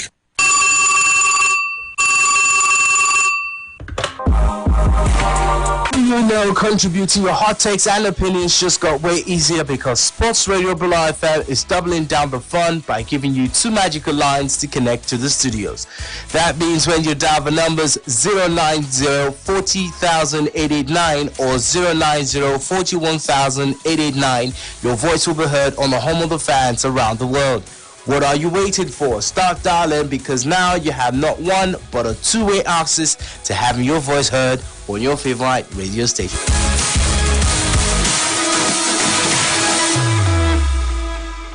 To discover the new Gouda, we found 100% malted barley for a crisp new taste. European Select hops for a bold new aroma, and water, then brewed for extra 3 days for a rewarding experience. Every taste an adventure. The new Gouda, now crafted with passion. Also available in 44cl can and 45cl bottle. Enjoy responsibly. Not for sale to persons under 18. The elders say you must always identify the art with the artist. The Legovas. That is magnificent! The Panenkas. Panenka! Oh, it's genius! The Fiends, or even the Nutmegs. What they didn't tell us was to appreciate the art. What a goal! Because seasons are never the same. Football is art, and you can catch the 2021-2022 football season from August to May 2022 on Sports Radio Brila FM. Okay, boys. Operation Green Knight is a go. Mike, location? Living room, all clear, boss. Michael, handle extraction. Roger that. Kickoff is in 30, guys. So keep sharp and stay. Honey. Yes, baby. Don't tell me you forgot the Heineken. Cheers to all the fans of the UEFA Champions League. This message is proudly brought to you by Heineken, official sponsor of the UEFA Champions League. Heineken is not for sale to persons under the age of 18. Enjoy responsibly. He is successful. Jamie Vardy for Leicester City has put them in front. Arsenal are once again going to finish ahead of Tottenham in the Premier League. This is 88.9 Brila FM, and we give you action in the Premier League as they go in. To discover the new Gouda, we found 100% malted barley for a crisp new taste. European Select hops for a bold new aroma, and water, then brewed for extra 3 days for a rewarding experience. Every taste an adventure. The new Gouda, now crafted with passion. Also available in 44cl can and 45cl bottle. Enjoy responsibly. Not for sale to persons under 18. The latest. Joining me now is one of the main British. When you hear the kick, I really enjoy it. Love it. I love it. Outside the arena, please have arranged 7 men before federal. Doesn't matter what you like, you'll always find something to listen to. Sports Radio 88.9. Brila FM. Don't change the dial. Just for you.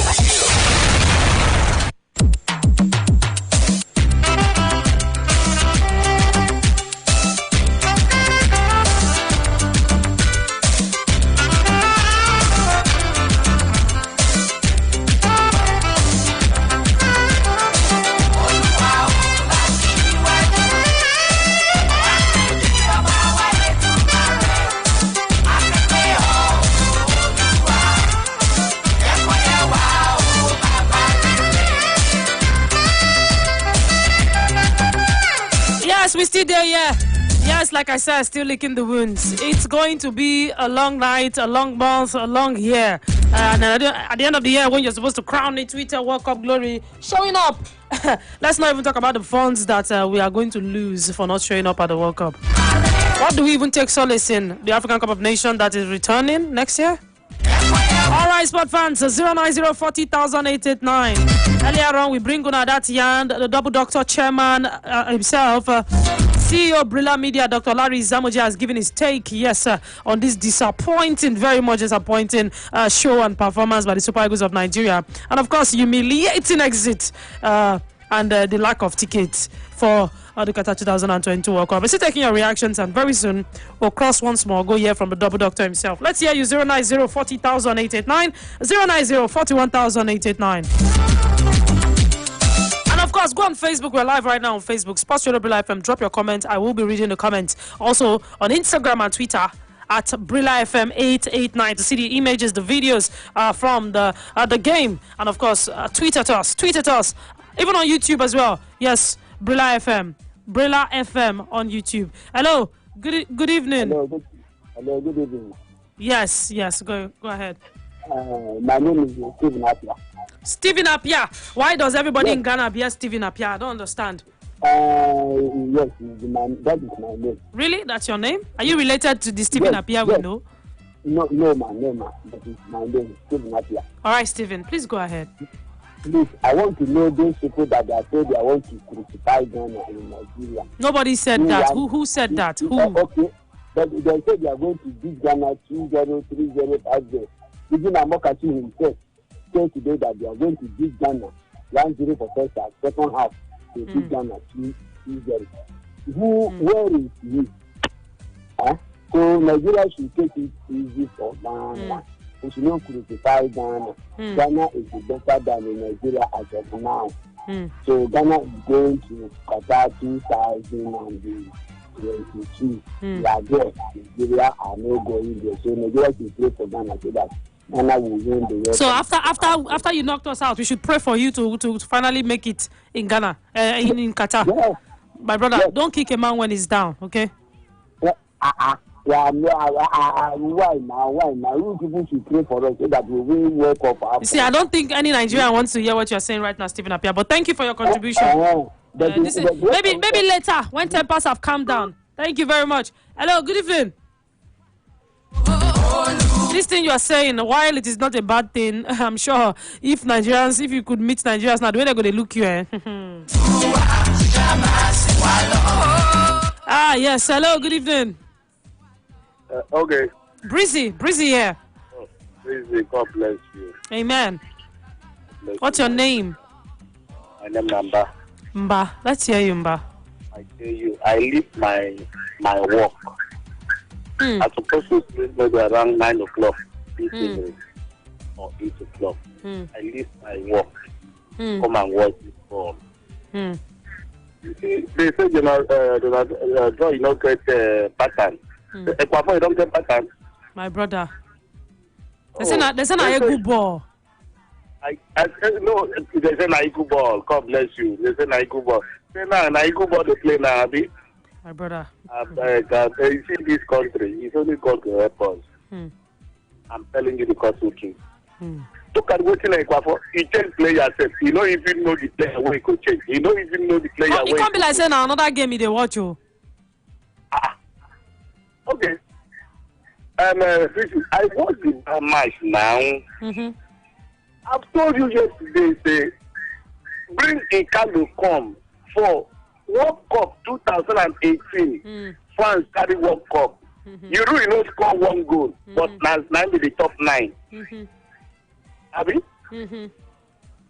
Please, this Nigeria, I'm telling you, I don't tire for this country. I tell you because of I like football. Apart from football for this country, I don't even see anything where you could make me want to say I'll be Nigeria will be this. Apart from football. Look at what team they play. Most of the time when you bring comes here, somebody where you know the people he said now who they play that kind of football again? British. You see this Ecuador, you don't know anything football. Okay, see, look at this Ghana coach under 1 week. You know if it's 1 week. What the man do? The man, can you see the kind of sweat where the man sweat? Then you know that this man is working. Ecuador just put time for weeks. They look. That one happened. I know. No, he no good. All those people say, I made them go there. Now Nigeria find a good coach, not the indigent coach, where they say go and do, because all of them, not Ecuador, everybody, they get their own player. Understand? They get their own players. Forget the NFL, where the NFL says. That is why I like Chelsea. No matter how, Chelsea can pattern for football. Not be this one where Ecuador say, which club where Ecuador coach for this country? Look at Chelsea for 2008. For the Olympic 2008. Abi? That's a play final. 2005. That's a play final in the whole world. I think 2010. That's a world team now. If I for this country, I beg now, go and sit down. You don't know anything football. You don't even know anything football. You don't know anything football. But with Nigeria, this one na my brother, this one na my sister, this one na my brother. They put my brother there. How can a coach do that kind of change?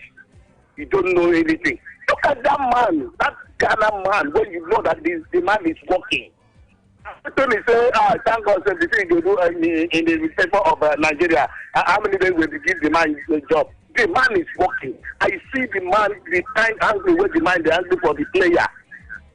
But Nigerians going to say, don't they put more hand for weight. Say, now coach, that one na coach and chop can come for mount. I beg see, the only thing, if they want to give individual coach for this, like the Super Equal job, better keep that here. Apart from that, all right. All right. I'm telling you. All right. Thank you. Thank you very much for your contribution. Thank you. All right. Thank you, of course, for that contribution right there. We'll continue to take on our reactions, but in the meantime, quickly, let's go here once more. Yes, so what did the chairman and the CEO of Brila Media, Dr. Larry Zamoje, talk? That's now the double doctor himself regarding the game as he finished. We will, of course, continue to take your calls and, of course, get your reaction. This is not Sports Radio Brila FM. Make sure not to go anywhere. Stay tuned. We'll be back.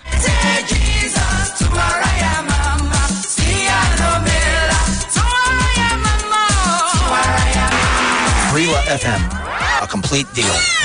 We have the double doctor, Dr. Larry Zamoje, Chairman, CEO of Brila Media, 1-1, and Nigeria is out on the away goals rule.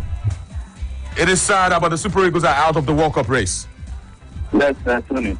Very, very sad. Where did it go wrong for Nigeria? The Ghanaians wanted it more. They had greater threat for it.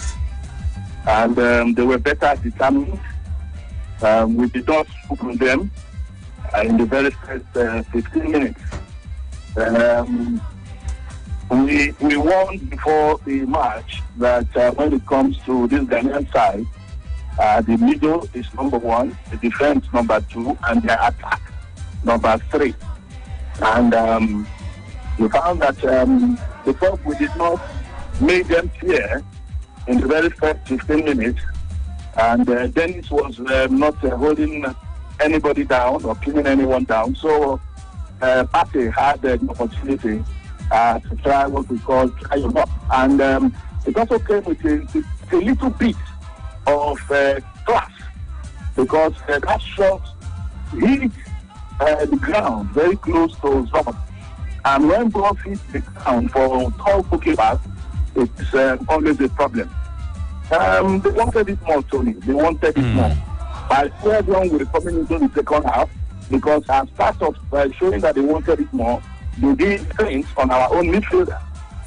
You saw that Onyeka was injured, and Rico had that head collision, and Tebo had not been playing before this match. So the 3 midfielders we had, they did something on them to slow them down and completely take over the midfield. Generally, Ghana wanted this more, and because of the way we took the game, we allowed them use determination to show that in the future. So overall, from the 70th minute, from the 5th minute, we could see that a lot of our boys were tired. It's not okay to try to go to the World Cup, but somebody will always win, somebody will always lose. It's really sad, but what do we say on a day like this? They were better determined, they were just better determined, they had greater tenacity, and had greater courage. Overall, they were also more efficient in their midfield and defensive play. So give it to them. Give it to them. There's no way I would not talk about the coaching. Tell us about the coaching, Nigeria's coaching. The coaching under Austin Eguavon. He's made mistakes. He's gone up, he's gone down. what's the way forward? Should he be the man to lead us to the next phase? Next year, the Nations Cup goes down in Cote d'Ivoire. Tony, it's too early in the day to start asking those kind of questions because the team played better in Kumasi than they did today in Abuja. And the 12th man did not throughout. What we expected to see, we did not see. They two were swallowed by the occasion. Occasionally, they come out to do things. And you talk about match reading, I expected that the team should have been taken off before Lukman was even taken off. Because at the point, Dennis showed that he was suffering some time when he headed on to the right leg. Again, in the second half, we took not to Onyeka. We did not. The moment was enough to Onyeka, and we brought in a defensive midfielder in place of an attacking midfielder because clear that we were restricted. One thing that also happened throughout the game, apart from none of our defenders really going the attack. So what were they afraid of? What were they afraid of? And then the moment the arrow came on, I expected to see long chops. Because when the team is too good in the middle, what you do is to play to the flanks and then you try and use long chops to cut off. That's very effective midfield. So it's not a day to start throwing stones. Let's already pick up here and let it sink.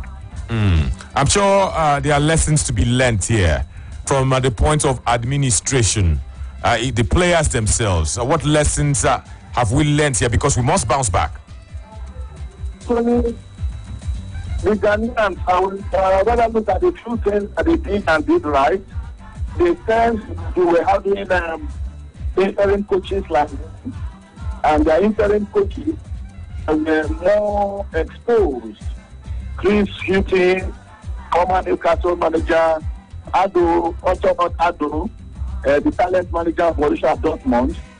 And so the coaches also did a number on us all, helped with by their own FA. Not releasing their team list in a way must have affected our own technical team, because when you don't know those that they are going to slap on you, it becomes a problem to them doing video analysis and others. And when you don't know those who the man was going to call. Players have been given letters, they have been told to come for this match, the two legs, without making it public. And everyone was saying what this man up to. It was part of the strategy.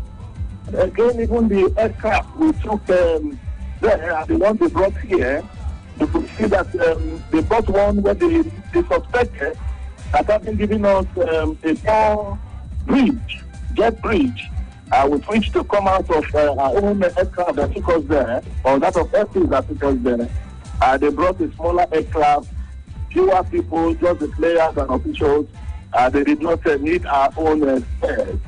And when they were going to train, they cleared that we were going to do one or two things at the stadium, and so had their band on them.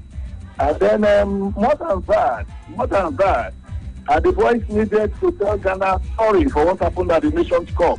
And so for that reason, one other thing I saw was that they raised their game beyond what they ordinarily have played with office in Nigeria, in Kumasi, and even in Abuja. If you ask me, Ghana had a better game today because, like we said, A, for them has always been the middle, B, the defense, and C, the attack. If you heard me clearly this morning, I made those points, and it's exactly what played out. It's okay. Let us sit back. It's just a step back. Nigeria will rise again. Finally, that's of course a very positive. Finally, before I let you go, this is a very bitter pill to swallow. But what positives can you give to us? What words of consolation can you give to us following this setback? So it's difficult to console you because I also need to be consoled. I think Nigeria needs to be consoled, and all Nigerians need to be consoled. I'm a professional. As patriotic as I have tried to be, I remain a professional. We have just lost 5.6 billion naira. This is what FIFA will pay for you to qualify for the World Cup. We lost the opportunity of dramatizing our name. And Nigeria is still a good country to visit, using the whole thing as a PRO thing, rubbing shoulders with the rest of the world in Qatar. A lot of businesses here and there, those who are taking people to Qatar, businesses lost, opportunities lost. So it's difficult to tell you something. Okay, if you want to hear one, the easiest one is one. At the Babaya Stadium, you did not lose there. But if you did not lose there, and you could not play in Abuja, and you didn't go to the World Cup, how much would that console? Oh, it's just terrible. Terrible. Our boys not tired. The Ghanaians wanted this more. They were more determined. And the ref did not want to give out time. If they are giving out a yellow card, when you are doing this kind of thing, you also have to work on the ref.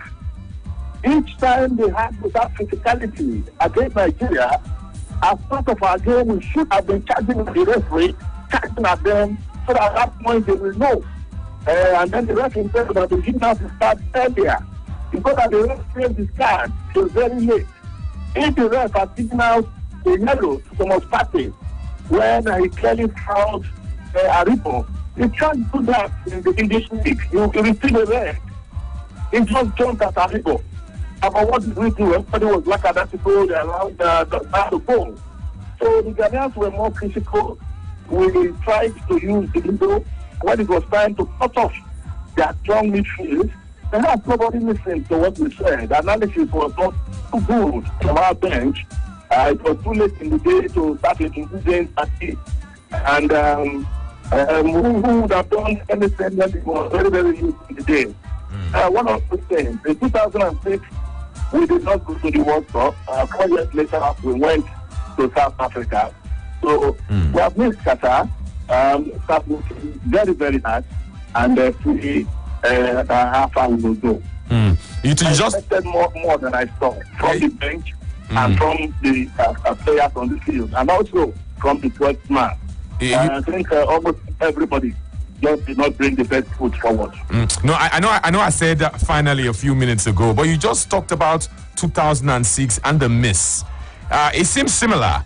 It was a technicality in 2006, head-to-head, and in 2022, another technicality, away goal rule. Which for you is more controversial or maybe more painful? Well, this one is very painful because this appears very soft. It appears very soft. We knew going into this match that the Ghanaians were going to try and score.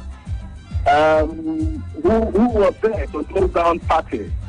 So this was very soft because the attack coming into the two legs was a problem. Afenazian had played only 2 matches for his country. Jordan Ayew is having his best moment. He put in the Kumasi and took him off today. So we knew that the attack was not sharp. I used the word blunt when I was in the preview in the morning. So we knew that the strongest point was the midfield. What did we do about cutting off the midfield early?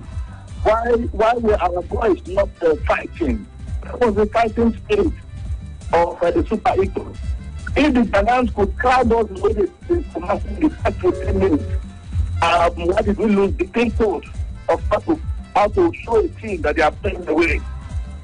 More questions and answers, but again, one of those things, it's a day of lamentation, a day of regret, a day of despair. But Nigeria is our country. We will continue to support our country. We will not be pathetic. The boys give their very best. Enjoy by their best. I was not good enough. I want to thank you so much at the Double Doctor for breaking it down very, very nicely. Chairman and CEO, Brila Media, Dr. Larry Izamuje. Thank you very much, Tony. Thank you. Brila FM, a complete deal.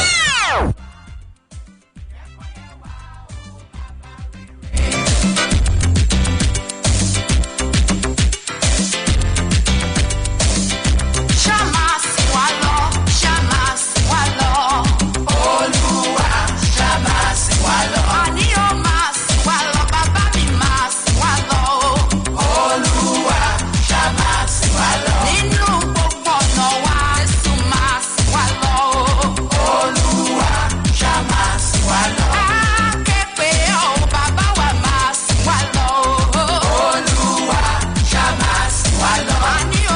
At least now we know that it takes more than talented players to qualify and win competitions. At least now we know that it takes more than having players at top clubs. Now, if Ronaldo could rally his entire country to not let him down to qualify for another World Cup, it's time for us to actually look at ourselves and say, are we really there? We can do better. That's it. If Ronaldo could rally his entire country, I tell you what, one man who's interested in the job is at the stadium tonight shouting himself hoarse, and that man is AVB. Yes, they have the tickets in the back now. AVB's been shouting like he's been, we've got to go to the World Cup. I am sure if we had a player like Ronaldo, the rest of Africa will come and prostrate in Nigeria before they end the tickets. But that's it. The World Cup is no respecter of the talented players you have. You've got to make it count. Do what you do and make it happen for you. And so the story goes. Charlie, you know, be Nigeria time. The time will be if Ghana will stop Nigeria from qualifying for World Cup. Brother, he likes the Ghanaians, and he says, if Ghana will stop Nigeria from qualifying for World Cup. OG said, now wow. Let's get it going. 09040,889, 09041,889. You could actually vent tonight, but keep your language civil. That's the only reason I will let you continue. Keep your language civil and gather your thoughts and drop it once and for all. You have one time on one time only. I'll go one time only. You know the way rappers try to introduce their songs. Hello there, good evening to you. Vicky, my man. Yeah, bro, good evening. Vicky, my man. Vicky. Hey, bros. I greet you. Good evening, welcome. Yes, so a great job you are doing, my brother. Thank you, sir. Thank you. Yeah, my name is Uche. Uche. Okay, Uche, we spoke on Saturday. Yes, you remember? I didn't talk to any other Uche since Saturday. So I still have that in mind. I called you and we said a few things, coming into this game. Yes, Uche. Now, Vicky. Yes, sir. You remember what I told you about Coach Guavon? That it was getting clear that those first 3 matches were just new manager bounce. Yeah, you said so. You remember? I do. Now, it has shown clearly that the man was not the right man for the job. Unfortunately, he hasn't been sacked yet, so we can still say he is not the man. What are you going to do with it if he stays? What are you doing? You have games to play. You don't. So we don't. Yes. Now, but Vicky, let's look at it like this. I've listened to some callers. A lot of people said, "Oh, we have the right materials, we have the players, we don't have the coach." Vicky, let's look at this scenario. Usaho plays in Cyprus. That's not the best place to play football. You have to be sincere. And now, has not really played much football in Torino after AFCON. Leon Balogun is just coming out of injury. No, but he's been fantastic. Leon is your best guy in the defense. In the last 3 or 4 matches or in your defense, Leon is the best guy there. Maybe second best will be Calvin Bassey. Oh yeah, see me now. I'm building up the point. Let's go. Chus Ekong has not played any competitive match for Watford since he came back from AFCON. Ogeneka Retebo is just coming back from injury. Kineti Iheanacho is more like a big back player at Leicester City. So much so that even with the absence of Jamie Vardy, he still can tie a starting role in that team. Now, the only player who gives us joy every weekend, in all sincerity, is Victor Osimhen. Now, we say we have the materials. Look at these players I've mentioned, and so many more. What does that tell you? It tells you that some of these things we say about our players, we just hype them beyond what they are. It's sentimental at the best level. At God best, bless you, my brother. We are not coming to terms with the reality, the truth. Some of these of our players are just, we hide them and out of sentiment we say they are the best. No! They are not, at best, they're just average or a little bit above average. Now, going to the coaching, you have an Iguavon, and I made this point on Saturday. After AFCON, you came and told us that Chidera Ejike was one player you wish you would have used more often. The same player you did not invite. No, it wasn't good enough for your invite. It wasn't good enough now. Now you have an Osimhen. In his club, most of the time he scored headed goals because there are crosses coming from right, from left. You now have two wingers who cannot even cross the ball to save their lives. Even at gunpoint, they can't cross. No, let's be sincere, my brother. You now have those two players on your left and right wing. They can't cross the ball to Osimhen. Now coming through the midfield, no creativity. A junior educator would have offered you that. What did you do? He wasn't good enough to be invited. Yeah. Everything now shows you that it was calamity in waiting, which is what we saw today. Look, you see, when people were saying, then the chop up, we will beat them, I kept quiet. I was just saying, well, let's just be patriotic. But I knew at the back of my mind that it was a 50-50 thing at best. And it showed today. It showed today. Now, Vicky, the question I want to ask is this. Yeah. Is it possible for us to get another coach for the next Nations Cup? And then we say to ourselves, whatever it will cost us, even if we get booted out in the first round, let's just look at what we have from our home-based players and just leave out some of these foreign-based players. I'm not saying they are not good, though, but for yes, let's just leave them out and see what we can do with home-based. Even if they get beaten 6-0, 6-0, the first 3 matches, no problem. Because the truth of the matter is that we are just recycling these boys. Kelechi Iheanacho is no longer good enough to start games in Leicester City. But in Nigeria, he has a... He's got to be a starter. You understand? Yeah.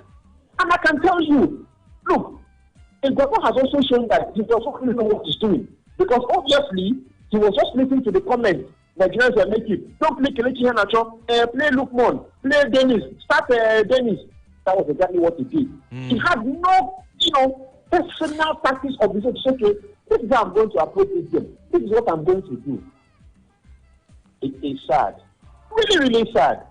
And you know the funny thing, Vicky? Yeah, Uche. We're in pain. It is a big loss to us. But now all those NFL people, now them be the biggest losers. Because all the monies now that people will give Nigeria grants and all those in preparation, both the ones that will declare and the ones that will fund you, now them will go affect now. It's just that this is about the only thing that gives us joy. I'm just listening to the news now. Bad news all over the place. The only thing that we say, okay, let's just have a few hours of the joy. Take a few bottles and relax. They don't crash them. You don't say no. My brother, it is sad. Really, really sad. But let's stop making this assumption that we have the best players. They are very good. No. Our players are average. Our players are average. I keep saying it. Victor Osimhen is the only player that gives me joy every weekend. Even when he doesn't score, you can see that athleticism in him. You can see that zeal in him to succeed. If Kelechi Iheanacho has stopped pushing, he doesn't really care. As long as the alert comes in every weekend, he gets in and he plays 20 minutes, 15 minutes. A Patron Daka is benching him. He's not bothered. What are we talking about? What are we not saying? Let's be sincere. So for me, well, I'm only just going to feel unhappy this night. Tomorrow morning, I jump up my hustle again. All right, thank you, Uche. Thank you so much for your contribution tonight on the show. Yes, Sports Radio, Qatar qualified host nation. Germany were the first UEFA nation to qualify, the first country to actually get there. On the 11th of October 2021, they got there the day after I was born. And it took 12th of October for Denmark to get in there. And then 11th of November, Brazil got there. 2 days later, 13th November, Belgium got there, and France also got in there on the 13th of November. Serbia got past Portugal to get in there on the 14th of November, same day as Spain and Croatia. Switzerland waited and delayed the Italians to sneak behind them. On the 15th of November, they got in there. England 15th as well. The Netherlands on the 16th of November, same day as Argentina. Iran waited till the start of the new year. Yes, the 27th of January, Iran got in there. South Korea waited till 1st of February to actually get in there. Japan, 24th of March. Saudi Arabia, 24th of March. Ecuador, 24th of March. Uruguay, 24th of March. Canada, only last night. Ghana today. Senegal today. Portugal today. Poland today. It is, of course, that's all is written tonight. We'll take in more calls. Hello, good evening. This is Olu calling from Dallas, Texas. Olu, good evening. How's Dallas, Texas tonight? It's night in Nigeria. I'm sure it's, I'm not sure what time it is over there. I know it's night. I know it should be 10:27 right? Yeah, it's 10:27 in Nigeria. You're spot on. I'm so I don't know how to describe it. My heart, my feelings. I don't have the words myself. You know, the last caller just did justice to he just did exactly what I was about to. Shouts to Uche. No man. Yes, I'm telling you right now, my brother, I'm in pain. When I say pain, I mean I can't. The worst team out of the 10 teams of this qualifier was the Ghanaians. The Ghanaians were the worst team, and we got knocked out with the worst team. I'm telling you, we got knocked out of the World Cup by the worst team. Out of the 10 teams that qualified to this stage, when I saw that picture, I was so happy that, at least this will give us an opportunity to progress to the World Cup. And to even worsen this, our coaching crew was nothing to write home. I tell you, Lucia, who called us, just made my day. Because Egwanso was just listening to the comment of Nigerians. Don't use this, and that was why he came up with the list we had today. I'm telling you, we don't have coach. Forget about the boys. Yeah, he said they are average. I'm telling you, you have gotten a good coach. With that average team, players would have beaten Ghana hands down. Because this Ghanaian team, I'm telling you, the only thing that worked for them was they were determined. They were just determined, and that was the only thing. And technically, in terms of technicality, their coach was there for them. They knew what they wanted. But our coach, I'm telling you, my brother, I don't know how to describe. I can't believe this. I have a boss here in the state who happens to be a Ghanaian. We've had arguments. You are in trouble with him for the next few weeks, man. You won't believe it. He said, our boss cannot even beat Nigeria. But now I don't even know how I'm going to face him. I don't know how I'm going to. No. I have an advice. Don't face him. Tell him you win some, you lose some. Right now, I'm telling no. We didn't. I don't want to see this as you win some. This is a game we would have won. I'm telling you, I think the way forward now is to get ourselves a good coach. I'm telling you, the coaching crew was nothing. See, forget about the boys. The boys, they were average. But compare them to the Ghanaians. Okay, among the Ghanaians, the those that are key players to their team, maybe about 3 or 4 of them. Majorly Pate himself, who happens to be a player for my team. Pate and who else again? Pate, Andre Ayew. Ayew was not. In fact, the 2 legs, Ayew was not. He wasn't that fantastic. Pate, basically. So, I just think we lost to it. I'm telling you, I don't know how I'm feeling. I think we lost to the worst team out of the 10 teams that qualified to this one. And they were the worst team, I'm telling you. And for us to lose that way, it's even worse. Some of them even came online on Brila, because I've been listening to Brila telling us that they'll beat us, that we Nigerians are their wives. My brother, the pain they cost me tonight, I will not forgive the coaching crew, I'm telling you, because I never believed this will happen to this. And to even worsen it, I agree that these players are average. I agree on that. But let me tell you, if you had gotten a better coach or a better coaching crew with this team, this average team, would have done better than this. We would have done better than this. The ground we lost this game was on the ground of technicality. Because our coach was not technically sound. My brother, don't let us deceive ourselves. If we had gotten a technically sound coach, we would have beaten these Ghanaians. These Ghanaians teams, they are not fantastic now. The only thing that worked for them, to me, the two legs, the only thing that worked for them was they were determined to pay the price for what they did in the Nations Cup. Yeah. That was the only thing that worked for them. Yeah. They only did this to just make the Ghanaians happy for their loss at the Nations Cup. And we were there. This is the same thing I was thinking we would do. To pay for Nigeria was rated the best team in the last AFCON. And at the end of it, we got cashed out. This was the same approach that led to our cashing out of that Nations Cup. Because of on technical grounds, we were just nothing. So, my brother, the last caller did justice. He has said it all. The only place I wouldn't want to totally agree with him is, okay, the players are average. If they are average, if they had gotten a better coach, with this average team, would have beaten this Ghanaian now. What is so fantastic about this Ghanaian team? The shooting stars of those days, the rivals of those days beat this Ghanaian team. So, I don't want to say, enjoy the rest of the day in Nigeria. Because bro, thank you so much. Thank you so much. Just be easy on yourself, man.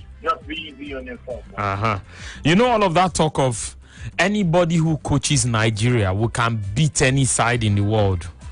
I hope if you are part of those who say that by now, you are, what's it called? You are regurgitating your thoughts. You go back and chew on the things you have said before to say, no be true. No be true. It's not a bad thing to be proud of the country you support and be loud about it. But the foundation is usually very important. Hello there. Good evening to you. Hello. Yeah, bro. Hello. Good evening. Yeah, welcome. I greet you, Victor. Yeah, I greet you too. No, so calling. No, so we go finally hear what do.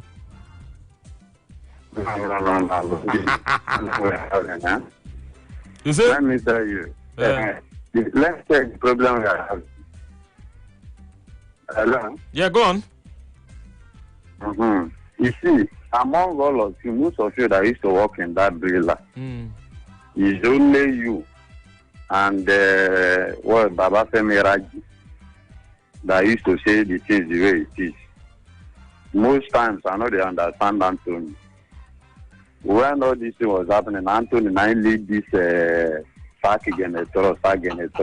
I was asking Anthony, said, because I remember there was a day I was telling you, this personal, I was asking, Nigeria people will call, those of them that support because it was their leader. Sack the man, you don't get part of it. Somebody said, please hold on a little, let me announce something. Morocco's just won 4-1. Yes, they've just won 4-1 on the night, 5-2 on aggregate to advance to the next stage. That's out to the shortest thing I have today for those Nation Cup playoffs today. I'm telling you that Morocco is sure for me that. So, as I was saying, Victor. So, you are saying, Genetro have coached Nigeria 5 years. He did not win anything. Hello? Go on, I can hear you. I'm listening. So, I was asking them, this winning something for 5 years, is it that they used to play World Cup every year or Nation Cup every year? Because, I asked you this thing, because they say they did not win anything. It's just like, maybe like Man U now, I'm a Man U fan. Like, every year, you play at least 4 cups. So if you are talking like that, you'll be very right on saying that even a year says you should win something. But in nation, say every year something. In 2 years you play Nation Cup, is that not so? In 4 years you play World Cup. So I don't know what they want the man to win in Africa, whether many cup the man don't play and he don't win anything for them. And if you want the way we are going during that match, anytime we lose, at least everybody may be happy, okay, we try. The Nation Cup the man goes, we reach semi-final, which was Algeria that beat us. Everybody understand the way it happened. We entered the third, we beat Tunisia. If it was this man at this World Cup, it's sure for us. My career reached the level before they bring the over. The same Nation Cup now qualify. And if you look at the group they used to give the man some. Look at the first Nation Cup the man qualifiers, Nigeria. And whether I don't know whether I did this. Top people. Now so the man they take them one by one, they qualify us. Anthony say like he knows how they play. Yeah. This one happen. Other people support him. FJ. In Brad I take connect J for inside. Me come myself sometimes I know they understand them. Anything Anthony talk, you go follow him. Only you. And I know that tomorrow morning Anthony I go face it because I tell him if anything happen to Nigeria football, now I go hold. Now you Anthony, I tell him. He's not the president of the Football Federation. Let me see. The simple truth is that. But I hope I see me Jesus. You said? Hello? I said, I hope you receive your Jesus. Now where they do it, I don't understand. The person where they close to you, that be the person where you go feed drag now. Now be the same Anthony now me, I know. Tomorrow night I will tell him. I remember the day I tell him, oh, come and I leave this man. This man they try for us. They qualify, they play World Cup, they play Nation Cup. So before the man come, I know say two Nation Cup Nigeria is no go. They say catch you win. We don't say catch you win. But at the same time, at the same catch, I was in Abuja Stadium, the same stadium they play today. They wanted to score catch. Nigeria fans say this one happen, this one not happen. So nothing we will give Nigeria, we will satisfy them. Until we spoil like this, everybody will cry. When Genezo they get the team no spoil like this. But believe me, Nigeria like this, you don't spoil. You don't spoil. Nothing where anybody should do. Make Ghana celebrate as they like. Kofi, Guiano, all of them, all the neighbors they used to be. Both Isaac, the way they call every morning. That one says for find one Ghana name, they be no say na Ghana. The other one, all of them, anything where they like, maybe they do Anthony tomorrow morning. I go that day with them. They do and me, I will support them one side because now Anthony follow for our problem. Bye. Now so I talk. No, so thank you for letting your thoughts out on the show tonight, right here on Sports Radio 88.9 Brila FM. We'll still have more of the calls coming in. Hello there, good evening to you. No, good evening. Good evening to you. Yeah, bro. Good evening. I greet you. Yeah, thank you. Yeah, so Dave, Vicky. Yes, sir. You remember yesterday that many fans were against me when I told you that Egbavon said he has nothing to prove. Yes, sir. That is not under pressure. Yes, sir. We were at the studio yesterday when some callers, Nigerians, started to talk against me. I told you, Vicky, you remember the word I told you, that Egbavon cannot do anything. That the way he spoke is an indication of a confused human being. Somebody that is confused. Tone it down a bit, sir. Please, just tone it down a bit. See, Vicky, let me tell you the truth. Yes, sir. When after the Nation Cup, I was one of them that was crying that they should allow Amunike to take over this job. They said, everybody said, Egbavon and Amunike is a marriage made in heaven. That is a good marriage. Vicky, yes, sir. What is happening to that marriage now? Is the marriage working? Vicky, this marriage that we all were shouting that it was a perfect marriage. I told the whole nation, I was telling people in this station that there's going to be a confusion. Now, who is going to be the boss? Who is going to be the boss between both of them? Who is going to be the boss? The worst has happened. Vicky. Yes, sir. Do you remember that Tunisia was rated as one of the poorest teams? That's why they qualify as the best loser. They beat Nigeria. Morocco didn't have Hakim Ziyech. She didn't return from retirement. They still won 4-1 this night. That is what I'm saying now. Look at Tunisia, that was the best loser. In Nation Cup, Tunisia beat us. Tunisia was regarded as the worst in this stage among the 10 countries that qualified. They managed to dubiously knock out South Africa for them to reach this stage. The coach that came started looking for players from everywhere, just gathering people and see how they can see whether they go fit do anything or not to be disgraced. The same team that just gathered people just recently is beating a team that many of them have been playing for under Gonero for almost 6 to 7 years. Could not have a pattern to beat a team that they assembled in 3 months' time. In 3 months ago. Less than 3 months, actually. Less than 3 months. He's beating a team that has been together for almost 7 years. What a shame. What a shame. What a shame. Vicky. Yes, sir. Let me tell you. Yes, sir. My parting shot is that my wife told me before this match that there is nothing that is working in this country, that she's not expecting anything. She's just consoling me since she has said it that nothing will happen. She was so sure that nothing will happen. Thank you. Good night. All right, bro. Thank you so much for your contribution tonight. The contributions are still coming in. We won't do nothing else but take them. Hello, good evening to you. Good evening. Hey, bro. Good evening, sir. Good evening, my brother. How's it going? Welcome. Oh, fine. This is Commander Marvin. Woo! Algeria have just scored. Slimani is the man who's also scored once again from across Algeria, are right back in front against Cameroon. 2-1 it is, and Algeria got an away goal, and now they have scored at home. It's 1-1 tonight, but 2-1 on aggregate. Algeria scored an away goal against Cameroon, but it's game on tonight. Islam Slimani, the man who was scored for Algeria. Let's hear you. Thank you very much, Commander Marvin on the line. Okay, let's hear you. We don't need to lament. Only Nigerians we are showing patriotism. Already we have seen this thing, the handwriting on the wall. General, you are talking about as his own creator, God created him. A man qualified Nigeria for Cup of Nations, took us to World Cup at a certain level, and all of a sudden, 3 weeks of the competition, you say it should go away. Go and check Guavon's record. On about 4 different occasions, he did not qualify Nigeria. And you put him there. So now we are now lamenting. Let me tell you, I credit Brila.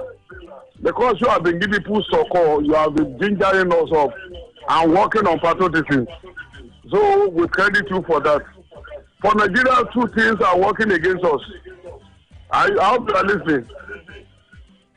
Yes, the government we have, the present government, when it comes to sport, is negative. That is just it. All we need to do now, we did not qualify. Thank God. Even if we are qualified, to release money for the World Cup would have been a problem. The last Nations Cup, they have not released the money for it. So thank God we did not even qualify. They don't have any time for anything except 2023 elections and that one apart. Cup of Nations still there. Let us look for able coach.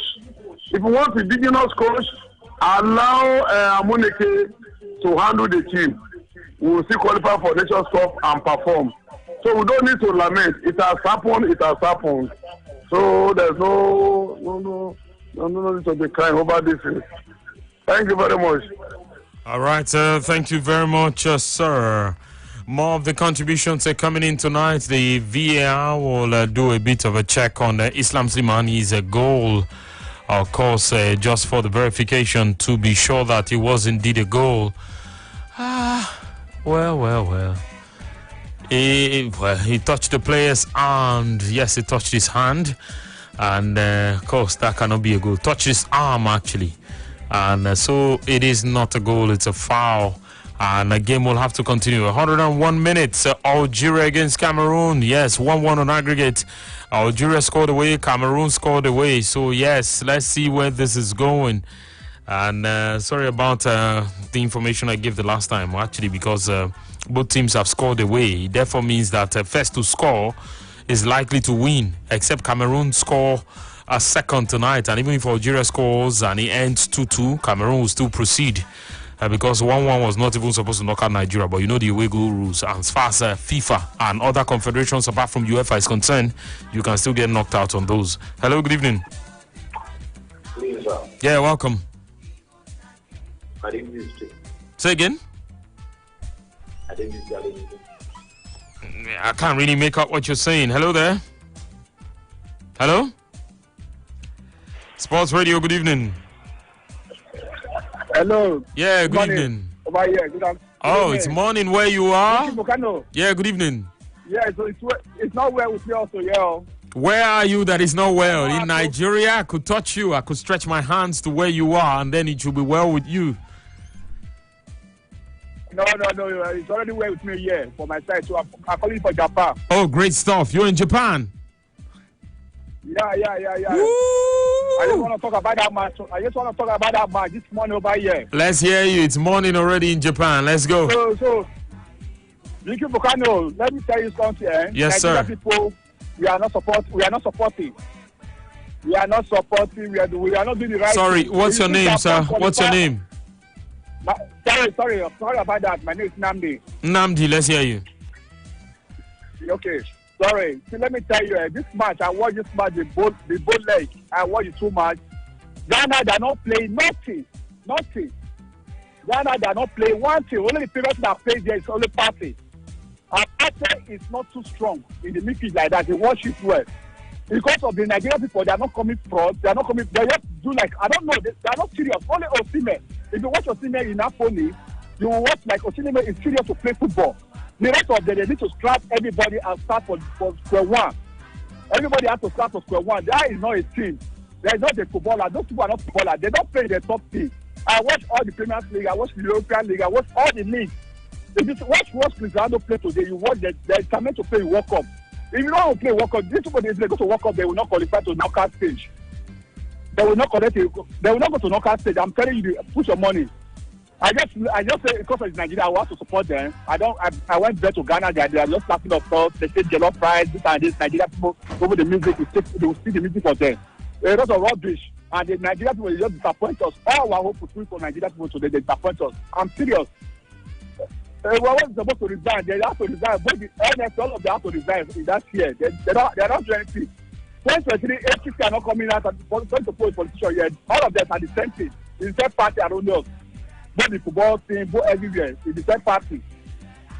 Let Nigeria think very well. Because if they do like this, they are not going forward. Even the economy, everything, they are not going forward. If the country I have, Nigeria, everything.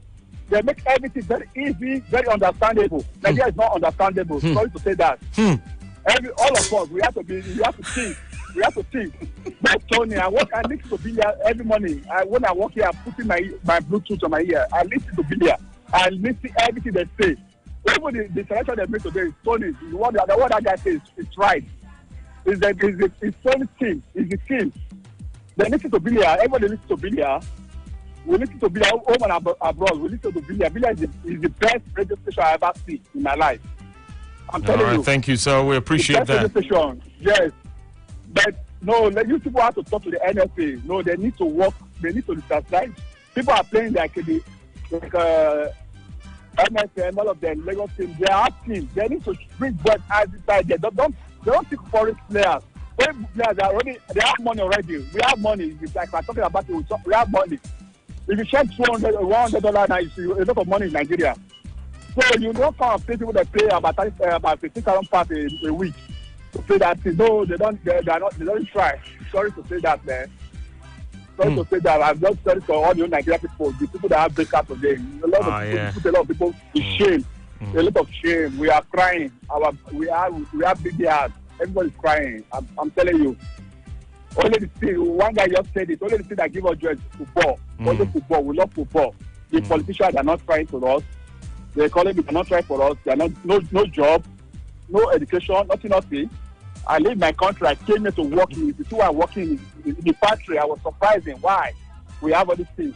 No roads, no water, no light, no fuel. The outline they say it's the time. Sony just drive that. That's the power of NEPA. It's the power. You still remember the name NEPA? Yeah, Nigeria. Yes, now. Why? Why not remember? I don't be Nigerian guy. I remember Nepal now. I know that they don't change to because that's what I'm going to come to Nigeria again. Because if you watch Nigeria lifestyle, the mentality is too low. It's too low. I'm telling you, we have to wake up. We have to wake up. Not only football. We have to wake up, man. We have to wake up. If we start like this, Nigeria is not going to. They go to World Cup. They will not go to knockout stage. Put your money. Any coach they bring, they need to start in the position first. Don't to say that, man. We need to work our system. Our mentality is too bad. It's too backward. Okay. Backward. So we are born and the footballer, everybody has just like messed. They messed us up. Serious to say that, man. They messed us up. I'm not lying to you, man. No. All right. No, you people, they listen to you. You people have to talk to this. You have to talk to this. We'll do our best. We'll keep pushing. We'll do our best. No, you talk to them. All right. That is your boss. No, father is his father. You see, before the match, he's already said everything. He said everything. All right. He said everything. Everything that I said is happened today, live. Larry said everything. No, Godfather said everything. He said everything, and everything happened today. So when Tony's calling out to say he should explain about the match, he don't have anything to explain. He said everything. And everything he says, he doesn't do anything once, and everything doesn't work like that. It will work like the way he said it. Nothing, no changes. Sorry, let me put it and ask you to call. All right, thank you. Sorry, you got to thank you so much. You got to think well, man. Yeah, bro, take care out there. Take care out there in Japan. Hope you stay safe, bro. I'm not going. Well, no, my second country I qualify, so I can watch Japan. Oh, sure, you did last week. You even did last week, defeating Australia away from home. What was the celebration like? Mad. The celebration is mad, man. You see what happened. The people that think to knock Japan out is Australia, and they went away and defeated Australia under 5 minutes. Under 5 minutes of all that about 50,000 crowd, they defeat that crowd. That's what we got. Before they leave to the match, the president, they don't have president, the how they call it? Prime Minister. The Prime Minister, yes. The Prime Minister already told them, you know what I'm told them, they're like, okay, you guys go and do your thing. They sponsor the people, they put them in the club, they put them in the soundboard, you see them, you see. When you Kagawa, the time was in Japan, you see what they do. This Naomi Osaka is playing tennis, Naomi Osaka, you see what it's losing game, but it's fighting for the, yes, they are playing tournament now. They win last night. They are playing tennis, you know, it's free last night, so you put the effort, but again, you don't have that mind, you know. So Nigeria have to think. We have to think. Not only the footballers, the supporters. When the supporters that went to the stadium, from the Abuja stadium, no shut up, nobody shot, nothing, you know. Only Osimhen is just working in that team. Full team, only Osimhen, one person under about 11 players, one person. Thank you. Put on number one. Thank you so much. Yeah, bro. Thank you so much for your time on the show tonight right here. Yes, it's morning over there in Japan, but you can still air your thoughts, and that's why, of course, the Sports Radio tape on 9 FM. We're all embracing, all encompassing, and you can air your thoughts right here. Shouts to the Ghanaians. Obede Pon Bede. Did I get that right? I did, I'm sure. Obede Pon Bede. Brother Ivo, he says, Josh Igokoli, he joins us tonight. Josh, how are you? He's again. The Black Stars have qualified for the World Cup. Obede Pon Bede. Chale, he dey try look us from inside that place. Chale can't do concern. Chale can't do concern. Chale is morning cry. The way they talk about this match, cry, you would think they've seen the scares. The way they are confident. They thought they will win. Now we are all crying. Brother, you know I've actually begged you for this day. Give us a little break. But yeah, it is what it is. I'll be the poor Betty. All right, we still have 5 more minutes to squeeze in a few calls on the show tonight. Radio's Anchor, he joins us tonight. How are you? How's it going? Is this a time for you to be laughing? Am I supposed to cry? Make you not come collect. I have to be a professional. Make you not come collect. I have to be a professional. You the follow number one talk like that. You hear his brother. You see this brother. But what am I supposed to do?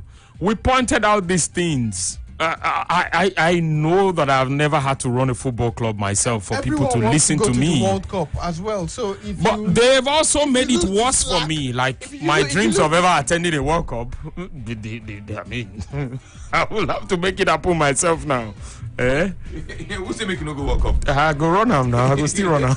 Nobody can. If you want to go to the World Cup, nobody can end your dream. Go World Cup. You go World Cup. You go where Nigeria Jesse. Nigeria not they play the World Cup. You know how many countries they missed World Cup? Is Italy going to the World Cup? No, I not be Italian. Our own day, our hand. Now we not try. We more leave Italy. Italy self even win. They didn't qualify for the last World Cup. Martini rallied whatever was left and won the Euros. You can even if Gabon had won the Nations Cup. If I won the AFCON, you think we'll be complaining? We won the AFCon. Senegal won AFCON and qualified this night. Okay, what are we saying? We won. But we want to talk now. We'll make it look as if our players are the only ones scoring in Europe. We won the best. We don't know there's Salah, there's Mane already. There's Mahrez and other guys. Best team in the group was what we won. You see, we have. Let's even look at our role here as journalists. Yeah. Every day, Monday to Friday, we are talking about Nigerian players and their exploits abroad. Yeah. The ones who play, the ones who do not play, how many minutes they get, what they do. In fact, we give you a dossier of all these players. We told the world how Ola Aina, Trust Ekong, since they returned from the AFCON, we're not playing football matches. We told them how unfit some of these players were in the build-up to this game. We told them how many minutes Amo had played since leaving Sweden for Denmark. Yeah. But some persons who do not even know these players go on to invite these players. No, they rate it as news. We're giving news. They don't know that. Some persons tell you that players are in the squad because they must continue to play in the team. I've heard crazy things like some people are out. National team players. They may not be performing for their club. Somebody tells you that he has to invite a player or put a player on standby because he needs to pacify a group or pacify some people. Okay. That's why we're here today. They also tell you they don't have anything to prove. And then some people also tell you that no matter how the home-based players play, they cannot play at a particular level. Yeah. That's where we are today. And then if the local league is so bad, how can Shehu Diko be the third vice president of Nigerian football? Or the second vice president? He's been running the league for over 6 years now. What's the position again? Second vice president of Nigerian second football. Vice president. And then you run the league, and then the league cannot even produce a star. The same league that produced a Kano Wanko who went on to become African Footballer of the Year twice. Yeah. The same league that produced a JJ who was so good that they named him twice. Michael Emenalo is in Nigeria. And then in your own dispensation, we cannot even. The same league that produced Rashidi Yekini, former African Footballer of the Year. All of a sudden, the same league that produced Emmanuel Amunike. The league that has brought everybody on board apart from the foreign bonds. And now we, rather than have players, groom players, would rather go to some people. Yes, the situation in Nigeria has become terrible. The decisions some people make in 2022, 20 years from now, you see Nigerian-born players, because Nigerians are moving into the UK. Nigerians are moving into Germany. They are moving into Canada, you see them, the US, you and see other places. People that have the Olainos of this world, the Wobis of this world, it was because at some point their parents went abroad, maybe to study or to do something else. Karim Adeyemi plays for Germany now. We've become so reliant on some of this, and then we fortify ages at youth level. And by the time these players are supposed to be at their age, they would, the law of diminishing return will begin to set in. True. Nigerian players don't cross the threshold of 32, 33. They are retired. When ordinarily, they even retire 28 Nigerian players. But that's even another matter. But we are too sentimental. Under Amadu's watch, we have failed at under 17 level. Failed at the Super Falcons level, failed at the under 20 level, in fact, failed at all levels, particularly the Super Eagles. Janet Raw from nowhere, instead of Paul Le Guen, made us qualify for the Nations Cup. made us qualify for the World Cup. But it got to a point. I don't want to be a conspiracy theorist that if Genetro was in charge today, would have beaten Ghana, would have qualified. No. Genetro got to a point he had passed his cycle as coach for Nigeria. He had couldn't stayed inspire too long. confidence beyond the Was it not certain Genetro level? that could not beat Sierra Leone? We played 4-4. Central African Republic. Was it not Lagos. Genetro that lost to Central African Republic? Who says he couldn't have lost today? Was it not Genetro that lost to South Africa at the time where South Africa could not beat us? Not be the same Genetro? Not be everybody they beat Seychelles. We give them 3-0. We made it difficult for him. Even the ball we're supposed to use for the training, we're stuck at the pot. You know, but this things get clearer on hindsight.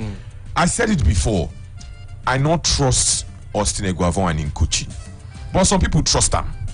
I don't talk and say I don't trust him. The day when he can't even come fall my hand pass. You say Ogenyo Nazi, yes, good player, but I don't know if he can play at that level. But I had to invite him to pacify some people. A coach. To make matters worse, you are at a presser. You say you don't have anything to prove to anybody because you collect salary. He should tender his resignation. He not sabi work. And somebody like Austin Eguavoen, if we're a serious country, should not be our football director. He should not be the one pointing the way forward. He not no road. Because you get to follow person where no road. I wanted us to play Ghana because I saw the level of Ghanaian football. How bad they were at the Nations It Cup. was bad. Ghana's football is still bad. You see, Otto Addo, Ghana will go to the World Cup and make the numbers. Ghana qualified today ahead of Nigeria, not because say them good. They capitalize on our inadequacies. Now because of say we not sabi coach. I did here. I have not gone to coaching school, but I can read a football match. We started well. The first 45 minutes we were there. We played on the front foot. And suddenly Ghana makes substitutions. We make our own substitutions and then we become flat. It dey pain me. I have never been this sad because of football. But today, they broke our hearts. At a time where we wanted support, they got support inside the stadium. Vociferous support. When you go and do your beats, they say, nah, Ajala, it had to be Moses Simon. You know, they know. Now, see, Moses Simon, yes, had a few flashes at the Africa Cup of Nations. Where was Moses Simon against Tunisia? Where was Moses Simon against Ghana in the first leg? The best chance of that match fell to Moses Simon. He could not score. Perhaps if he had scored in that first leg, maybe the story would have been different. Direct at Wonacott. Moses Simon now came in this game. What did he do? Copy and paste, same things. Nothing. That he's been doing before. And because you know, so many things affect our football. Because you can go to Nantes, collect their euros or whatever. You come to Nigeria and then you change because of the weak naira. You can't feel said enough to talk to you. You are too big. Somebody needs to give these people a reality check. I wish people were doing their jobs and doing their jobs well. You be footballer and you be. Play your beat and then go. If you not sabi play, put them on the bench. Call players that are willing to play. Look, as far as I'm concerned, the fact that we could not look at an upgrade on Raw was the first step at failing. Like, I wasn't particularly sold up on the Pesiero thing because you can't even. We react to a lot of things. Who is Pesiero? We react to a lot of things. We do not really plan. There were some quotes. There were some quotes attributed to Amaju. Of course, we saw that, and because Pesiero sabi use software and then he analyzed a football game. You give him a job. The same thing we use here. Are you joking? Then I should be coaching the Super Eagles. You don't know how to make substitution. You can't read a game to know where it is. You know. This is and it's. Demola Lookman was taken out, and I felt, it is sad. You know, because you know why it's sad. It's a deja vu. Christian Chukwu started the journey. Let's even start in 1994. Let's even look at it. You know, World Cup year after World Cup year. In 1994, Westerhoff started and completed the journey. We went to our first World Cup. In 1988, Philippe Trouzier started the journey. 1998. Yes, 1998. Philippe Trouzier started the journey, qualified us, but because he was playing a football that was, in quotes, alien to some people, not knowing that he was actually playing advanced football. Today, a lot of coaches play it, and then it's acceptable. He was fired. Bora Milutinovic. Yeah, we brought Bora. Bora took us to the World Cup, and then we were hammered 3-1, 4-1 back to back. I don't know if you remember. I do. Paraguay beat us 3-1 in our final group game. Yeah. And then in the round of 16, Denmark handed us a 4-1 a hiding. A 4-1 hiding. Fast forward all of that to 2002. Bonfrey Joe started the journey. Bonfrey Joe was fired. The late men, all three of them, God bless their souls, Stephen Keshi, Amadou Swaibu, and Joe Erico, continued the journey. Qualified us for that World Cup, if you remember. Went to the Nations Cup and then got fired. In comes Babade Onigbinde. That's the story of the 2002 World Cup. We scored only 1 goal, lost 2 matches, and drew 1 match against England. Lost to Sweden and Argentina. In 2006, Christian Chukwu started the journey. Austin Eguavon could not finish the journey because he was handed the job when Christian Chukwu was fired after the Angola game. Yes, there were impressive results against Zimbabwe and Algeria. That was what took him to the Nations Cup in 2006. Shortly afterwards, he got fired. And then 2010 World Cup, Amadou qualifies us for the journey, or qualifies us for the World Cup, only to be fired. And then we had Lars Lagerback.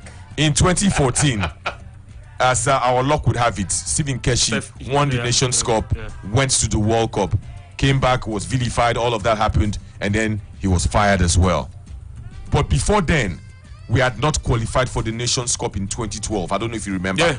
Austin Eguavon started that journey. Finished it. Siasa could not finish it. Well, at least he stopped at where we stopped. and then somebody comes, says one man is Pep Guardiola of Africa. Took our football backwards again. As if that was not enough. I was in Abuja. The man for the job was not even Janet Raw. It was after Paul Le Guen had turned down the job against Janet Raw. Okay, thank goodness we qualified for the Nations Cup and the World Cup. But again, Janet Raw showed us at the World Cup that he was a coach at the level of Gabon and Niger, not even Nigeria. We still did not learn.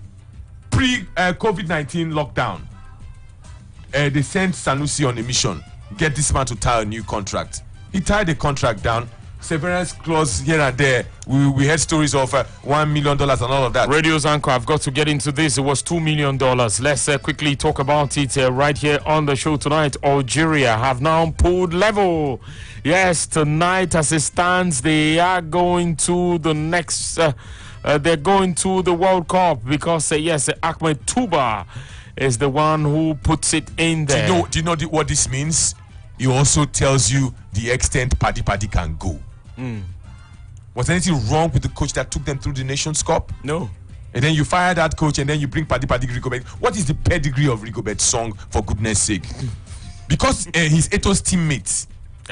He's Egbon back in the day. You see him now? See him now. We're in the same boat. We go wait for the World Cup in 2026. That's the story. See, the biggest problem we have, Victor, is administrative. Yeah, the coaches may have their Lots problems, of them have said but the it long first ago. problem is administrative. When it's you have technical. people who think they know but they don't really know, I mean, Amadou came to the office. I'm calling Amadou because we need to call Amadou out, and we need to call him out. You came and then you gave us the story of Prozone. Where's the Prozone today? As far as I'm concerned, to be realistic, Gernot Rohr gave him a career as an administrator. Where's the Prozone? He talked about Prozone. Where's the Prozone? Now the software they play for. Now Prozone. Where's the Prozone? Now we scout. Then Pesero tells you about we scouts. You get jigged up. You're aroused. Someone said, no, if I were Steven, I wouldn't have played this way. I'll drop the players like this. And it was announced as Pep Guardiola of Africa. Yeah, Pep Guardiola of Africa. Now he's trying to get the job of Rwanda. I beg you. Now Rwanda, he applied for the Rwanda job. Oh, really? He's among 10 coaches they were listed. I hope he has enough games they can analyze to settle for him. See, some people are dinosaurs in our football and they should be told to go. Aloy Agu, go. You not sabi pick goalkeepers. You're a dinosaur. But again, to all the Nigerians who felt Akpeyi was the problem, Maduka was the problem, it's also clear that... we pick goalkeepers now. Is John Noble even the best goalkeeper in the land? Wow, how? We did the same thing with Ikechi. Even when one was being picked at his club, Idrissa Bamba was first choice. But because of we don't like, and then we tend to vilify some goalkeepers. Riyad Mahrez scored a free kick that Akpeyi didn't cause. Somebody brought Bin Nasir down in that sensitive area. No, if beyond all of that, but he scored a free kick. Rather than admire or even praise the beauty of the free kick, applaud what he did, or applaud this thing, you vilify the goalkeeper, and apparently he's even our most active goalkeeper. That's the guy who I'm not saying he could have saved it, but then we vilify the Soweto derby and pulled about 14 saves in one match. That same guy who wasn't good enough. But so we put the man when they play club football for Cyprus. That's not even first choice in Cyprus. And you read comments like, as far as I'm concerned, he's and I said it. I said, let us not be fooled that when we play Ghana, Thomas Partey would not sit. That for Ghana, Thomas plays in an Partey, advanced position. Thomas Partey has now scored his 13th goal from midfield. Austin Okocha in his whole career, now 12 goals he scored for Nigeria. Thomas Partey, this goal he scored to the 13th goal. He has even scored and he hasn't done 60 caps yet. This should be like his 40th cap. Okay. 40th or 39th cap. I stand to be corrected. I say this man no go. He will play on the front foot too. Don't go and imagine that this is the Thomas Partey of Arsenal that will be playing DM. He go attack. And they allowed him time and space to shoot. Brilliant on the ball. Arteta will be excited to see him come back. They allowed him time and space. He played like a captain. But in this one, we are just happy to give our captain caps. 39th cap. 39th cap. So it means he got his 38th and his 39th cap against the Super. That's his 13th goal. Yeah. So it means he scores a goal every other match. To register the goal, but 39th cap. That's it. Radio Zanko. They say they read the match. Who they read the match? Now only for here, you go bring somebody when they come from the cold. After a ban, they say it's nice a big coach pass. You reinstate him. Now only here, that because somebody get 100 caps or 101 caps without coaching badge, they say it's enough coaching. You put him on the bench. If not, so why you not bring Enyama to make Enyama the coach, the goalkeepers? The goalkeepers. Because whether you play 600 games in Europe, even Rooney had to go to training school, coaching school, get his badges before he started coaching at Derby County.